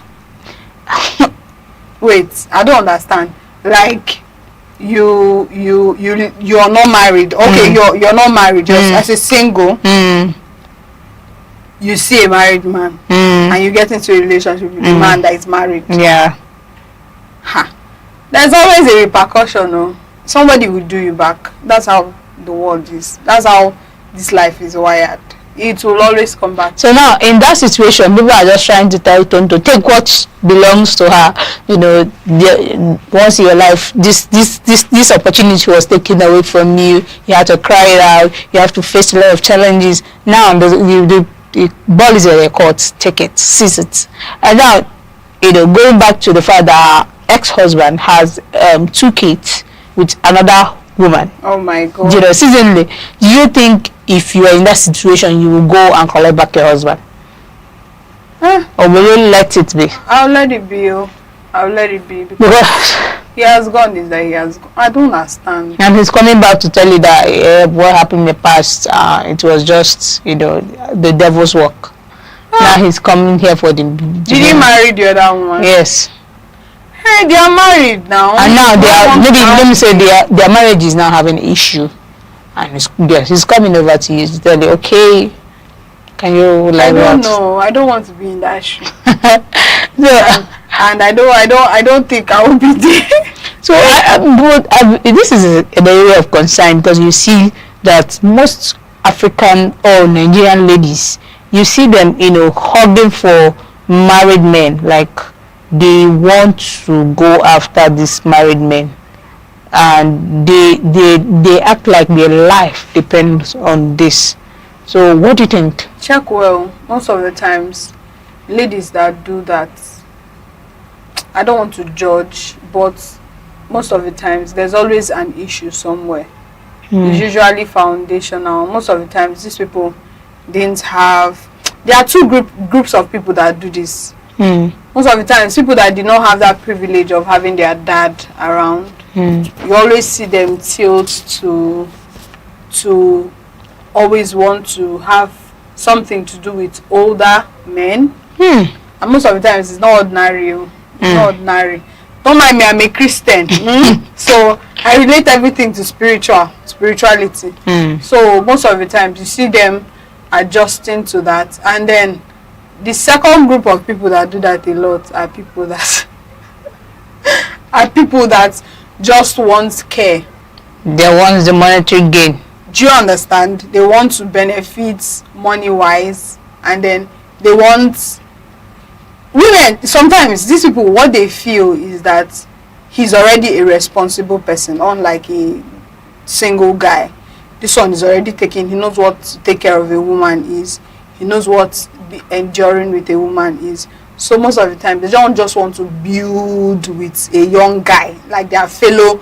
They feel like he's a married man that will understand what care is, and they just want to just take him out of his marriage. That's very, very wrong. No, you see that most young girls these days, they don't want to go for single guys. They just want the married ones, and they feel like these are the people that can actually give them whatever they want, and they feel like these people are the ones matured in their relationship, forgetting that they are in their own space with another person. I don't know if it's that will collect. There's a saying, somebody that said it, not me that said it, that the woman that will collect your own husband, you collected somebody's husband. The woman that will collect your own husband is on assembly ground, primary school, doing the day is bright. It's bright. So just wait, your own is coming. It's coming. You understand? You always sow what you reap. So my advice to them is, if you don't want somebody to collect your own husband, please leave somebody. And you think the karma is actually real in that aspect? It's very, very real. You think so? Do you have any similar experience of karma? Of course. Aside the fact that scripture already says whatever you sow, you reap. Do you understand? It's just like I've seen people that leave their husband and then this particular woman, it was her neighbor. So she left her husband and started running things. In fact, they even left the compound. She ran away with the man. She understand? And funny enough, the guy was a single guy and she was a married woman. So her husband was already, she felt her husband was old, and so she ran away with the younger guy. And then two of them I don't know if they got married, but she had babies with the guy. Audacity. Exactly. So the guy now chased her away at the end of the day later on and got married to somebody else. So is she going to go back home, or is she going to beg the guy, please don't get married, we are already together, you cannot marry again? And now she's on her own, facing the duty of a mother with her children. What will you tell your children your dad went to? And are they even, is he even their dad? Did they get married? So these things happen. Karma it happens. That's how the world is. Okay, that would be all for now. But we're gonna go take a short break. And when we'll be back, we hit you more with amazing dope gist. We'll be right back.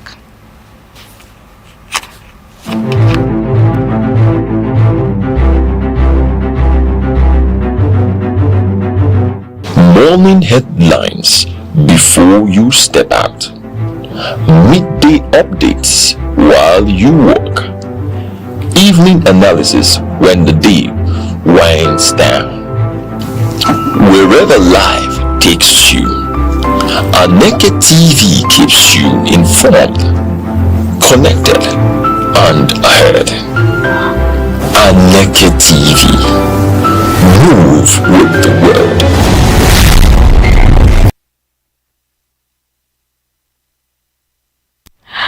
Guys, you are welcome back to our amazing entertainment show on Aneke TV. You can always follow us on our official handle on Aneke TV on TikTok, Instagram, YouTube, and Facebook.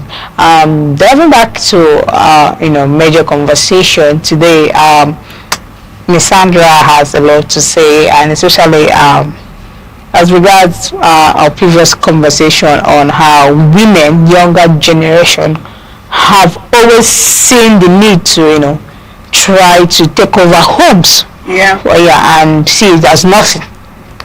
But as it may be said, karma is real. Yes. What you sow, you shall reap. Yeah. Even if it's not today, tomorrow. Okay. This actually will lead me to my fourth conversation, and it's about why a lady who complained about most online vendors lack manners of communication. And I think she said, "Good evening, I just got my package, thank you for the gift."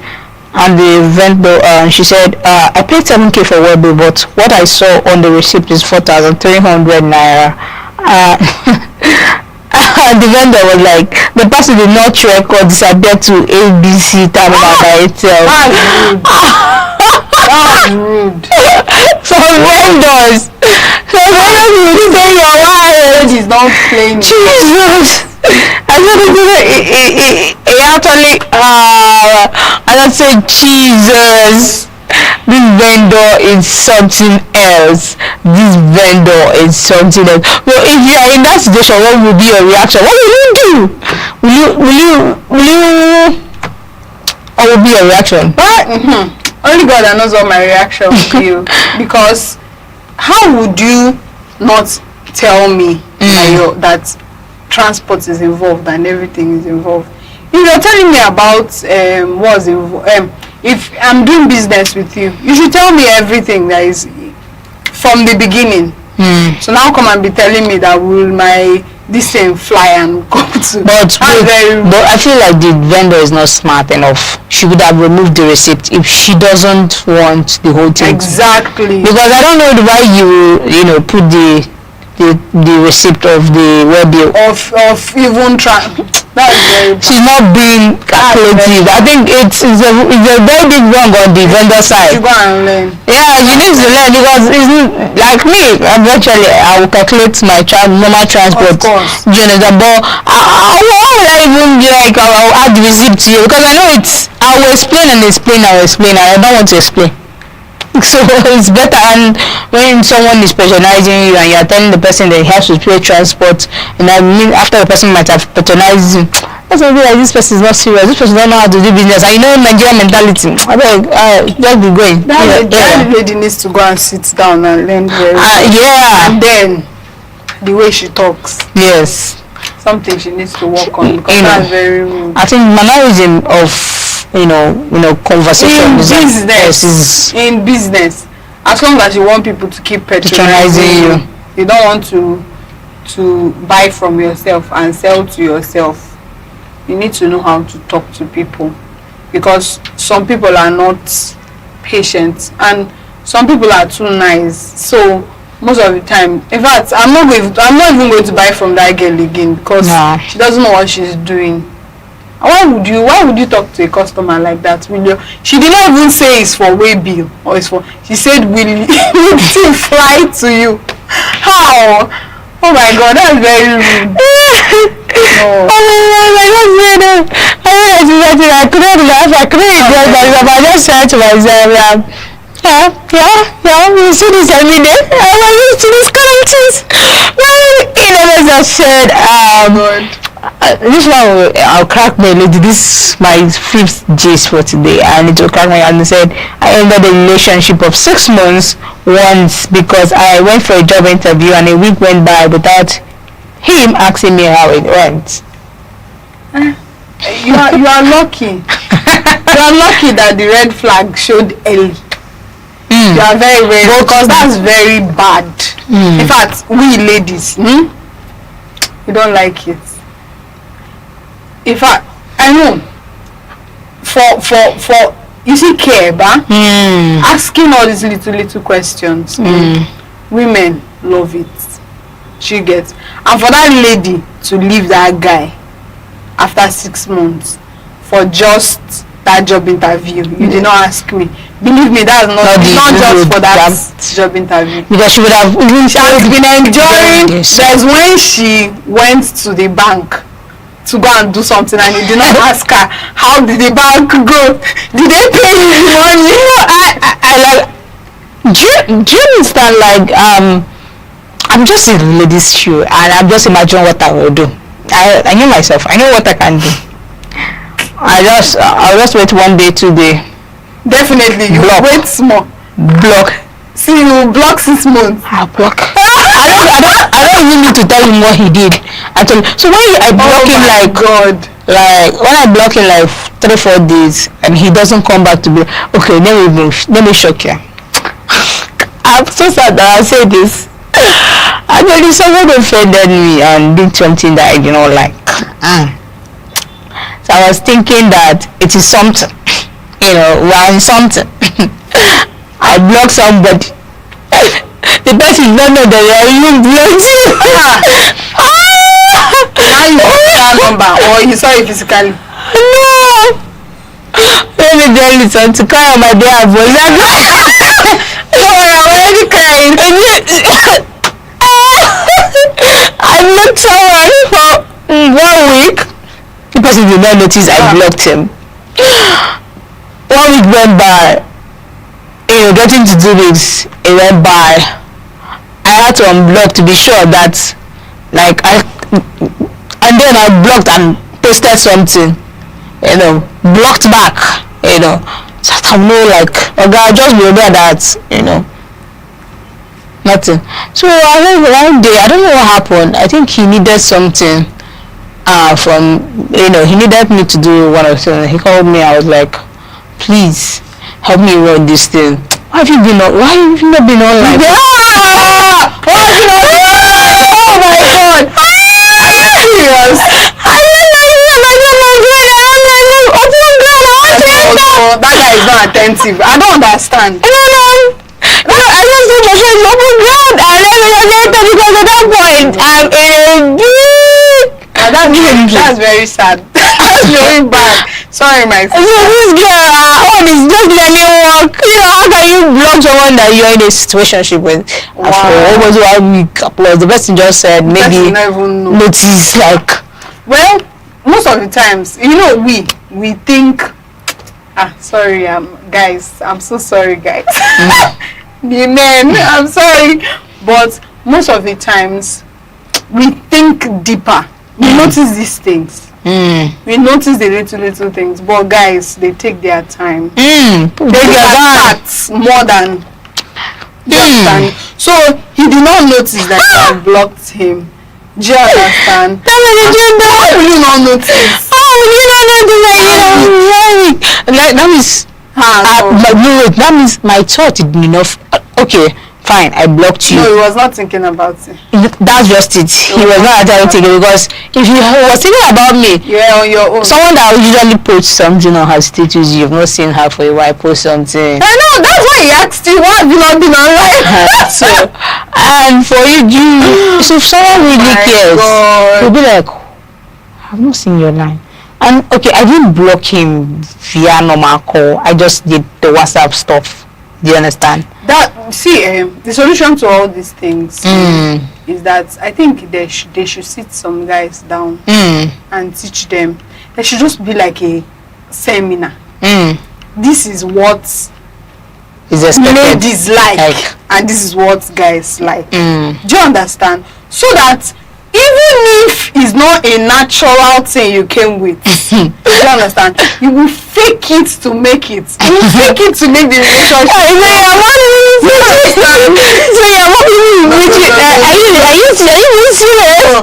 fake it, pretend. I don't want to ask her how her day went, but because they just like it. How did your day went?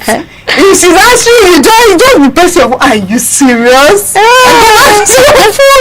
Do you get? This is what women like. And for relationship to work, you need to act. You need to adjust. But okay, like this particular lady reacted because maybe she can't take it. But I've seen so many ladies, and this is a bold red flag. They'll be like, and they will still go ahead. Yes. If that thing happened to you in your marriage, it's bad.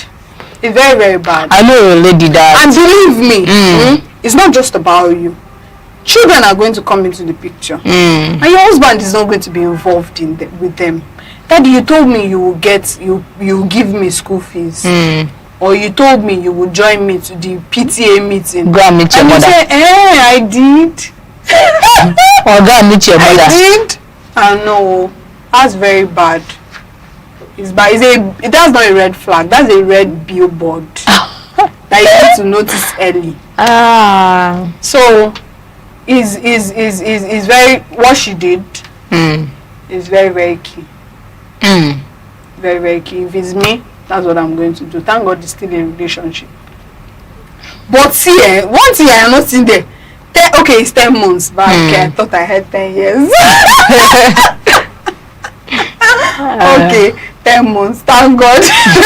6 months. Oh, 6 months. Yes. Where the 10 now come into my head from? Maybe you have someone passion for it, but okay. Actually, this is actually cracked me up, but it had to make me remember what I endured one certain time, and I was like, a lady should not just say, be hopeful that one man from there will just great magic. But if it is not there, it's not there. Just don't hope that you see. I used to tell people that you don't correct an already built in. He will change. He will change. He will change. He will not change. He will change. Life did not change him. Prayers did not change. His parents did not change him. It's you that will change him. You that is a soft human being will change a man. A full-blooded man. Hey, right there? No, you're not using shy. Stand for your own man. If you're lying, he will use you and do what? Shy. Okay, that actually leads me to this current situation of our this deal. No, this is about Pet Edochie. Comparing Pet Edochie's marriage and how long it has lasted. I'm talking about the marriage that occurred at 1969 until 2026, the marriage is still healthy and tactic. Wow. What is that one secret ingredient do you think that kept this healthy relationship or marriage? One secret thing you feel that kept this? Do you know? Understanding. Yeah. Know who you're with. Know what the person likes. Respect. Know what the person. With this, there's this common trend that celebrity marriage doesn't last. This is a full-blooded celebrity marriage. A powerful celebrity, and his marriage has lasted for how long? And the children have grandchildren from them. So this is a marriage that has lasted for long, and now it's still up and active. So we have marriages that last. Celebrity marriage in precise. Because people believe now that marriages don't last. So what do you think they have done different in their time that these current celebrities in their marriages have not done? I don't know. I'm not in their house. So but I feel like they know each other. Okay. You get. They understand themselves, and they are patient with each other, because that's another thing that should be in marriage. Okay, me, I observed something, and that's just, correct me if I'm wrong.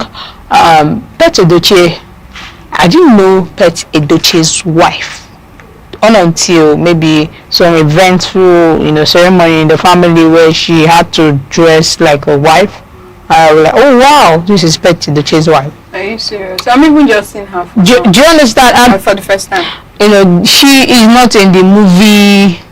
She's not exposed. But not in the I think now these are our current marriages, celebrity marriage. I don't know if they bring their marriage on board on social media to pepper the others. And one thing about peppering people is that they will keep giving you opinions, and even things you have not thought about. People will bring it to your knowledge. Now be like, this man, have you ever wondered why you're snapping pictures, not always holding your waist? You'll be like, okay, it's you cool. It's true.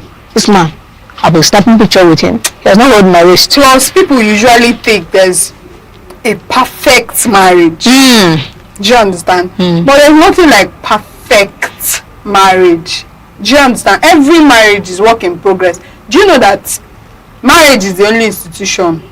My pastor usually says this. Marriage is the only institution that you go in with a certificate. I don't understand. You have already marriage certificate. Come again. Your pastor needs to be studied. That day of your wedding, when you come, you will sign marriage certificate and go into the marriage. Nothing. University, you will have to go through the university before they will end up giving you a certificate. But this one they will give you because you will stay inside it and grow. So there's need for patience. There's need for forgiveness. That person will mess up. Even you yourself, you will mess up. Because these are two people with different ideologies. So even that's why up till tomorrow, unmet expectation is usually a problem in marriage. You have things that you dream of your husband being, and then at the end of the day, when you come into the marriage, he's not like that, and you're like, I did not sign up for this. So that's somebody's son. He had a different parent. You had different parents. Do you understand? So two of you came into one house. It should be battle. Do you understand? But if two of you understand each other, forgive each other, give excuses for each other. This person is not perfect. If this person knows better, he or she would do better. There are some things that some people will do like this. I'll be like, and because you know Sabi, that's why you are doing like this. Do you get? And before you know it, it's out of my head. So can you be that person that forgives easily? You're going to be with this person for a long time. Do you get? They have already given you certificates. Don't worry, you people will do it. Do you understand? So I feel like this is what keeps marriage going. Understand each other, communicate. I don't like this thing that you do. Make sure you say it calmly. Don't you think that there comes a certain point when endurance could become toxic? Endurance become toxic. like you have endured a thing for a long time, and it's now taking away your peace of mind and your mental yes, stability. There's a point, yes. And at that point, what do you advise? At that point, if you seek counsel, you tell somebody about it, you pray about it, then your next step, I don't know, I will not advise somebody what to do, but me, if I get all my in-laws over there wants to hear that. Once they hear you say something, you can't just keep them on the ass, but you have to, bring them down to where they want. If it has gotten too much, seek counsel. There are so many people that have experienced, that have had experience. And if counsel cannot, retrieve this whole thing, and it seems like it's not possible, what do you do next? If it's a case of the man beating the wife, and you have endured so much, and if you don't want to die, you have to go. Do you understand? Separate. So, but is there any situation or point where you will not have an idea that this man has the tendency of beating in a relationship, in the relationship stage? There's always a sign. There's always a sign. Is it that just that they choose to ignore? Do you understand? If you see this my gender, see this my gender. There are some things that you know, but maybe your time is now going, or maybe you have looked and there's nobody around you at that moment that is very nice, and then you just quickly close your mind and say, let me just go in. So the signs are usually there, but that's why I said it before earlier on, that marriage is spiritual. Do you understand? It's God that made marriage. So most of the times you need to hold his hand like this and enter into it, because there are some things that you don't see. Because in relationships, men bring out their best foot, women they do their best to make sure you choose them. Do you understand? But if that man is a scattered person, you will not see it. If that man is a dirty person, you will not see it. If that man is a wife beater, you will not see it. That's why you don't just go into it with just your normal brain. You go into it with seeking God's face, prayer. Make sure you have peace of mind before you go into marriage. Okay, heading to this gist might not go down well with some of my genders, but I have to say it out. Okay, it's about the popular musician Kiss Daniel. He revealed that he made a budget of over $250 million for his wedding, but his wife said no, there is no need to waste money. But they did everything legally and traditional. It didn't cost him 10 million naira. The wife decided they buy another house in Kigali, Rwanda, a place they can go for holidays. Big wedding are just unnecessary show off and wasting of money. That's somebody that understands. Do you understand? It's not everything that you see online. There's no perfect wedding up till now. Do you get? And marriage is not all about wedding. Marriage is not all about wedding. I know I have the right to tell you this because hello. Do you understand? I have the full right to tell you. Marriage is not that wedding day. Do you get? If you go home, you will still eat. Do you understand? So if you finish doing big wedding, you finish, it's for people to see. Those people will leave you now. Those people will go home. They won't follow you into your house. Do you get? So just I know I've attended a wedding that happened on a Sunday service, like just Sunday service. Everybody just came. Pastor joined them and they shared food. Service ended normally, and then pastor now said, okay, so there's a wedding we have and they were already seated. The husband was in his suit and the wife was in her wedding gown on a Sunday service, so service has closed. We usually close service around 10. So wedding now started by 10:30. Do you understand? So everybody had to sit down. They finished joining them, and there were witnesses. Family too came. They sat at the back. Do you understand? Pastor joined them in front of everybody. They wore their ring, exchanged their vows, and as the wedding was still going on, journey was going on, they were sharing rice to church people. Everybody was already eating rice. They have already joined them. So all these unnecessary online media pressure, I'm not saying you should not do a flashy wedding, do you understand? But know your partner. People should agree. Sometimes it's not necessary. All the whole spending and spending and spending, it will not end there. Do you understand? Well, all this thing boils down to what you and your partner discuss. Do you think in as much as there's a cut your coat according to your size.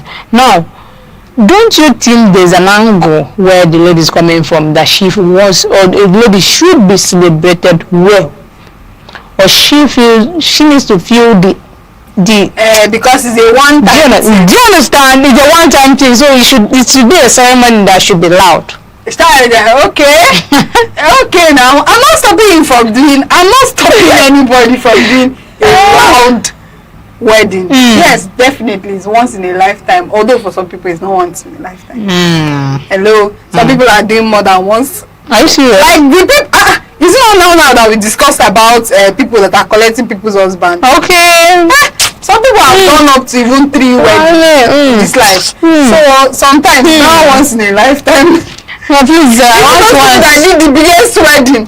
They do the second biggest wedding again, and the third biggest wedding. Okay. I'm not lying. Do you understand? I got you. I understand. So the thing is that it's just it's once in a lifetime. I think wedding does not determine your happiness in your marriage. It does not. It does not. Because you can actually be in a very top tier wedding and actually be beaten at home. And you spoke about cutting your coat according to your size. I know some people, their size is very, very big. Do you understand? Like, there's money. Do you get if there's money, do your wedding big. But if you know that there's no money, please leave that man alone. Close yourself. Leave that man alone. Just calm down. And my last, I have list of celebrity musicians out there. They are numerous. I have the pictures of the likes of Rema. I have the likes of Ariasta. I have the likes of Tense. I have the likes of Ashake, and I have the likes of Dana Menu. So, for you, among the celebrities, who's your favorite? Pick one. Sorry, I don't know. Among this list of musicians, if they say, "Oh yeah, remove one," who will you remove? Who will I remove? Yes. I don't know. Who is your favorite musician? Who will you remove? My favorite musician is not here. I think you're asking the wrong person. I do more of gospel songs. Okay. I don't know. Okay, for me, I think if I'm to remove, I will remove Fireboy. But anyway, having been said, thank you. I will draw the curtain here. Yeah. Thank you, Miss Sandra. It's a whole day splendid and entertaining staying here and discussing entertainment gist with you. And I know that my viewer out there, they like and love the way you do your thing, and they appreciate I'm saying on behalf of my woman out there. Some people don't like me. No. I'm not saying it. I'm just my woman out there. Say I should pass the message to our dad, the woman business. I love you too. I will love you, and thank you for always being on the show with us, and thank you. You can always watch us on Aneke TV, on our different social media platform, and always live with us on Fridays by 2 p.m. to discuss celebrities, facts, gist, and entertaining news. We'll do it same time, same station. We love you. Bye.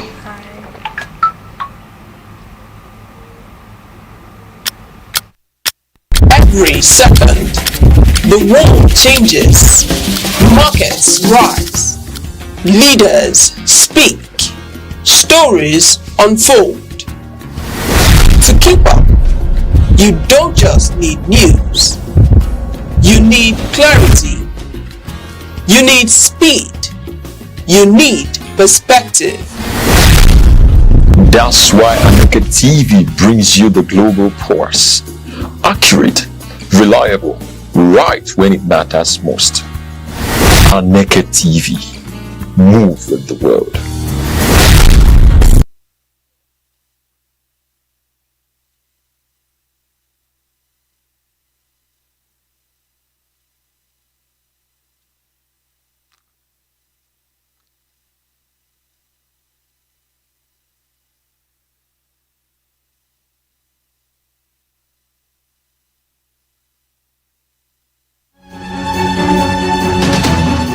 Seven days, countless moments, stories that shape the week. From decisions in the corridors of power to developments affecting everyday lives. From moments of challenge to stories of resilience and progress. This is where the week comes into focus. Week in retrospect, only on Aneke TV.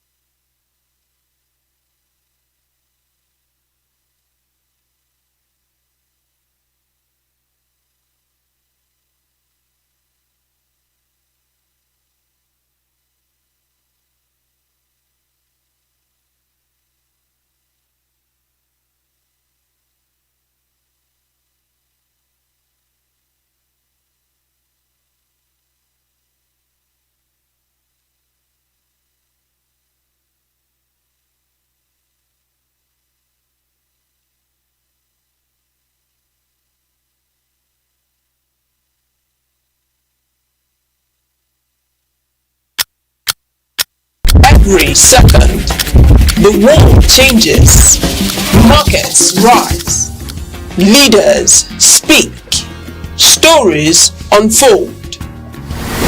To keep up, you don't just need news, you need clarity, you need speed, you need perspective. That's why Aneke TV brings you the global pulse. Accurate, reliable, right when it matters most. Aneke TV. Move with the world.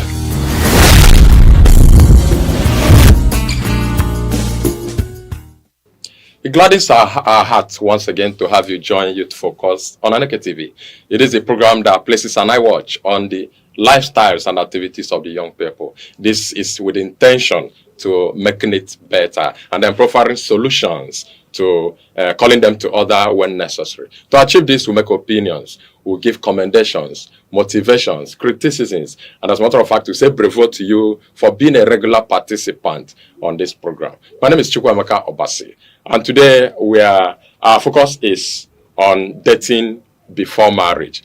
You can always find us on our socials, our X, our TikTok, our Instagram, our YouTube at Aneke TV, and that's when you see how great we are with programs. Thank you so much. Permit me to introduce to you another set of wonderful guests we have on the studio today. By my left is Ndale Modebe. She is a global media and PR expert. Ndale, you're welcome. I'm glad to be here. And then by my left, I have Pastor Timothy Nzubechuku. He is a branch pastor working with the Redemption Church worldwide. Pastor, you're welcome. It's a pleasure. All right. Today we are looking at dating before marriage. Yes, and they say ladies first. And I want to observe that principle today. So, Ndale, I am coming to you. How much do you believe in dating before marriage? For me, I feel it's like 90% important that you date before marriage. 90% important. 90% is very, very reasonable. Then, Pastor, well, it's you being a pastor, you believe in that? Of course, I believe in that. You do also. Okay. Then, why do you think it is necessary to date before marriage? I feel it's necessary to date before marriage because of the fact that it's important that the people from different cultures, different lifestyles, upbringings, belief, it's important that they, get to know themselves, understand, understand their different nuances, and know how they can work together as one. Where issues come in is when they don't date at all and they jump in, and this is a lifetime. It's not like it's 2 months or 1 year or 5 years. It's for life, hopefully. So when you date, you say, okay, this person likes this like this person doesn't like this like this. You understand my boundaries, I understand your boundaries, and then we can know if it can even work, if or not. So I feel it's very, very important to date before marriage. All right, Pastor, you also believe in dating before marriage. I want to get your own school of thought or version of the importance of dating before marriage. All right. I think dating, marriage, then let me use the word relationship, dating, marriage, like primary, secondary, and then university of life. First is that you know someone, then you come to a point whereby you become more intentional that something can actually work out between me and this person. At that moment, it's being considered dating, because you have the intention that something can actually work out between me and this person. Then is a moment of learning, which is the secondary aspect of the marital life, because the marriage, I call it university level of life, which you are not going to graduate. But that moment of dating is the secondary moment where you're going to know how somebody reasons, whether the reason of the person is matching with your own, whether there are some decisions and there's some thoughts that are not aligning together. And then you try as much as possible to be able to align and then know whether you are going to be in the same ship forever. Because if you're not aligning, then this is how that the marriage is going to crash, even if you eventually enter into it. So I consciously underlined that you're going to know whether two of you are going to be in the same ship forever, for the whole lifetime. Okay, can we find out any, or have we discovered any kind of disadvantages of dating? Yes, there are so many. Okay. There's so many disadvantages of dating before marriage, especially if you don't. For some people, I'm of the school of thought that I believe in purity before marriage. Okay. Purity in the sense of abstinence and celibacy. So take for instance now, you decide to date this person before marriage and you've already committed your body into the relationship. I want you to get me right. Sorry. Yes. The disadvantages I'm talking about, from what you said, you're going to look at yourself, check up if you can be in the same ship forever. At that stage, you have been tested and trusted. Then the dating continues. Are there disadvantages at that level? Not before the level. Not before that stage. Okay, so at that point when for me, it still boils down to the how. The how in the sense, while you're getting to know that person, what are you doing? Are you just talking? Are you going on dates? Do you have accountability partners? Or are you dabbling into some other room matters? Because that's where the problem is. If at that point you is just talking, you have people like a chaperone that can, or a pastor or a mentor that can guide both of you. It's easier that way. You keep it holy, you keep the marital bed undefiled. But at the point where you're already jumping into the other things, first of all, your emotions will cloud judgment. Once, can I say sex on the show?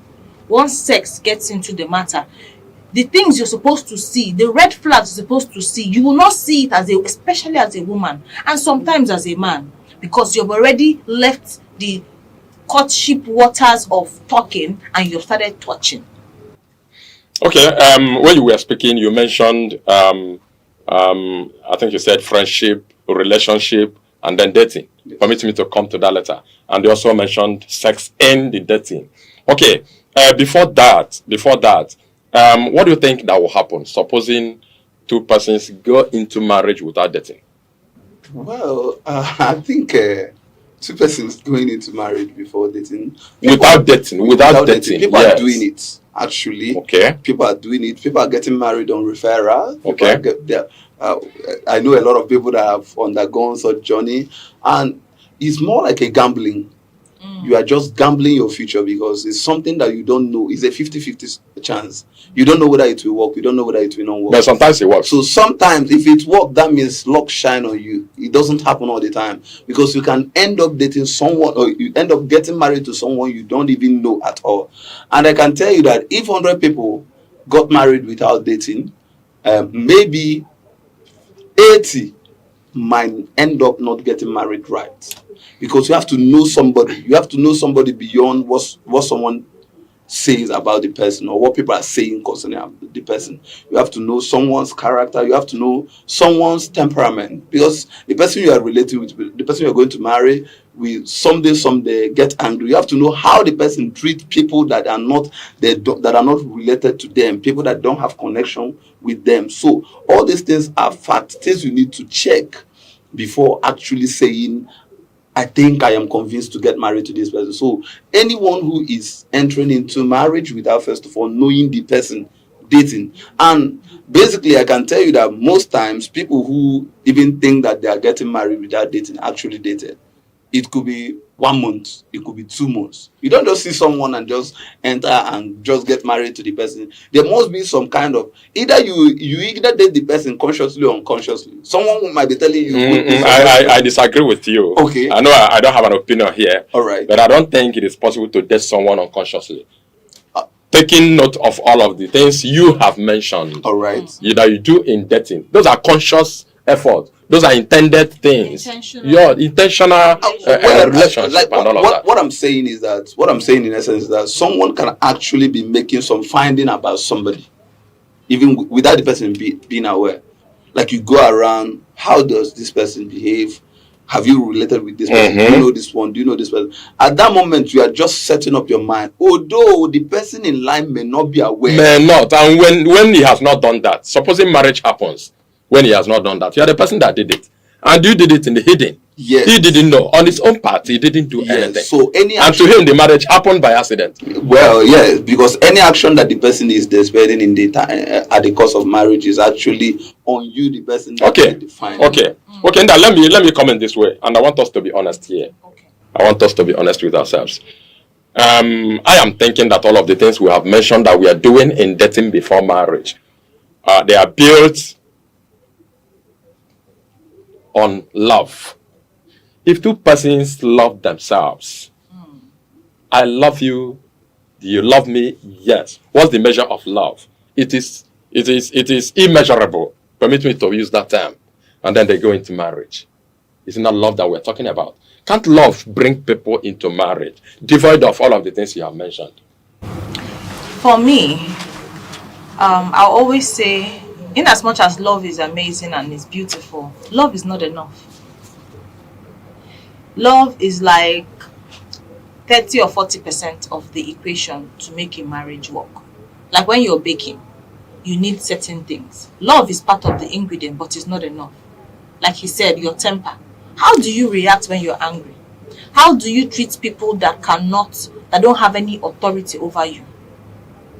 Do you understand?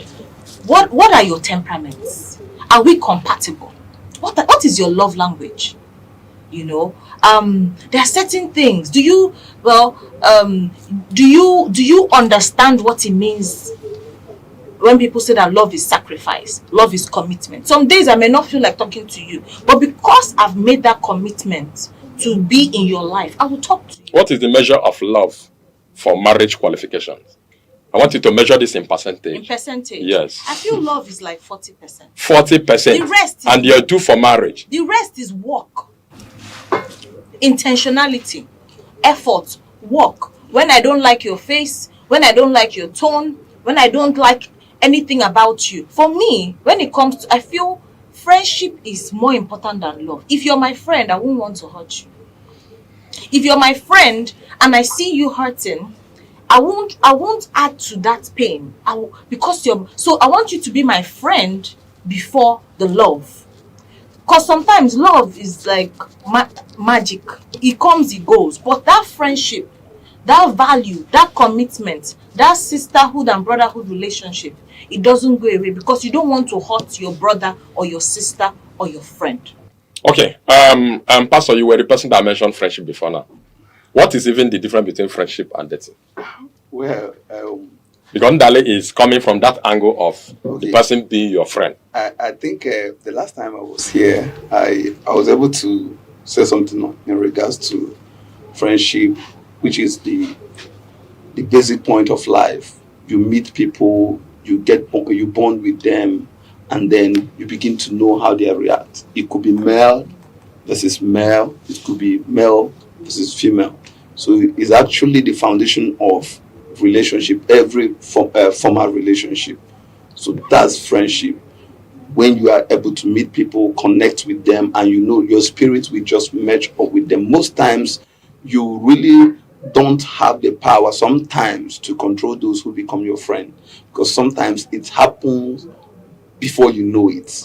You become connected to them. You see that all of a sudden your vision is aligning with them, your words are aligning with them. They get to love you easier. They get to see things from your perspective, and those are your friends. You become like, come on, what's going on? Like this person, kindred spirits. Yeah, you now begin to connect, just like what happened between David and Jonathan. You see that it's more like a spiritual thing. It's not something that you can just come up and say, okay, this person. You can call somebody your friend, and the person will not call you his friend. True. And at the end of the day, the person will shatter you, because anyone that is going to present himself to be friend, more like is going to also, if I'm going to say that you are my friend, you should be able to say friendly. That yes, I'm also your friend, because I cannot say you are my friend, whereas you are saying that I'm not your friend. It doesn't stand. Okay. Is it two-way? Yes. Okay. If that is the case, permit me to comment this way. What is the place of relationship in this whole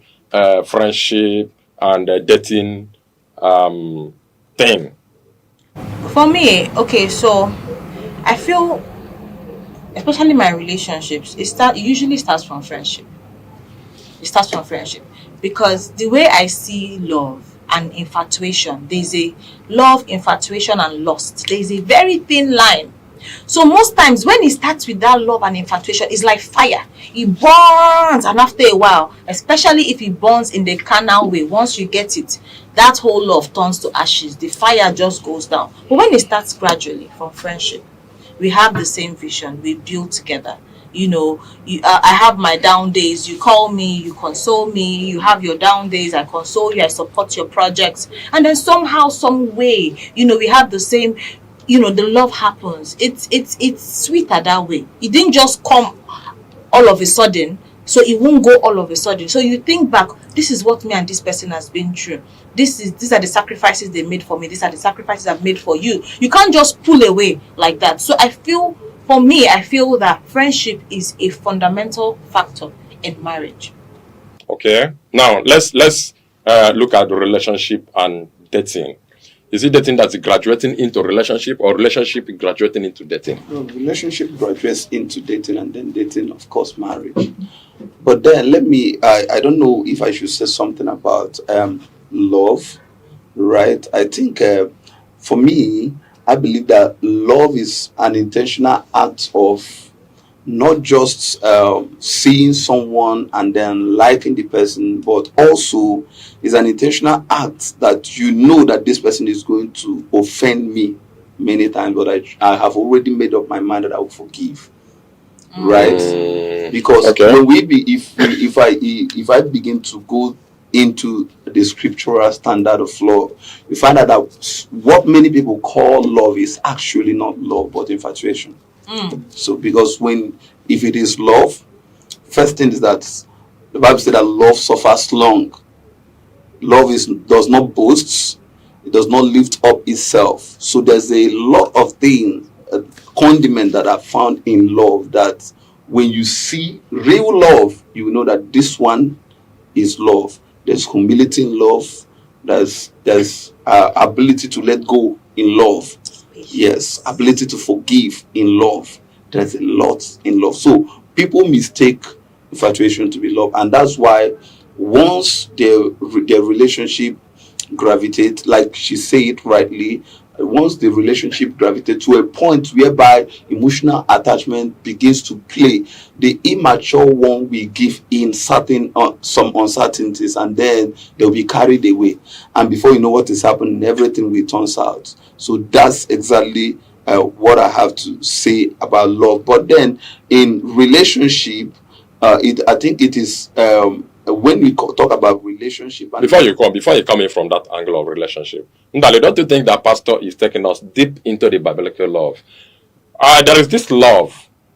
We'll talk of the first sight. You've heard of love at first sight. Love at first sight. Don't you think it works? Sometimes. Okay, if it's sometimes, let's bring it to the dating we are talking about. Okay. We have mentioned the whole of qualities of people who are dating, the expectations, and all of that. Do you think everybody is dateable? Are there not people that cannot be dated? Okay, everybody is dateable, but I think everybody is not dateable. I want Ndale to come in here. Ndale, I want you to come in here. Well, yes. For me, I feel when it comes to being dateable, there's a song that said, everybody has their mates. Good. Do you understand? That rude boy, there's a girl that likes rude boys. That's loud makeup girl, there's someone that is his spec. Do you understand? However, but when it comes to traits, if you're disagreeable, even some things like people that like to argue, people that argue. I don't like to argue. So if you're arguing, I was dating someone that you argue for hours on a TV show, and it will drain my energy because I'm a creative person. So for me, if you like to just be putting words, and it's not me, right? So there are people there are girls that like to argue. You can do it with them for 9 hours. They'll be giving it to you and all that. That is not me. So everybody can lolo again, when it comes to attitude, if you have a lot, you're very pessimistic. Those are negative traits. You're very pessimistic. You're rude and all those things. Nobody would want that. So a lot of times we need to work on ourselves. I have my faults. I have my flaws. Everybody has theirs. So I believe coming to the fact and the realization that we are working towards perfection. You find out what is your fault. Don't always blame the man or blame the woman. Look inward. What is it that's making people run away from me? Ndale, I understand from the much you have spoken that there is everybody is made differently, and what interests you may not interest me. But there is, Pastor, believe me, there are some characteristics that are generally unacceptable in dating and even in relationship. Are there not people who possess those characteristics? Where? Are those people still dateable? Like they are women, they are men. Well, like she if said, you ask me. right? I think I stand with what she said. Everybody is dateable, but everybody is not dateable for me. So I cannot date everyone. I think first for there to be proper dating, you have to understand your value first. You have to understand what the things that happens in you, your negative side and your positive side. And then when you are going to somebody, do have the understanding that there are certain things in you that you are working to subdue. You are working to become better in this aspect. I am working to become better. I'm not perfect. So you have to understand your own side before you can now look out to someone who will complement you. Because you are not going to go on and start dating somebody because maybe you see the person is beautiful, maybe the person is fine, looking good, has money and all that. These things are good if that is what motivates you. But then I think for there to be proper dating and dating that is going to be meaningful and produce a meaningful marriage, right? There has to be first, what is lacking in me? What am I doing right? Where am I doing it wrong? The person that is coming to me, you also have to understand that this person is not 100%. There must be something that will not be good in her. There must be some trait that may not. But when someone actually possesses an obvious character that is maybe repugnant to your own side, that is actually fighting your own belief and your own stand as a person, you have to let go. You're not going to be subjugated to someone because of the fact that you want to date somebody. Okay. Yeah. So that's okay. That's taken. Then, darling, let me come to you. If all of what you're saying are truths and believable, if all are truths and believable, applied in dating and the relationship, if people have applied all of this and chosen wisely the people they date, why do we have all of these breakups here and there? Yes. Oh, there are so many. Heartbreaks. There are so It broke many. my heart. There are so My heart many, is shattered. So many factors. So many factors. When you listen to outside opinions, when you listen to the whisperings of your friends, some men, their friends don't know better. They're in the world and they see that you're trying to get married. They would tell you things that will make you end that relationship or make you misbehave or make you cheat. And you're a girl and your friends are the jaye people. They will give you bad advice that, oh, that gift your guy gave you, the ring is not like, though. If you have an ear in the streets, those kind of traits can destroy not just a relationship, a marriage.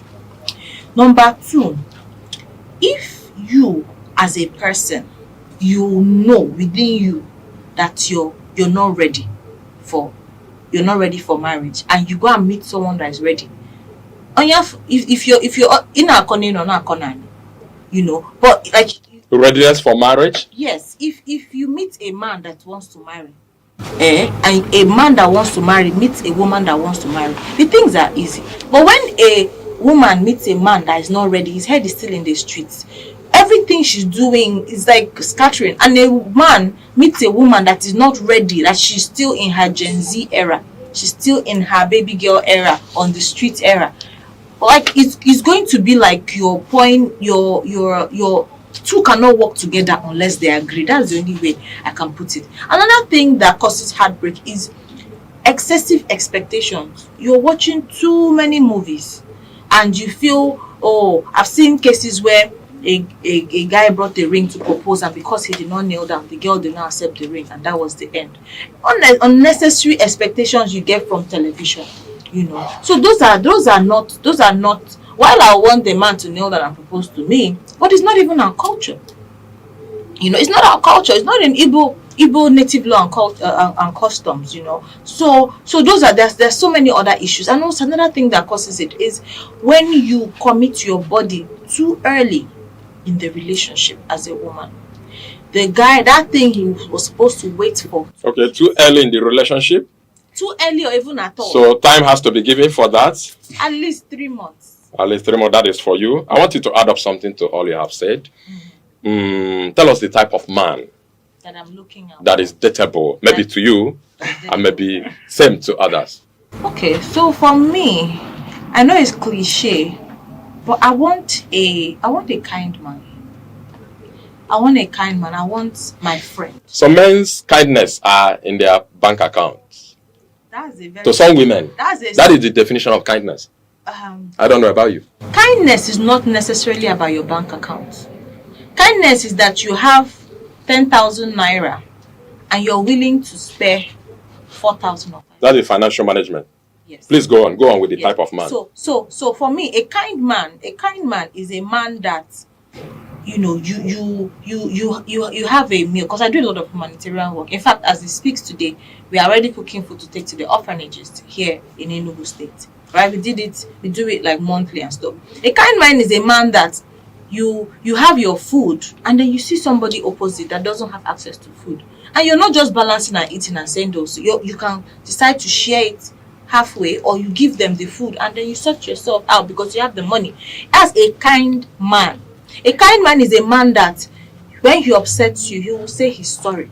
I'm noting down the qualities. Yes, he will say he's sorry. He will not allow you to sleep angry or sleep in tears.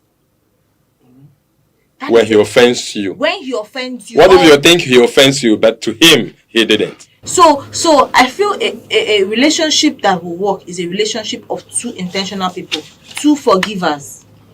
So if you notice, for me also, the Holy Spirit plays a big role. And why I'll say this is because when the Holy Spirit is in a man or woman, and whether it's them that are wrong or the other, you notice that both of them will come and apologize at the same time, because the Holy Spirit is convicting him and he's also convicting her. So that ability to listen to the Holy Spirit is very important, because your heart will be soft. Do you understand? Another thing is a man that has a mentor. When you start misbehaving, who can I talk to? Me, I have many mentors. If you call, I'll be shaking. I cannot misbehave like that, right? You have somebody, an authority over you, that's when you say, I'm going to tell chief, I'm going to tell your dad, I'm going to tell, Mr. Bassi, I'm going to tell this. To call you to order. You're not, there was a guy I was dating one time. I asked him, we are still talking. I asked him, who is his mentor? He said that mentor, Amungo. So I was like, that's very interesting, So we didn't marry, obviously. We married somebody else. So I want to be able to. I hope that was not the only reason you didn't marry him. Oh, there were other reasons. But that's okay. I think we'll come back to this. Thank you so much. I think so far so good, because it's interesting. I want us to observe just a short break. Ndale has told us has painted a picture of the kind of man she would like to get married to. There may be other women outside there who would like such man also. But when we come out from the short break, you are going to tell me, supposing I want to date a woman, the type of man I will have to cling on to dating. Thank you so much. Our viewer, I want to observe just a short break. We shall be right back. Don't go away. Every second, the world changes. Markets rise. Leaders speak. Stories unfold. To keep up, you don't just need news. You need clarity. You need speed. You need perspective. That's why Aneke TV brings you the global pulse. Accurate, reliable, right when it matters most. Aneke TV. Move with the world.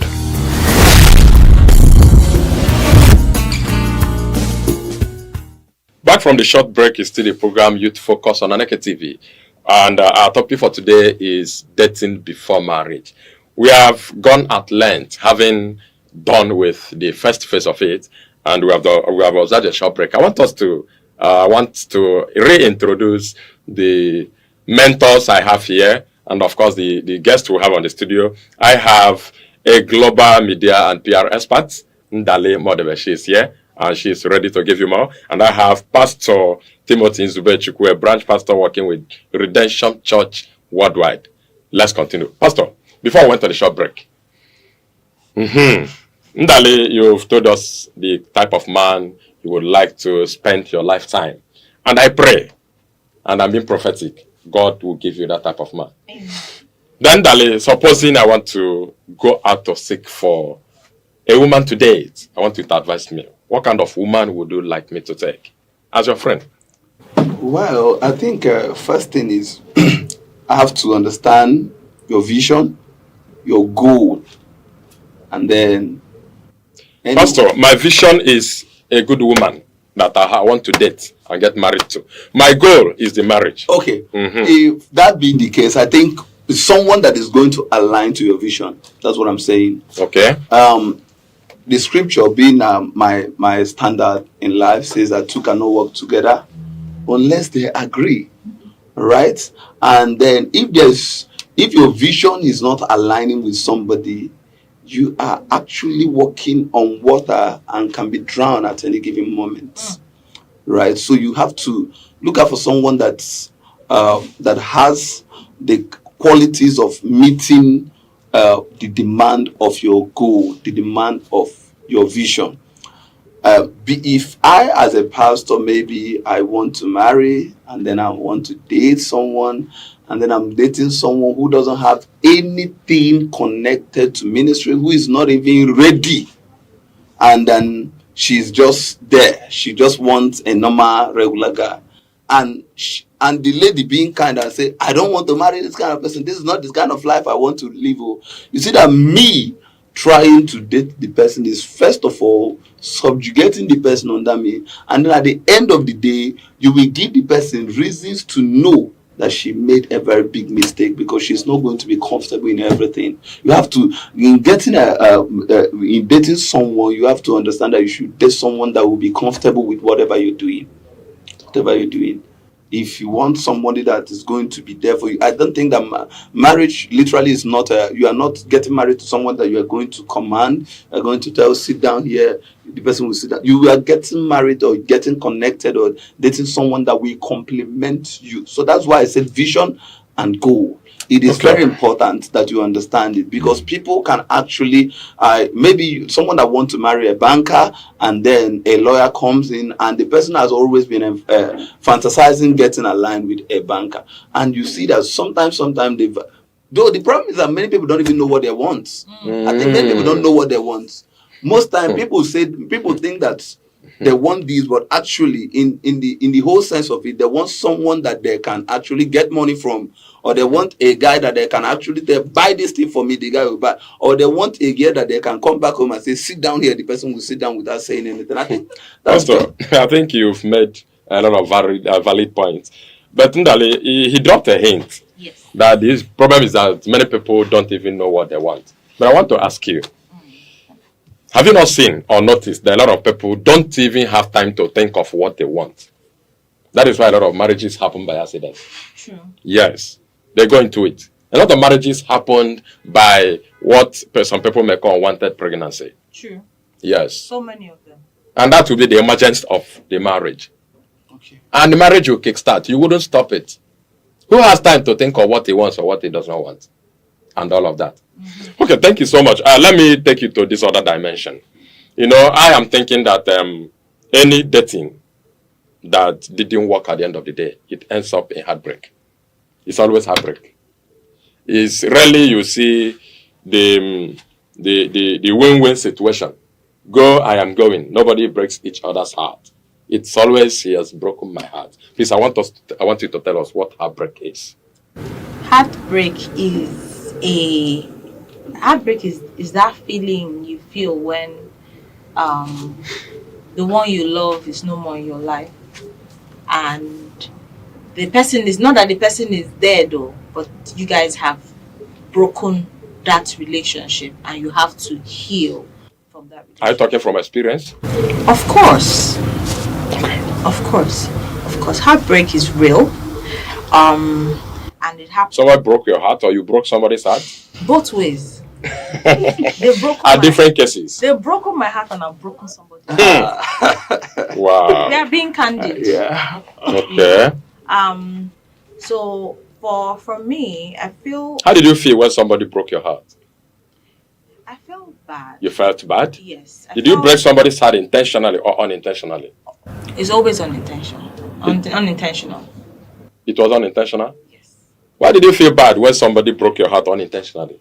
It wasn't so. Okay, so I don't know if I'm allowed to mention what happened. However, but be brief. So this was some years back, and we were courting.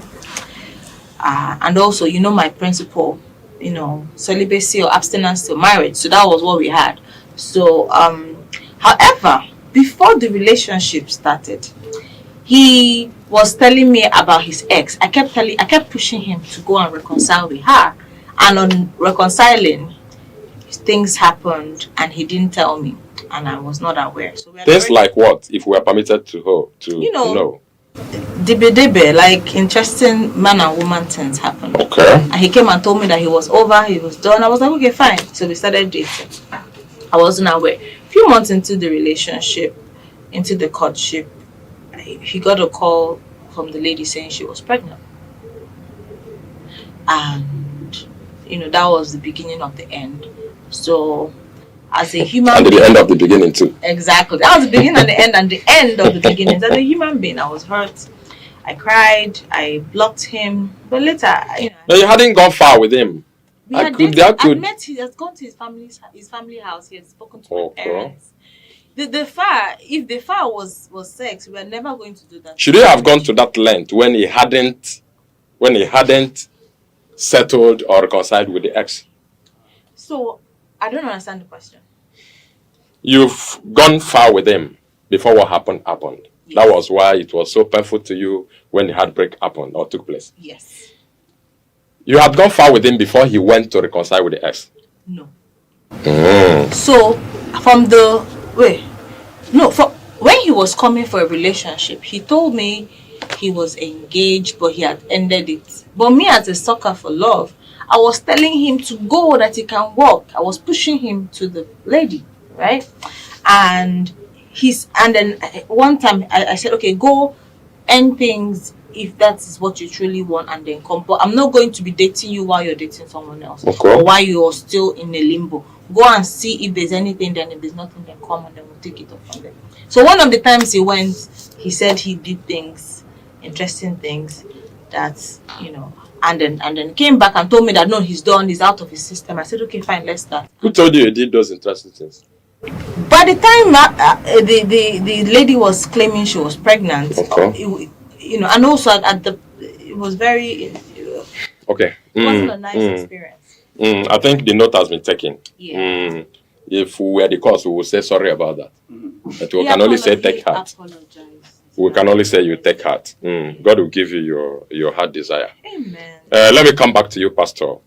Why do you think this heartbreak is always he broke my heart or she broke my heart? We have not, in most cases, see the win-win situation. Go, I go. No heart is broken. And we have not seen in cases where the two hearts were broken together and everybody goes. Well, okay, I think on that note, what I'm going to say is that first, it is better to have a broken relationship than a broken marriage. I am standing on that.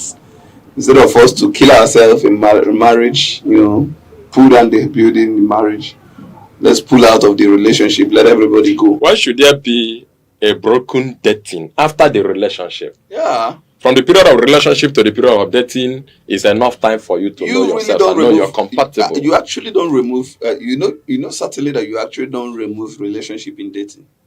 You don't, because both of them works hand in hand. Yeah, you don't remove relationship. It's called dating and relationship. Yeah, it's dating and relationship. So you don't, both of them are the same. But then, in the case of heartbreak, you know that there's one thing that is found in man.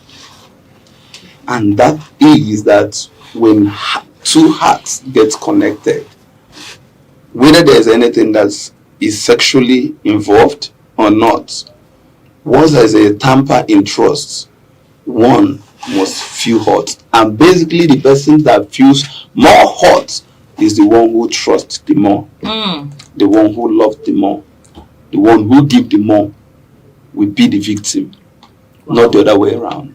Wow. And that's why sometimes is either the guy will be broken because the guy loved the more, the person who becomes the victim in every act of broken relationship are actually those who entered into the relationship with a sincere mind.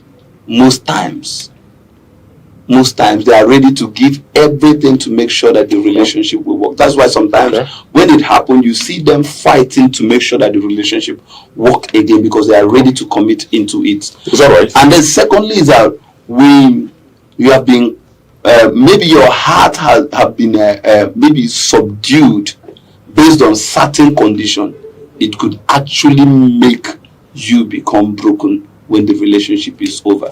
And that's why I think when two people are getting involved or getting into relationship, I think what they should use their senses. Right? It's all right. That is the word. They should use their senses. Okay, thank you so much. Ndale, someone at some point broke your heart. And I can see you, I've seen you are moved on and you're doing well. Oh, yes. But the guy you broke his heart, I don't know how he's doing now. And you don't know. It's only God that knows. Then let me ask you this question. After heartbreak, what next? And why do you think we have more heartbreaks now than before?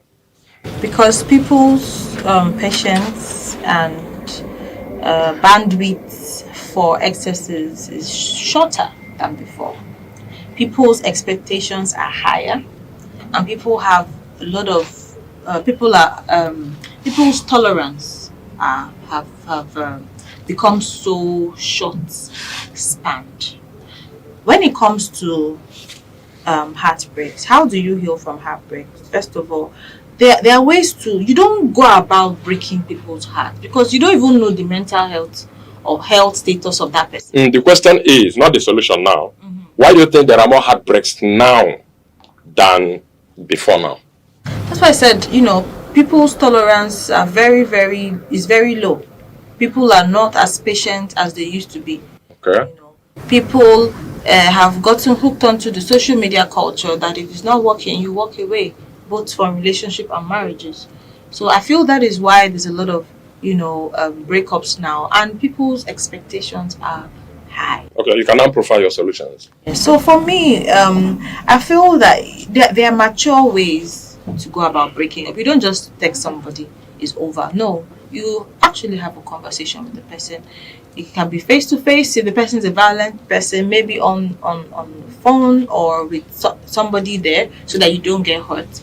And then you let the person know, like you do it in such a mature way. I've had an experience where I broke up with my boyfriend and he was crying and I was crying and we were both crying, we were both hurt at the same time.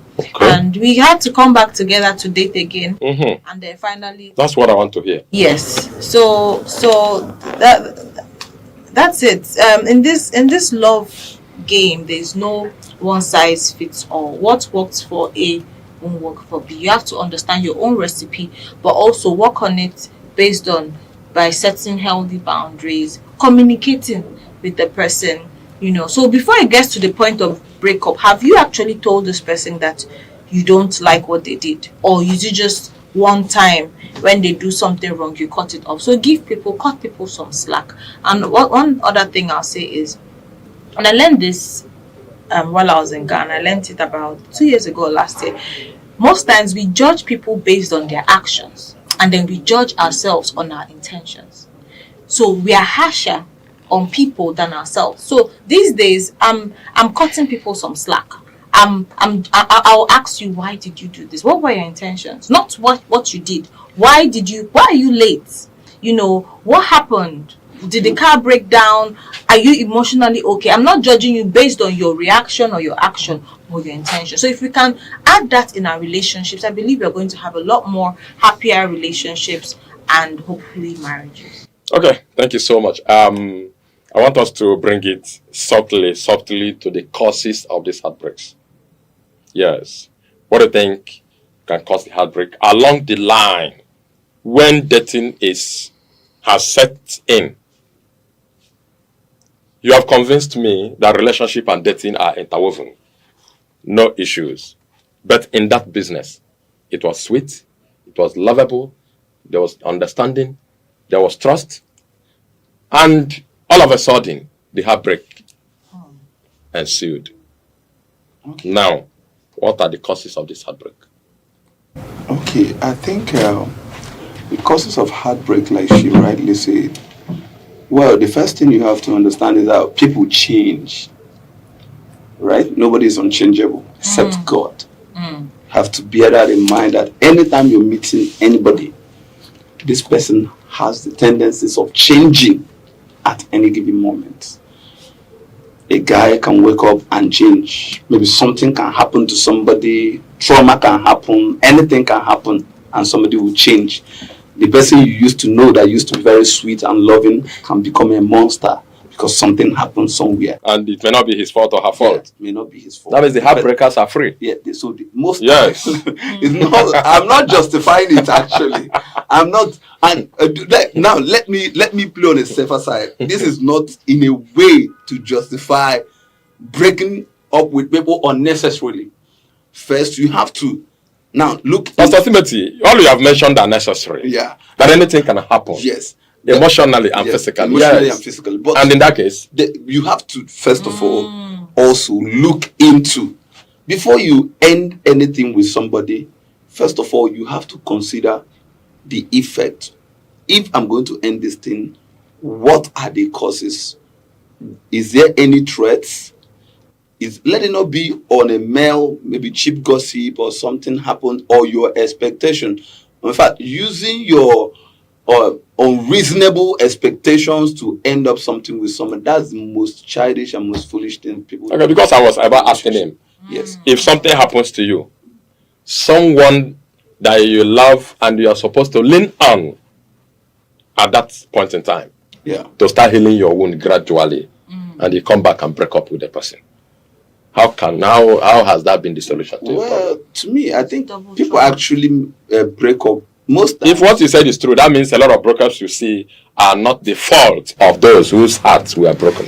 But let me say this, let me say this. You see, most times you have to understand that sometimes when someone is about to break up, most times they already have their options. They already have their options. So they are considering between this person and this person, who is better. Between this guy and this guy, who is better. Is that the only reason people break up? What happened when you broke up somebody's heart? Do that. When I broke up, Were you considering another guy? I wasn't. Okay. I wasn't. Okay. Actually. I was, what happened was that, we were arguing. I don't like arguing. And it takes my energy away. And, there was no alignment at that point. So I felt, it was time for us to call it quits, but we remained friends. Okay. At the same time, I want you to speak to the lady outside there who is suffering heartbreak as you speak. Dear lady, I know you're passing through a lot. I know you're going through heartbreaks. I want to tell you one thing. You need to choose yourself, right? After you've cried, after you've, cried on your friend's shoulders, I want you to go out there, make a new hairstyle, put on some new perfume, put on some red lipstick, buy a new outfit and look good, and go out and be yourself. Do something that makes you happy. I'll recommend exercise, because when you exercise, your body releases endorphins and feel-good hormones. And then I want to let you know that you're going to go through it. You would pass through this and you'll be stronger. And I'm hoping that you don't make the same mistakes again. Okay, that's cool. Pastor Timothy, I want you to also speak to the man outside there who is listening to us now, who has lived for so long with a woman out of wedlock in the name of dating. Well, my brother, just change. change your ways. Change your All right, ways.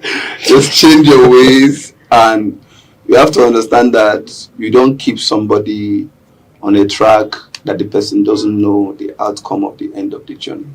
So you have to be real, bro to bro. This is just a word to you. Be real with yourself. Be real with people around you. Don't just do things because you're gaining from it. Also understand that what you are doing, the person around you should also benefit from it. Don't have a parasitic lifestyle. Maybe live a parasitic lifestyle. Be open, be liberal. Make sure that the person that you are with, that you are really with the person, and don't just go about keeping somebody without the person knowing where the journey is headed to. That's all I have to tell you.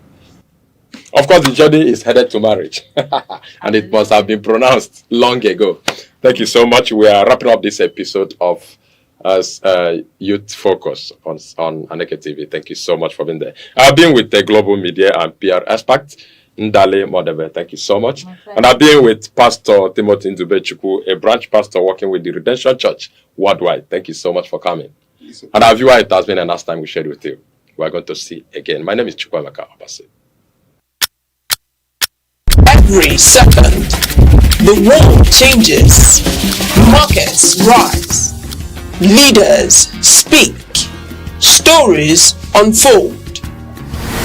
To keep up, you don't just need news, you need clarity, you need speed, you need perspective. That's why Aneke TV brings you the global pulse. Accurate, reliable, right when it matters most. Aneke TV. Move with the world.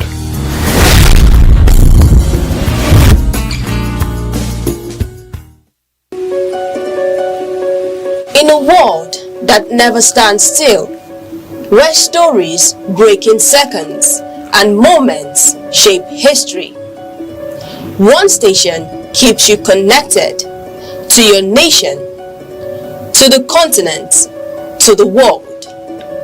From breaking news to powerful stories, from business and politics to culture, lifestyle and entertainment, we inform, we inspire, we keep you ahead. This is more than television. This is your window to everywhere that matters. Aneke TV. Move with the world.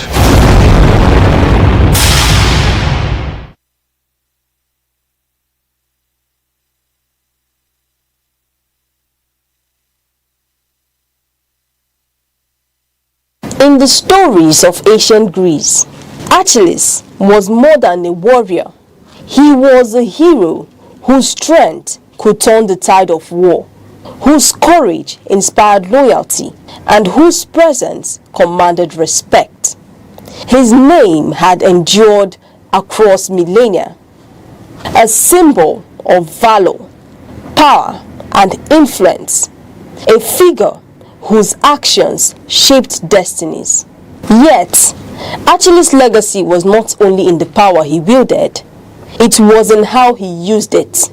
He fought not for personal glory alone, but for the honor and protection of those who depended on him. His might was purposeful, guided by responsibility, and measured by the lives he safeguarded. Today, Nigeria faces battles of different kind. These are battles fought not with swords, but with policies and principles. Our enemies are corruption, insecurity, inequality, and leadership that too often prioritizes ambition over accountability. These are struggles that affect millions, shaping the future of a nation rich in potential but fraught with challenges. The story of Achilles carries a lesson for our time. Strength without wisdom and responsibility is hollow.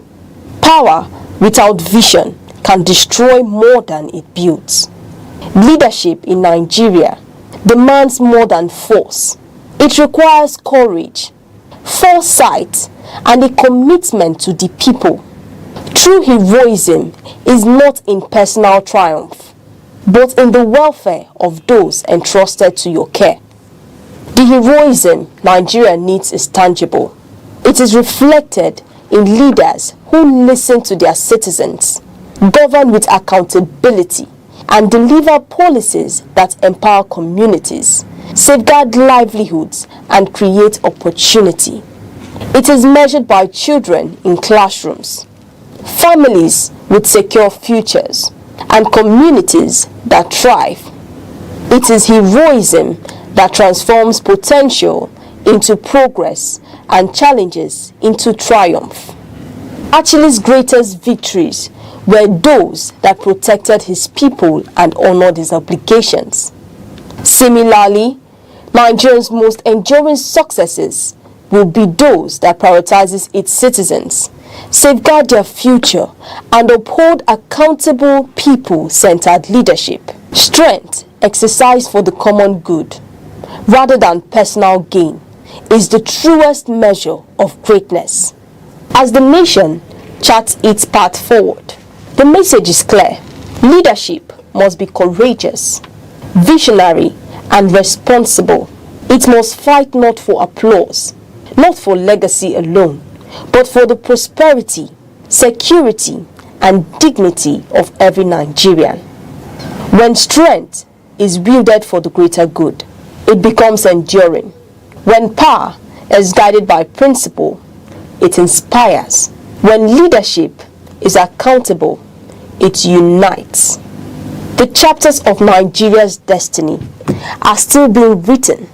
Its future rests not in the triumphs of a few, but in the collective progress of millions. The nation's victories will be measured not in fleeting fame, but in lives transformed, communities empowered, and hope restored. In the spirit of Achilles, Nigeria must find strength that serves, courage that protects, and leadership that uplifts.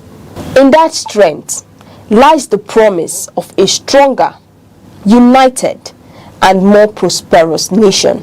One that honors its people, secures their future, and fulfills its boundless potential. In a nation defined by diversity and potential, the question remains, what kind of leadership will guide Nigeria into the future?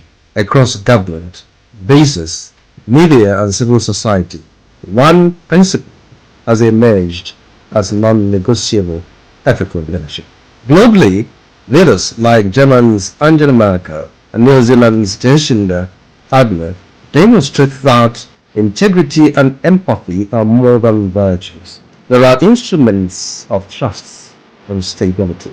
Merkel's pragmatic management of economic crisis and Ardern's compassionate yet decisive responses to national emergencies highlight the value of principled governance. Nigeria's lesson is clear. Citizens, fellow leaders who are consistent, transparent, and accountable. In the private sector, ethical leadership drives success. Companies like Patagonia, with environmental stewardship, and Microsoft, committed to data privacy, prove that profits and integrity can coexist. Nigerian businesses can learn from these models, prioritizing transparency, fair employee treatment, and community engagement to strengthen both the economy and public confidence. Religious and civic institutions also prove enormous influence. In Sweden, faith-based organizations collaborate with governments in social welfare while respecting secular governance. In Nigeria, religious leaders can guide communities through ethical engagement, promoting peace, civic responsibility, and financial transparency. The media serves as the nation's ethical compass. In Watergate in the United States, the anti-corruption investigations in South Korea, responsible journalism exposes abuse of power and strengthens accountability. Nigerian media, by upholding truth and resisting political pressures, can elevate public discourse and encourage ethical governance. Youth and civil society movements around the world illustrate the power of principled activism. Evidence-based campaigns in Kenya, climate initiative in Europe, grassroots civic actions globally show that organized engagement reinforces accountability. In Nigeria, young people and NGOs can champion ethical leadership through advocacy, civic education, and constructive participation. The path forward is practical and systemic. Transparent public finance, digitized services, whistleblower protections, merit-based appointments, and civic education are all critical. Ethical leadership must be embedded in institutions, daily operations, and individual conduct. When leaders govern with integrity, businesses act responsibly, institutions foster unity, and citizens uphold civic duty, Nigeria's potential becomes tangible. Ethical leadership is not just a moral ideal, it is a strategic roadmap to progress, cohesion, and sustainable development. Nigeria's march towards the 2027 general elections is more than a routine democratic cycle. It is shaping up to be a defining test of institutional maturity, political culture, and national cohesion. Elections in Nigeria have historically served as mirrors reflecting both progress and persistent fault lines. As political actors reposition and citizens recalibrate expectations, the stakes are unmistakably high. The 2027 will not simply be about leadership transition, it will be about whether Africa's most populous nation can consolidate democratic credibility, deepen governance accountability, and manage intensifying socio-economic pressures without destabilizing its fragile political equilibrium. Public expectations heading into 2027 are likely to be unusually elevated, driven less by campaign rhetoric and more by lived realities. Chief among these is the demand for economic stability and opportunity. Inflationary pressures, currency volatility, unemployment, and cost of living anxieties have reshaped political consciousness. Voters increasingly assess governments not by ideological narratives but by tangible economic outcomes, jobs, purchasing power, infrastructure, and social mobility. There is also a growing insistence on governance effectiveness. Citizens are showing declining tolerance for symbolic politics. Competence, policy cohesion, and measurable results across security, healthcare, education, and public services now weigh heavily in electoral judgment. Electoral integrity, too, has become central. After reforms introduced by the Electoral Act 2022 and the deployment of technologies such as beavers, Nigerians expect elections that are transparent, technologically reliable, and free from manipulation. The bar has been raised, and any regression could provoke significant public backlash. Equally important is the demand for accountability and trust restoration. The widening gap between political elites and ordinary citizens continues to fuel skepticism. Consequently, the 2027 elections will be judged not only on who wins, but on whether democratic processes are widely perceived as fair, inclusive, and credible. Several issues are poised to shape the contest. Economic performance will dominate political discourse, with debates likely to revolve around fiscal management, debt sustainability, industrialization, youth employment, and diversification beyond oil dependency. Security will remain an existential concern. Persistent challenges ranging from insurgency to criminal violence have placed state authority under strain, compelling voters to scrutinize strategies for restoring stability and strengthening institutional capacity. Nigeria's demographic realities further complicate the landscape. The youth population, increasingly digitally connected and potentially and politically expressive, is defining electoral engagement. Political parties that fail to adapt to issue-driven, technology-mediated mobilization risk strategic disadvantage. Questions surrounding federalism, restructuring, and resource governance will also continue to animate debate, reflecting enduring tensions within Nigeria's political architecture. Underlining these dynamics are structural challenges. Despite technological improvements, skepticism regarding result collection, judicial outcomes, and political interference persists. Perception gaps can be as destabilizing as actual irregularities. The influence of money in politics remains deeply corrosive, while identity-based polarization continues to shape electoral alignments, sometimes transforming competition into conflict. Technology itself presents a paradox. While enhancing transparency, it introduces vulnerabilities, system failures, cybersecurity threats, and the rapid spread of misinformation. Meanwhile, the increasing judicialization of elections, though constitutionally grounded, can erode public confidence if perceived as inconsistent or politicized. Voter apathy, driven by cynicism and distrust, poses an additional threat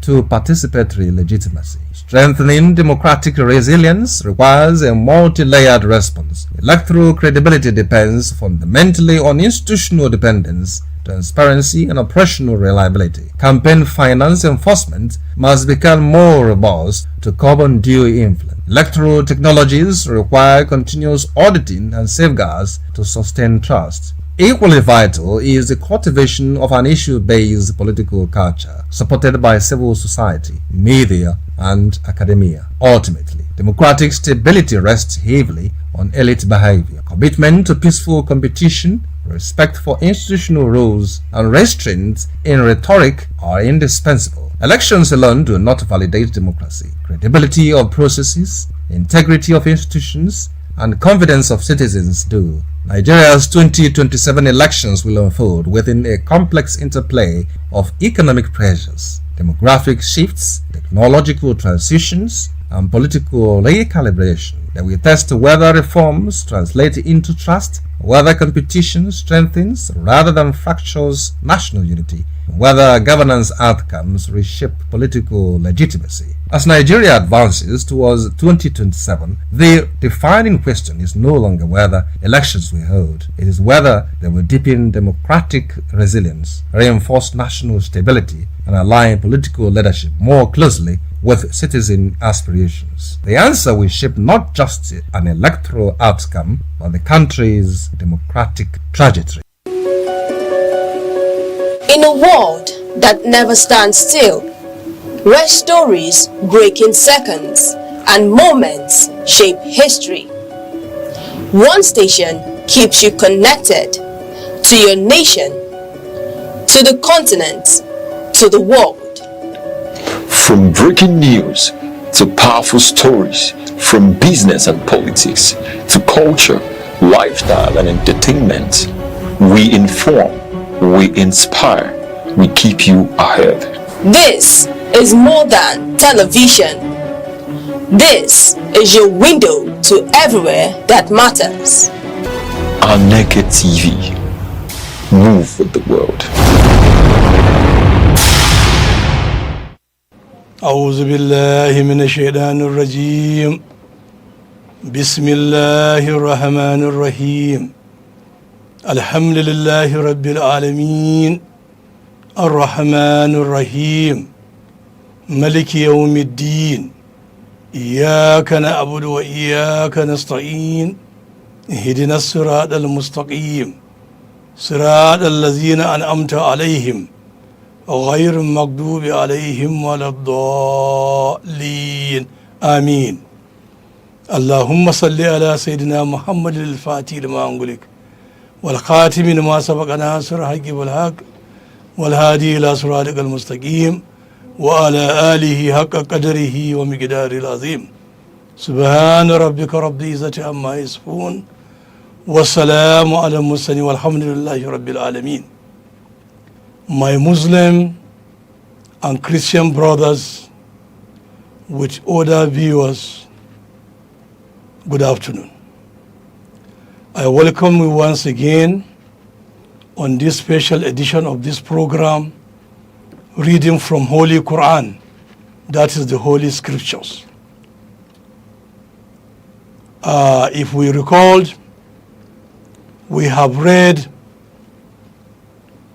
Surah 1, verses 1 to 7, and then we are in now Surah 2, and we have so far read verse 1 to 10.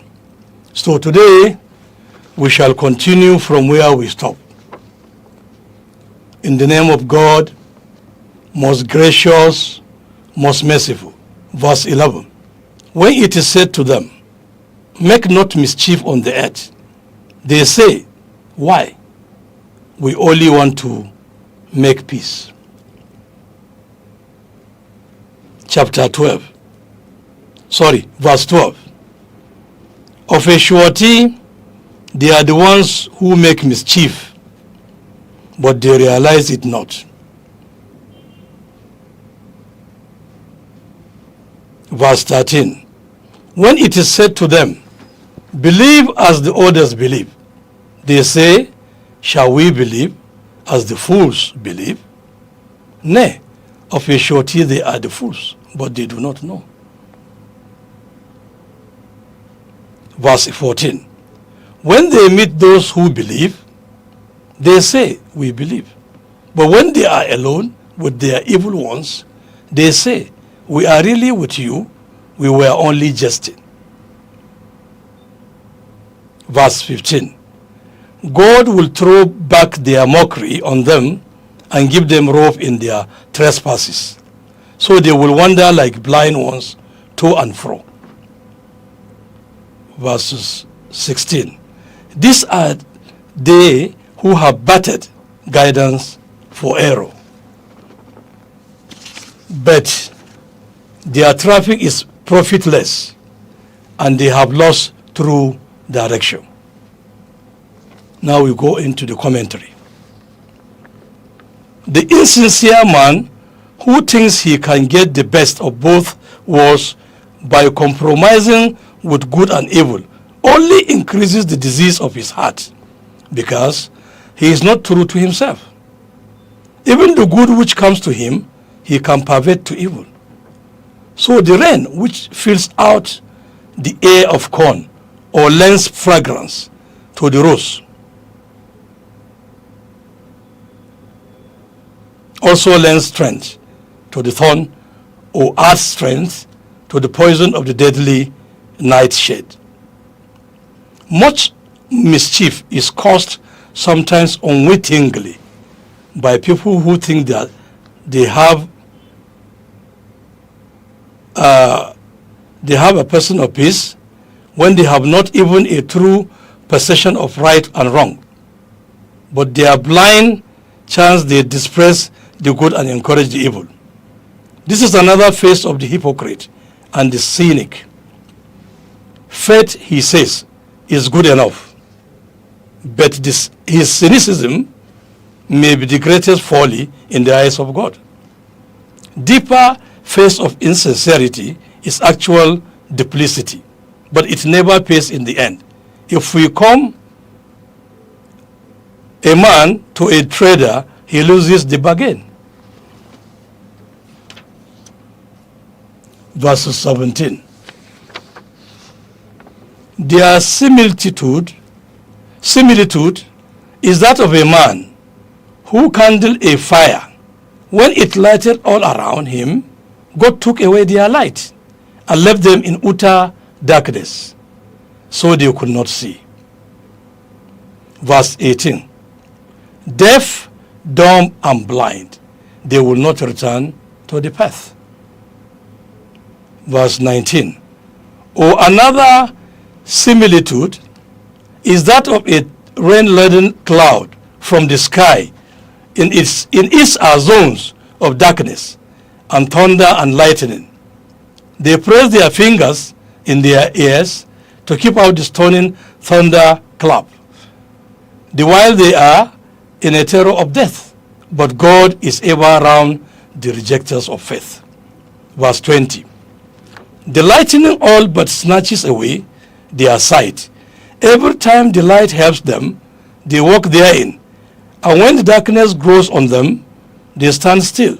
And if God willed, he could take away their faculty of hearing and seeing, for God had power over all things. Now the commentary. The man wanted light. He only kindled a fire. It produced a blaze and won the applause of all around. But it did not last long. When the flame went out, as was inevitable, the darkness was worse than before, and they all lost their way.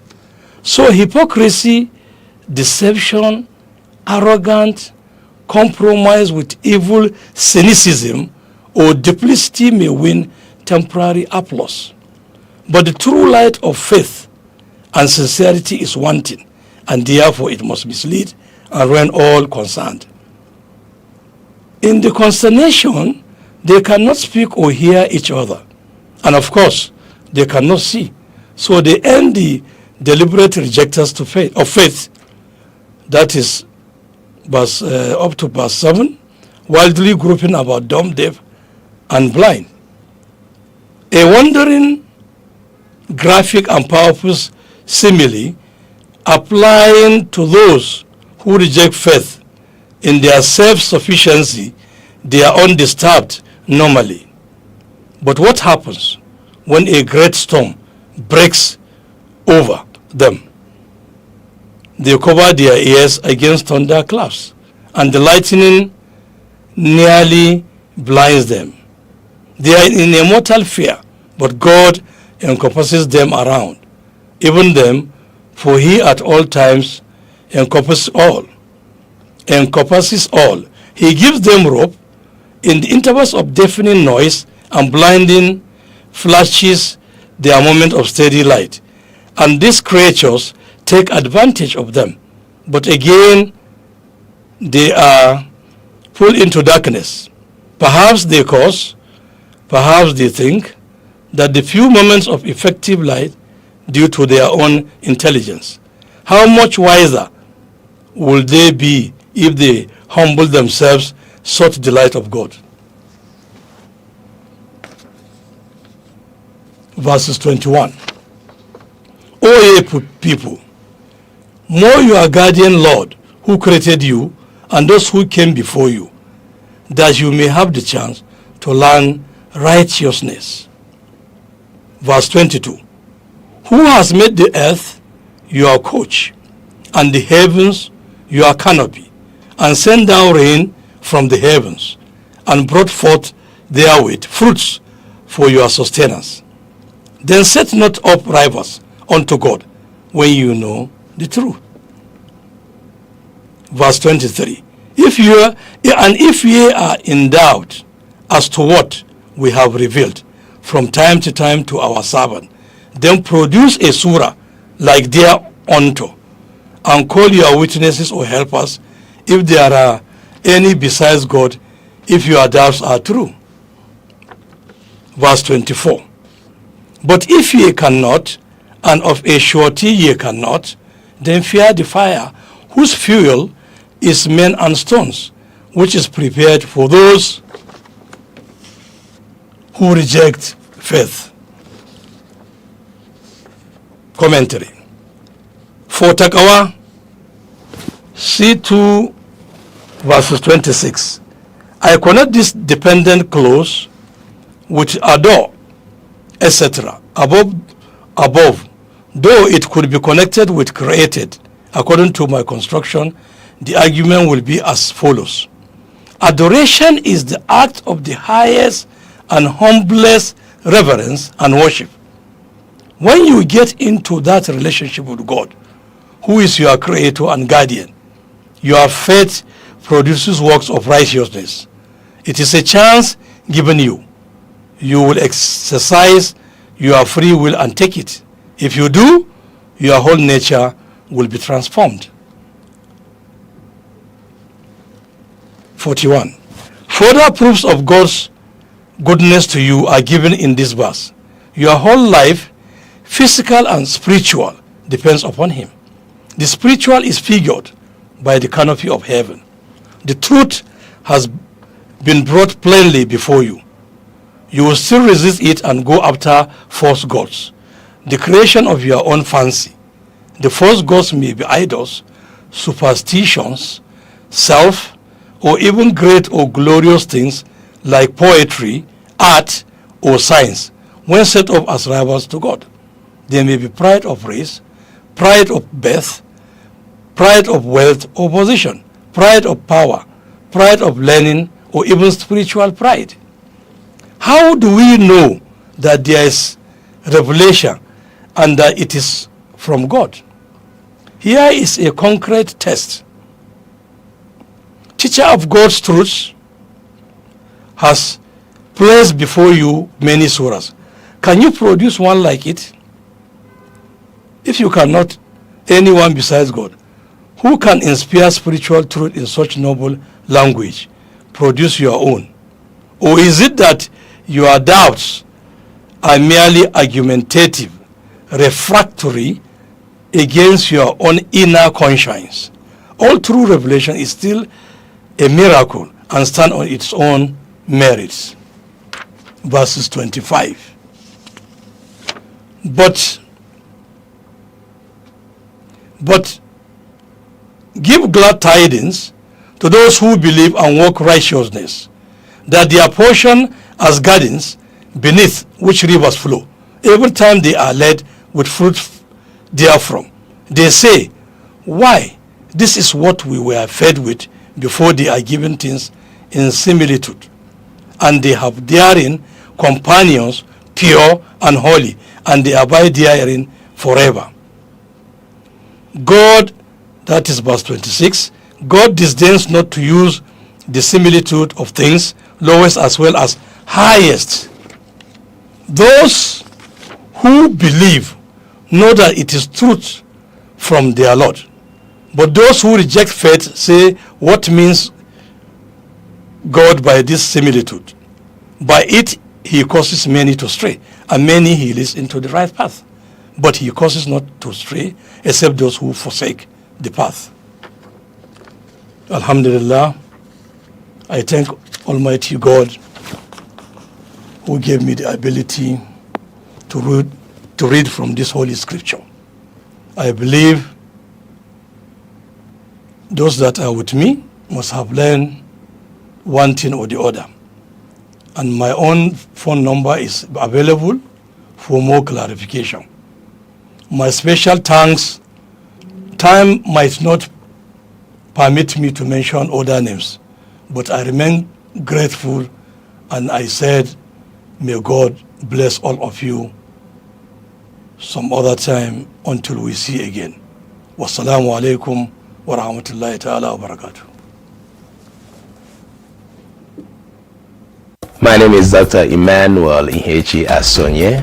I am the CEO of Omenka App LLC. I created Omenka App for the preservation of Igbo language and culture. Omenka App was established in New Mexico, and it is headquartered in Albuquerque, but currently we are also being registered in Nigeria. We have a website. We are also on social media, because my app is primarily for the Igbo community. In 2006, something significant happened among the Igbo community. UNESCO predicted that Igbo language was going to go into extinction, and that was because Igbo people are one of the most traveled people in the whole world. So the more children are born outside of Igbo land, the more they get disconnected. The app is on iOS, it's also on Android. Access the website and download the app from there. And over 2,000 people are using the app right now. But there's an app that will teach you about Igbo culture, Igbo people. We have Igbo poems, we have riddles and jokes, we have Igbo proverbs, then we have the word section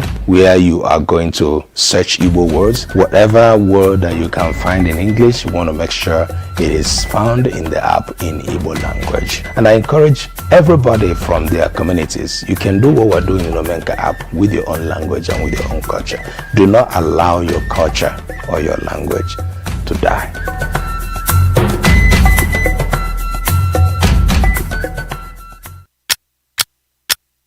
Every second, the world changes, markets rise, leaders speak, stories unfold. To keep up, you don't just need news, you need clarity, you need speed, you need perspective. That's why Aneke TV brings you the global pulse. Accurate, reliable, right when it matters most. Aneke TV. Move with the world.